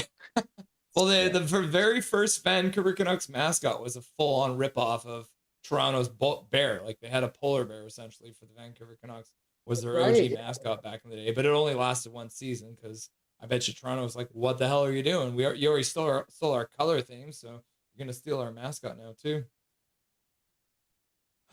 That's going way back. Quick last thing we'll do here to wrap things up. We talked about this one. It's the Keep Cut Kalamazoo. So there's a bunch of different guys as RFAs and UFAs. So I'll just quickly list everyone who is on an expiring contract. And if you guys want to kind of pick 3 of those for who we're going to keep because they have potential, who we're going to cut because we've seen enough, and who's going to go down to Kalamazoo because they need a little bit more to marinate. So the guys who have expiring contracts right now, Grube, who disappeared as well. Stillman, Klimovich, Amon, who's got arbitration rights as well. Joe Labate is an unrestricted free agent. Jack Thompson is an RFA with arbitration rights. Breezewa, who finally showed up, he's a full UFA. Cole Clayton is an RFA with arbitration rights. And then Yuri Patera is a full-on UFA. So how about we start with you, Dustin? Who's your keep, cut, and Kalamazoo for that? So I'm keeping Jack Thompson around. I was really impressed with his play when he came across in that trade. I think they did a good job finding a good depth right-hand shot defenseman that could, probably develop into a good injury replacement guy at the NHL level. For cut, Klimovich, see you later, buddy. You've had your shot. I as exciting as he has been, I just did not see enough from him this year to bring him back. With a new rush of prospects coming in, I just think it's time that he goes somewhere else and gets a fresh start. And then Kalamazoo, I'm sending Grube down there just because I haven't seen enough from him. He got hurt. He was kind of a flip from Josh Bloom, so I think he needs some time still to go. Maybe develop a little more and show and earn that AHL spot. Scott, who's your keep, cut, and Kalamazoo? My keep has to be Yuri. We need some consistency. Our guys like Jonathan Lemieux or Aku Koskanvuyu, like, are they ready? Are they still in Kalamazoo next year? With our luck, the way it's been going, when you get rid of a goalie, something terrible is going to happen. When you place your bets on Thatcher Demko, something terrible is going to happen. So it'd be nice to have some insurance to know that we've got somebody back there we can trust for the most part. When it comes to cutting somebody, Cole Clayton didn't. I'm probably not sad to see him come. To go. Didn't really connect with him that much. And then Kalamazoo, only because it would be the funniest thing, would be Klimovich. I think he'd love it in Kalamazoo, Michigan. And we'd probably see him back in Belarus faster than Vitaly Kravtsov. Scott, who's your keep, cut, and Kalamazoo? I'll let Ben go this time. Oh, sorry, Ben. I'm going the opposite. I'm keeping Klimovich just for my own amusement. Yeah, just my own. You're my wife's number one fan. Yeah, I kind of want to see how he meshes with these young guys, at least to start, and then maybe cut him after that. I don't know. Nils Amon, what do you guys think about Nils Amon? Like, personally, I've just seen enough of him. There's no potential for Vancouver. There's no. I think we have a big reset coming at center too, right? You likely are going to see Coots and Patterson in Abbotsford next year. So what does that do to Oman? It just pushes him out. He's been fine in Abbotsford. He's not going to be in Vancouver. He's getting a bit older. I don't know. I don't want to. I don't want to keep him. I would cut Labate too. Mm-hmm. He hasn't added a lot. The other thing we have to consider too is these guys have to want to sign in Abbotsford and for Vancouver too. So I think Patera's gone, in my opinion. I think he's going to go sign somewhere else. Maybe for opportunity. There's a lot of our goalies. We have too many goalies right now. So I think Patera might just take off and go sign somewhere else. Kalamazoo guys, Gruby would be a good one. Mm-hmm. I'd keep Jack Thompson. I would keep Cole Clayton too. He seems like another guy that all the players, all his teammates seem to like him. He's cowboy. Exactly. Yeah. So he's a guy that's going to stick around. Stillman, same thing. I would keep him around for team chemistry. Mm-hmm. Yep. You got to keep Breezer, even though that guy hasn't played more than 4 games most seasons. Yeah. Do you think AHL Breezer contract? Would stay? Do you think he'd stay, Scott? I think he's not going to mess with tradition, man. The guy's been in one spot for 15 years. Who else is going to sign him after this season? Yeah. Who else is going to sign him? No one. Cooper Walker, I just cut him. He's can walk up. He's not someone they should keep. Isn't Cam Bites also on an expiring too? I thought he was. Yeah, I think he is too. Yeah, I think so. I'd probably let him walk too. And then for Scott, what about Jaden Lee? Do we want to keep Jaden Lee? Scott? You have a step stool? Yeah. Can you get some stilts? Or my mom met his mom this summer in Camrose. while she was like out. And she's like, my son just got signed by the Canucks. Yeah. I'm like, who is he? I'm like looking up, like, I've got no idea who this kid. Yeah. He was playing in Kalamazoo today. Yeah. Yeah. It's kind of surprising to see. He did not last long in Abbotsford, so I don't think he's going to be back. Yeah. He was signed in desperation, I think, as a PTO. And I was like, why is this guy who should clearly be in the ECHL at best playing for the Abbotsford Canucks? Are we going to talk about like the big, the controversy at the beginning of the season? Like, where's Wooly at, and why does he not get to be welcomed back with open arms and finds a deal in Providence and goes on to have a great season? Yeah. Any insight on that?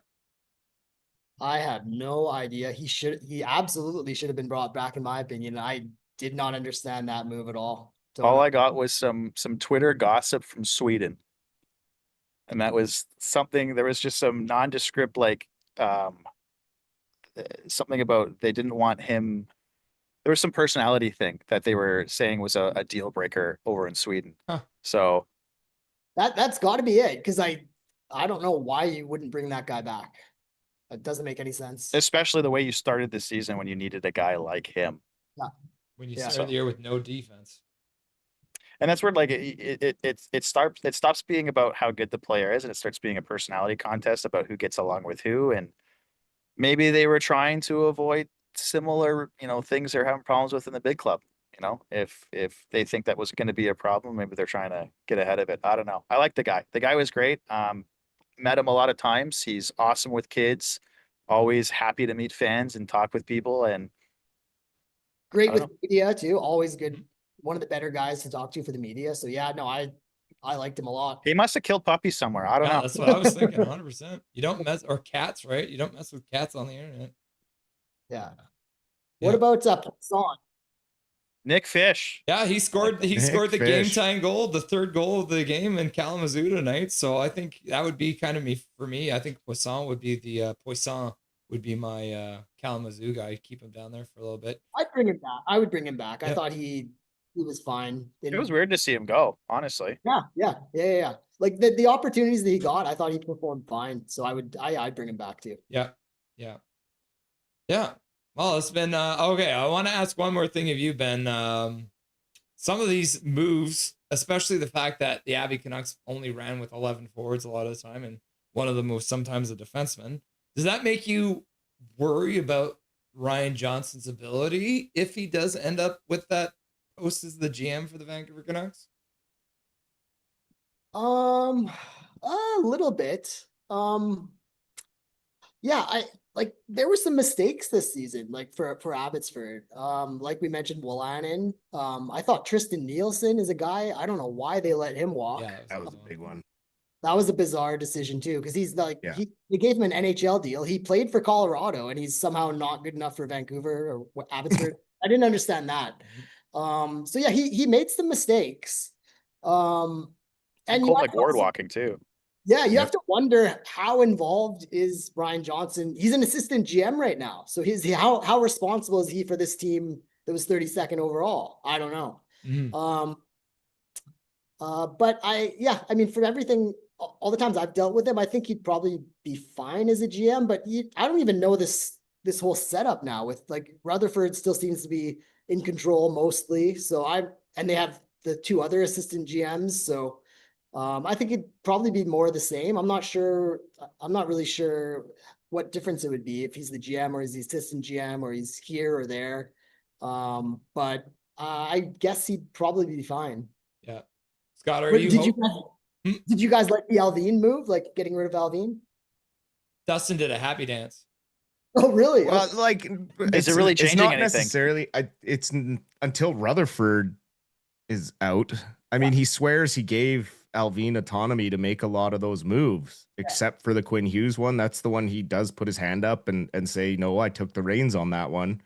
But when it comes to contract extensions and, drafting and trades and free agent signings, it sounds like that was all Alvin, and some of the processes he took and in the timing of the way he did things, the way he prioritized decisions was very bizarre to me.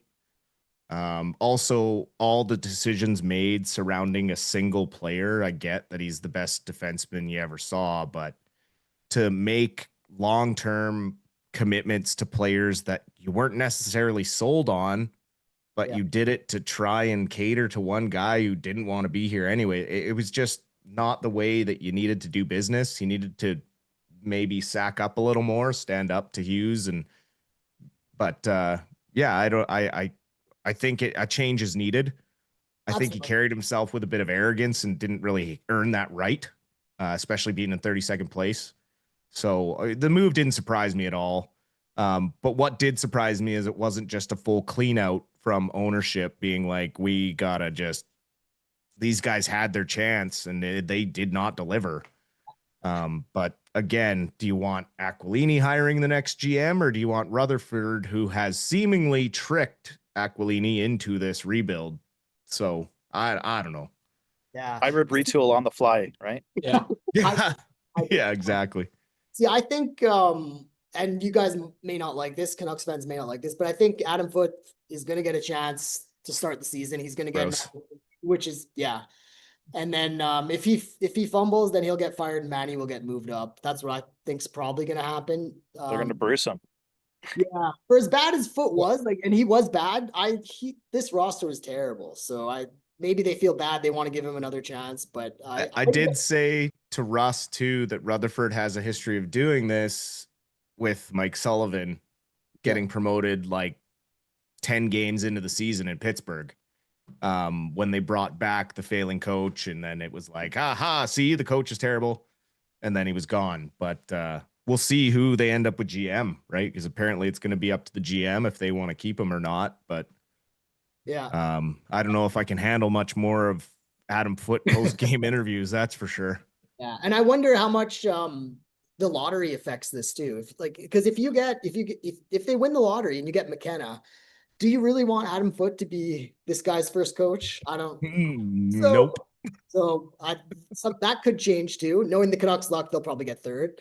But if they somehow win the lottery, you have to think about do you want McKenna to be through like 5 coaches in 3 years, like Quinn Hughes was or whatever. So yeah, that's another thing to consider. Yeah, I know Ben, you love the Colorado Avalanche, but I can't take any more stories about the good old days of him playing with Sakic and Forsberg and stuff, right? Like Adam Foote needs to like take that and put it to the side, right? Because this is not 2003 anymore, right? Like that's what the kind of stuff he brings up, and I'm like, dude, I don't want to hear about that. And we're supposed to know. Yeah. You know. Half your fans weren't alive in that era. They don't know that kind of hockey. Yeah. So Scott, in any world that Ryan Johnson gets hired as the GM, can you see him keeping Adam Foote on as the coach? Or if Ryan Johnson ends up the GM, it's like the first move is to get Manny Malhotra. I was hearing, wasn't Aquilini not really high on Ryan Johnson coming up? I'd like to see the dream team, make it a little bit, but selfishly I don't. Yeah. Because that's my hard-earned money that I got to go watch a team, and Manny's done a lot of good to make these players who they are, and his system wins. He's the only system that's won us anything. So he's probably at some point making that jump, and because there's going to be other people calling on him, and he's going to either be with us or be with somebody else. And I think we've done a little bit too much of letting other people steal our good shit. And we need to keep some of that for ourselves for once and build something. Yeah. Does Manny even want the job? I don't know. Like, does he want to be the coach of Vancouver? I heard that he did want it last year, and the Foote hiring did surprise him, but there had to have been some sort of reassurance for him to pick up his option to come back with Abbotsford after that. So yeah, I want to see him promoted. I think he communicates well. I mean, half the team is already players he's coached. And again, you don't want to see him lost to another organization. There will be sharks in the water this summer for him for sure. And it'll be interesting to see. Dallas was after him last summer. That's right. Apparently, yeah. Yep. And so something must have happened where he was assured something to be an AHL coach for another year. Yeah. Yeah, and that's where the tinfoil hat comes out, right? Rutherford's grand plan. Well, I mean, that's the thing is both Ryan Johnson and Manny Malhotra are still under contract through next year. So the Canucks still control their fate, and whether you believe the Vancouver Canucks or not, denying Nashville the chance to talk to Ryan Johnson, they are still. And I heard the contracts were quite lucrative for both Manny Malhotra and Ryan Johnson, just to be like, listen, guys, like we have a plan. And I go back, and this is going back another coach, Rick Tocchet. I think Rick Tocchet leaving the team a year earlier than they expected him to. I think that was the final wrench that really threw Rutherford's plan into chaos, because I think if Rick Tocchet is the coach this year, I think he would have left or been fired by the end of this year, because it wouldn't have gone any differently based on the roster. Even if Rick Tocchet's the head coach, they still would have been dead last. So then Rick Tocchet's gone, and then Manny Malhotra can step in, and then you don't have to worry about the thing that people talk about, like Aquilini doesn't want to pay a coach $1.5 million for 2 more years to do nothing, right? He doesn't want to pay the entire rest of his coaching staff as well, especially if they fire all their other guys. I hear he doesn't like to pay anybody anything. Right. Yes, exactly. Yeah, exactly. Right. So I think the Tocchet was the first domino that really fell on Rutherford, where he's like, oh, I didn't expect that to happen. And then, there was other things that happened too. But I mean, I could also had to retool on the fly. Yeah, I could see Adam Foote as the head coach starting next year, but I keep on saying it. I want to see just nip it in the bud now. Just bring up Manny Malhotra, have a clean start, because the other aspect is if you don't do that and bring up Manny now, suddenly if you bring up Manny Malhotra to 10 games in the year, suddenly you're doing a head coach search for your AHL team too. And you want to have somebody who's going to be able to be developed. And if you wait until next year to hire an AHL guy, you might miss out on somebody else who is a good coaching prospect who could do some really good things for this organization. So it's like, just do it now, get it over with. But something tells me whoever the new GM is going to take one look at what Adam Foote did this year. And regardless of how bad things went for the roster and all the injuries and all that stuff, I still think Adam Foote was part of the problem for this season. Dustin, is there anything you want to say to chat before I let you go? Well, thanks for hanging out with us this afternoon. It was a pleasure to have like an actual hockey panel. That was cool. I enjoyed it. And thank you guys for joining us. And it was great having back and forth and, being able to talk with other folks that follow the Abby Canucks as closely as Russ and I try to. But obviously we have one of the best chats on YouTube, if not the best chat on YouTube. And they're always great supporters. And hopefully we answered some of your guys' questions when it comes to the Abbotsford Canucks and what they are bringing to the table in terms of future prospects. Scott, why should people go out and watch the Abby Canucks? Why is it important for people who are Canucks fans to get involved with this team? I talk a lot of shit and I say a lot of bad things about the team, but I'm allowed to say those things. I'll let you guys in on a little secret. You can usually get in the door for like under $20. You go buy the cheap seat, and since nobody's there, you can sit wherever you want. Mm-hmm. They're not going to find you. You can go find a better seat, get in the door, have some fun. And you're going to get to watch some pretty cool kids next year, I think, with all those rules that they made, those changes. So I got a lot of hope. I signed up for another 5 years. I get a cool jacket out of the deal. So only one though, one per account. You can never have more than one thing. And actually, that's another thing. We only got one ring per account too. And that was a bit of a controversy because there's accounts out there with 4 seats shared between, 2 couples. They got one ring. So now they got to, make a little it's agreement. Your month with the ring. Yeah, it's your month with the ring. But yeah, if you want to see some improvement, we need a little bit of investment in people coming out to the games. Give those kids something to play for. Give them a reason to show up and want to play good hockey, if not for themselves, but for the fans. It motivates them. It really does. Agreed. Ben, I'll give you the final word. What do you have to say about this team and everything moving forward with this organization as a whole?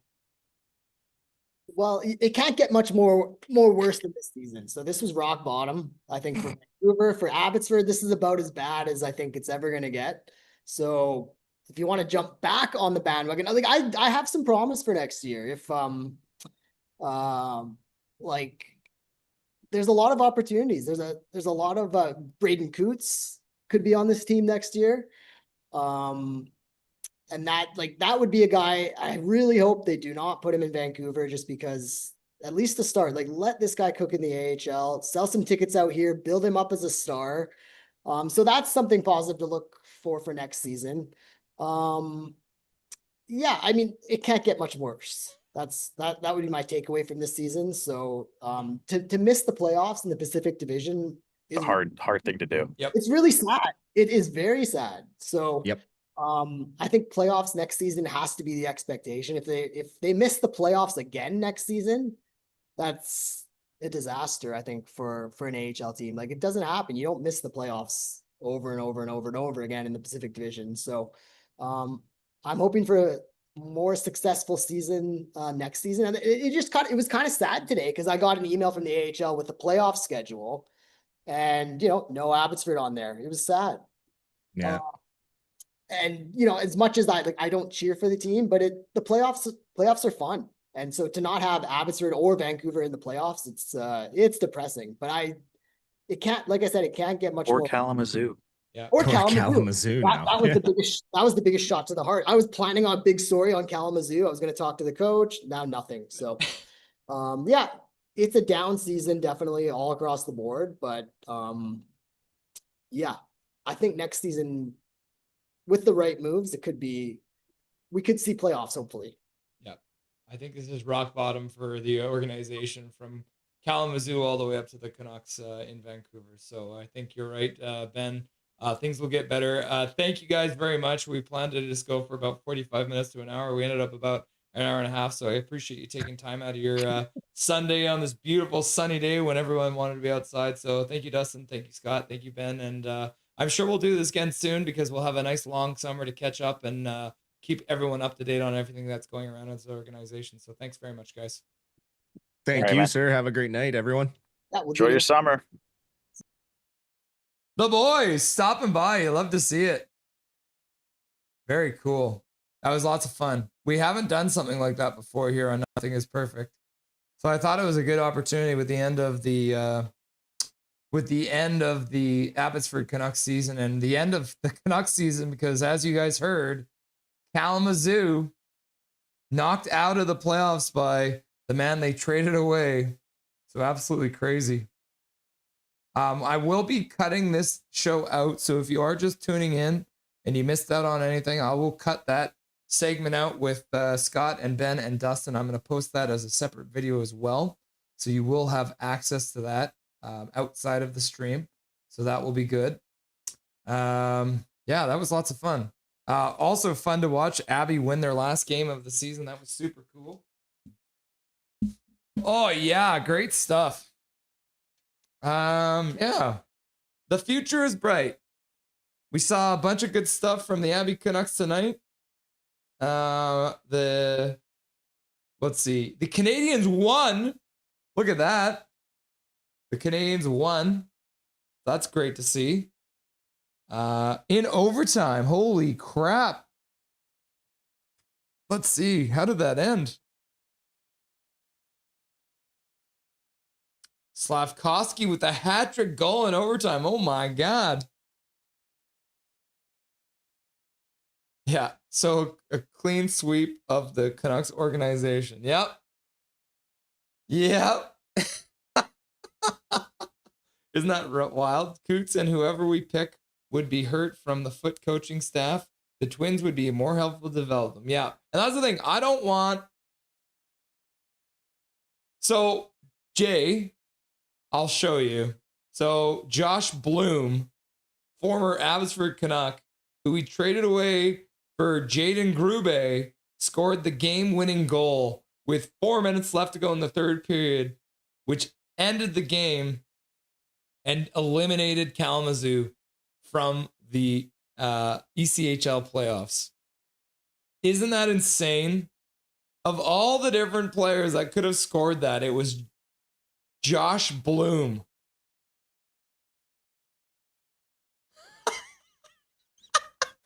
After Nick Poisson, who we sent down to the ECHL from Abbotsford, scored the game-tying goal from Quinn Preston and Davis Pennington at 14:01 of the second period. And then with just over 4 minutes left to go in the game, Josh Bloom scored the game-winning goal, which officially eliminated. So they lost to the Fort Wayne Comets. Isn't that crazy? Let's see. Yeah, they have officially updated it. So it's now the playoffs have all been set and there is no Kalamazoo. Let's see. ECHL standings. Because they always do this. I don't understand why they always do this. Let's see. I'll pull it up here again. So it's the Western Conference. It is the division. Oh, they've got the playoffs. Here it is. No, regular season. Here we go. The Kalamazoo Wings missed the playoffs by a single point. If they'd even gotten into overtime, they would have made the playoffs. Because they would have gotten the single point and had the tiebreak. They just needed to get through 4 more minutes. And they lost because Josh Bloom and Doom. Yep. Josh Bloom, Canucks fashion, laugh out loud. Well, not exactly Canucks, but you get it, right? Yep. Laugh out loud. Of course, it was a former Canuck. Isn't that crazy? Let's go, Buffalo. And what's the score in the Buffalo game? Buffalo is up now. So Buffalo leads with 1:12 left to go, which is great to see. And then they score the empty netter. Yeah, there it is. Empty netter goal. Buffalo empty netter. 4-2.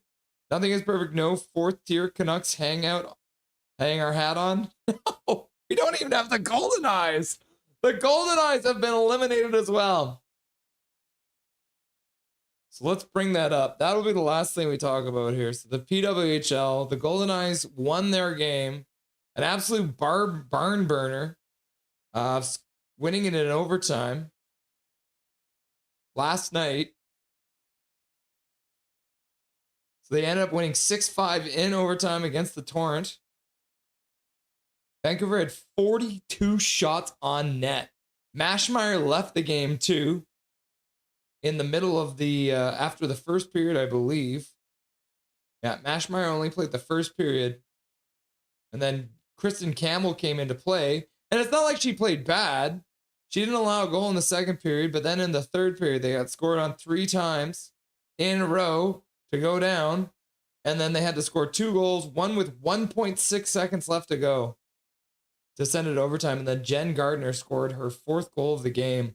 She scored half of her goals in one game. She's had 8 goals this year. Half of them were in this game. 4 goals. She got the first star of the game. Hannah Miller with a 4-point night as well. She had 2 goals and 2 assists. However, because the win was in overtime, unfortunately, they did get eliminated because they will not have enough points left. They've got 2 more games left to play, so a maximum of 6 more points they can acquire. They will not be able to catch the charge. However, the way that, when we talked a little bit about this, the way that the first overall pick works, so the Torrent were eliminated the game before by the Golden Eyes. So they got 1 point in this game for their overtime loss. So they have 1 point towards the first overall pick. They've got 2 more games left. So they need to accumulate as many points as they can to get the first overall pick. Vancouver, now that they've been eliminated, have 6 points they can grab. So hopefully, just maybe, they can also get the first overall pick. But let's see, the Torrent, who do they play? We can go like this, schedule. Let's look at the strength of schedule here. So Seattle has to play the same 2 teams that the Vancouver Golden Eyes have to play. So they both play the Frost and the Montreal Victoire. So those will be the last 2 games for Seattle, which is also the last 2 games for the Golden Eyes. So who can come up big against 2 of the top teams in the league? In fact, they Victoire are the best. Oh, we're frozen. We're frozen. Come back. Oh, we're frozen still. Hello? Maybe you can hear me? No? Okay, we're back. We're back. It looks like I might have gone offline. No, we're still going. Okay, we're chilling. Victoire, I have 60 points. The Boston Fleet have 58, and the Minnesota Frost have 49. What happened? They're pooping his butt? Oh, no. Well, Crystal's about to shave Dobby's butt. Getting us prepared for poopy diapers, I guess. Okay. Are you not entertained? Yeah, so, they do it by how early you are eliminated. Yeah, the audio never left, so you heard my panic. Boston scored. So it's 4-3 now? Oh, yeah, that's fine, though. The game is over. The game is over, 4-3. So the Sabres win 38 shots on net. Crazy. The Buffalo Sabres have won the first game. The Mammoth and the Golden Knights have just gotten underway. And then earlier today, the Canadiens winning in overtime against the Lightning 4-3 with only 19 shots. A very low shots game, 23-19. Which is crazy. How far did they get into the overtime period? Only a minute 22 in. That was quick. Hudson and Suzuki. So Slavkovsky now leads the playoffs with 3 goals, I'm going to assume. If this is all up to date. Yep. Slavkovsky, 3 goals. Or 3 points. So yeah, that's all goals. Yep. Boldy, Eriksson Ek, and Hagel both with 2 goals as well. Woo! Do you know Josh Bloom was part of the tree that started Jason Dickinson? What? Thank you, Jim Benning. So Jim Benning's the reason that Kalamazoo got eliminated from the playoffs. That's crazy. Okay. Russ, I'm in my own personal hell right now.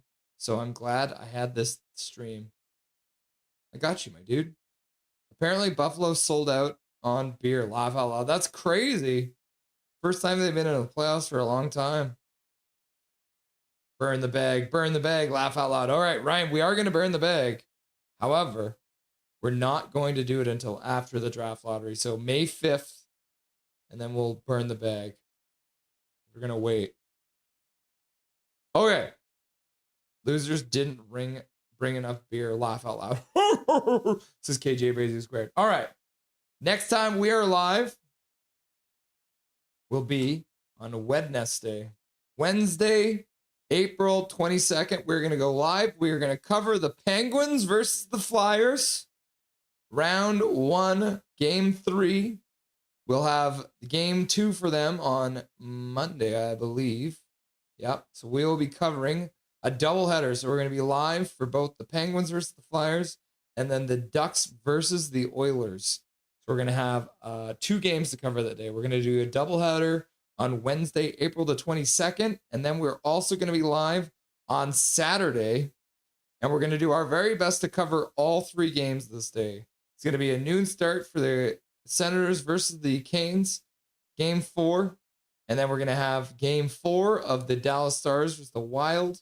And then we're also going to have the Penguins versus the Flyers. So that is going to be a very busy day as well. So that is what you have to look forward to here on Nothing is Perfect. Thank you very much to Dustin Boydell for being here for the Rusty and Dusty Sideshow.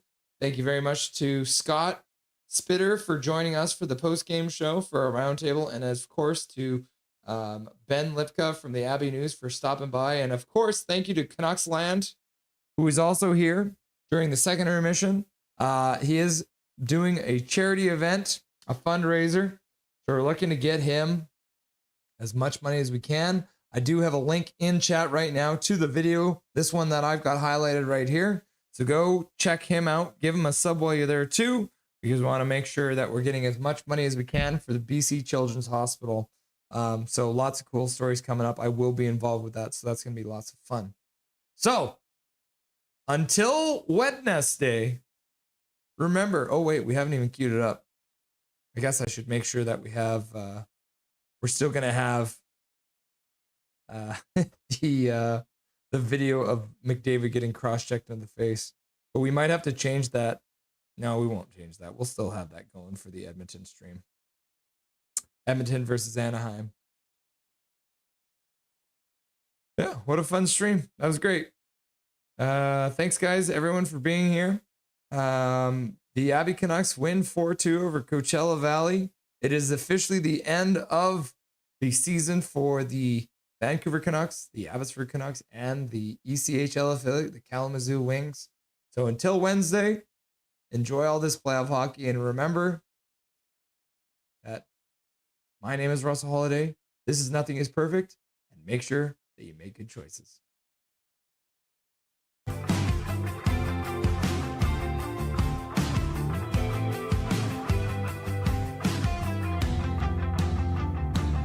Thank you for having me. Thank you to everyone who requested to hear my beautiful voice too. I appreciate that.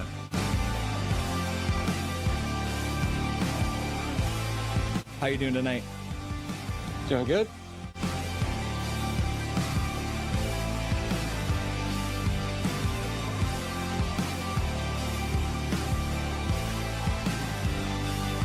Thank you very much for taking the time out of your very first hockey game to join the stream. Everyone was very excited to see you, and enjoy the rest of the game in the third period. Yeah, thank you so much. Bye-bye, guys.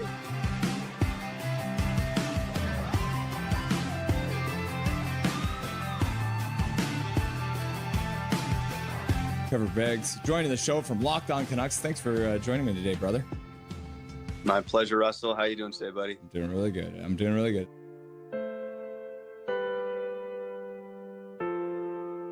Hey, buddy, what an intro. Thanks, man.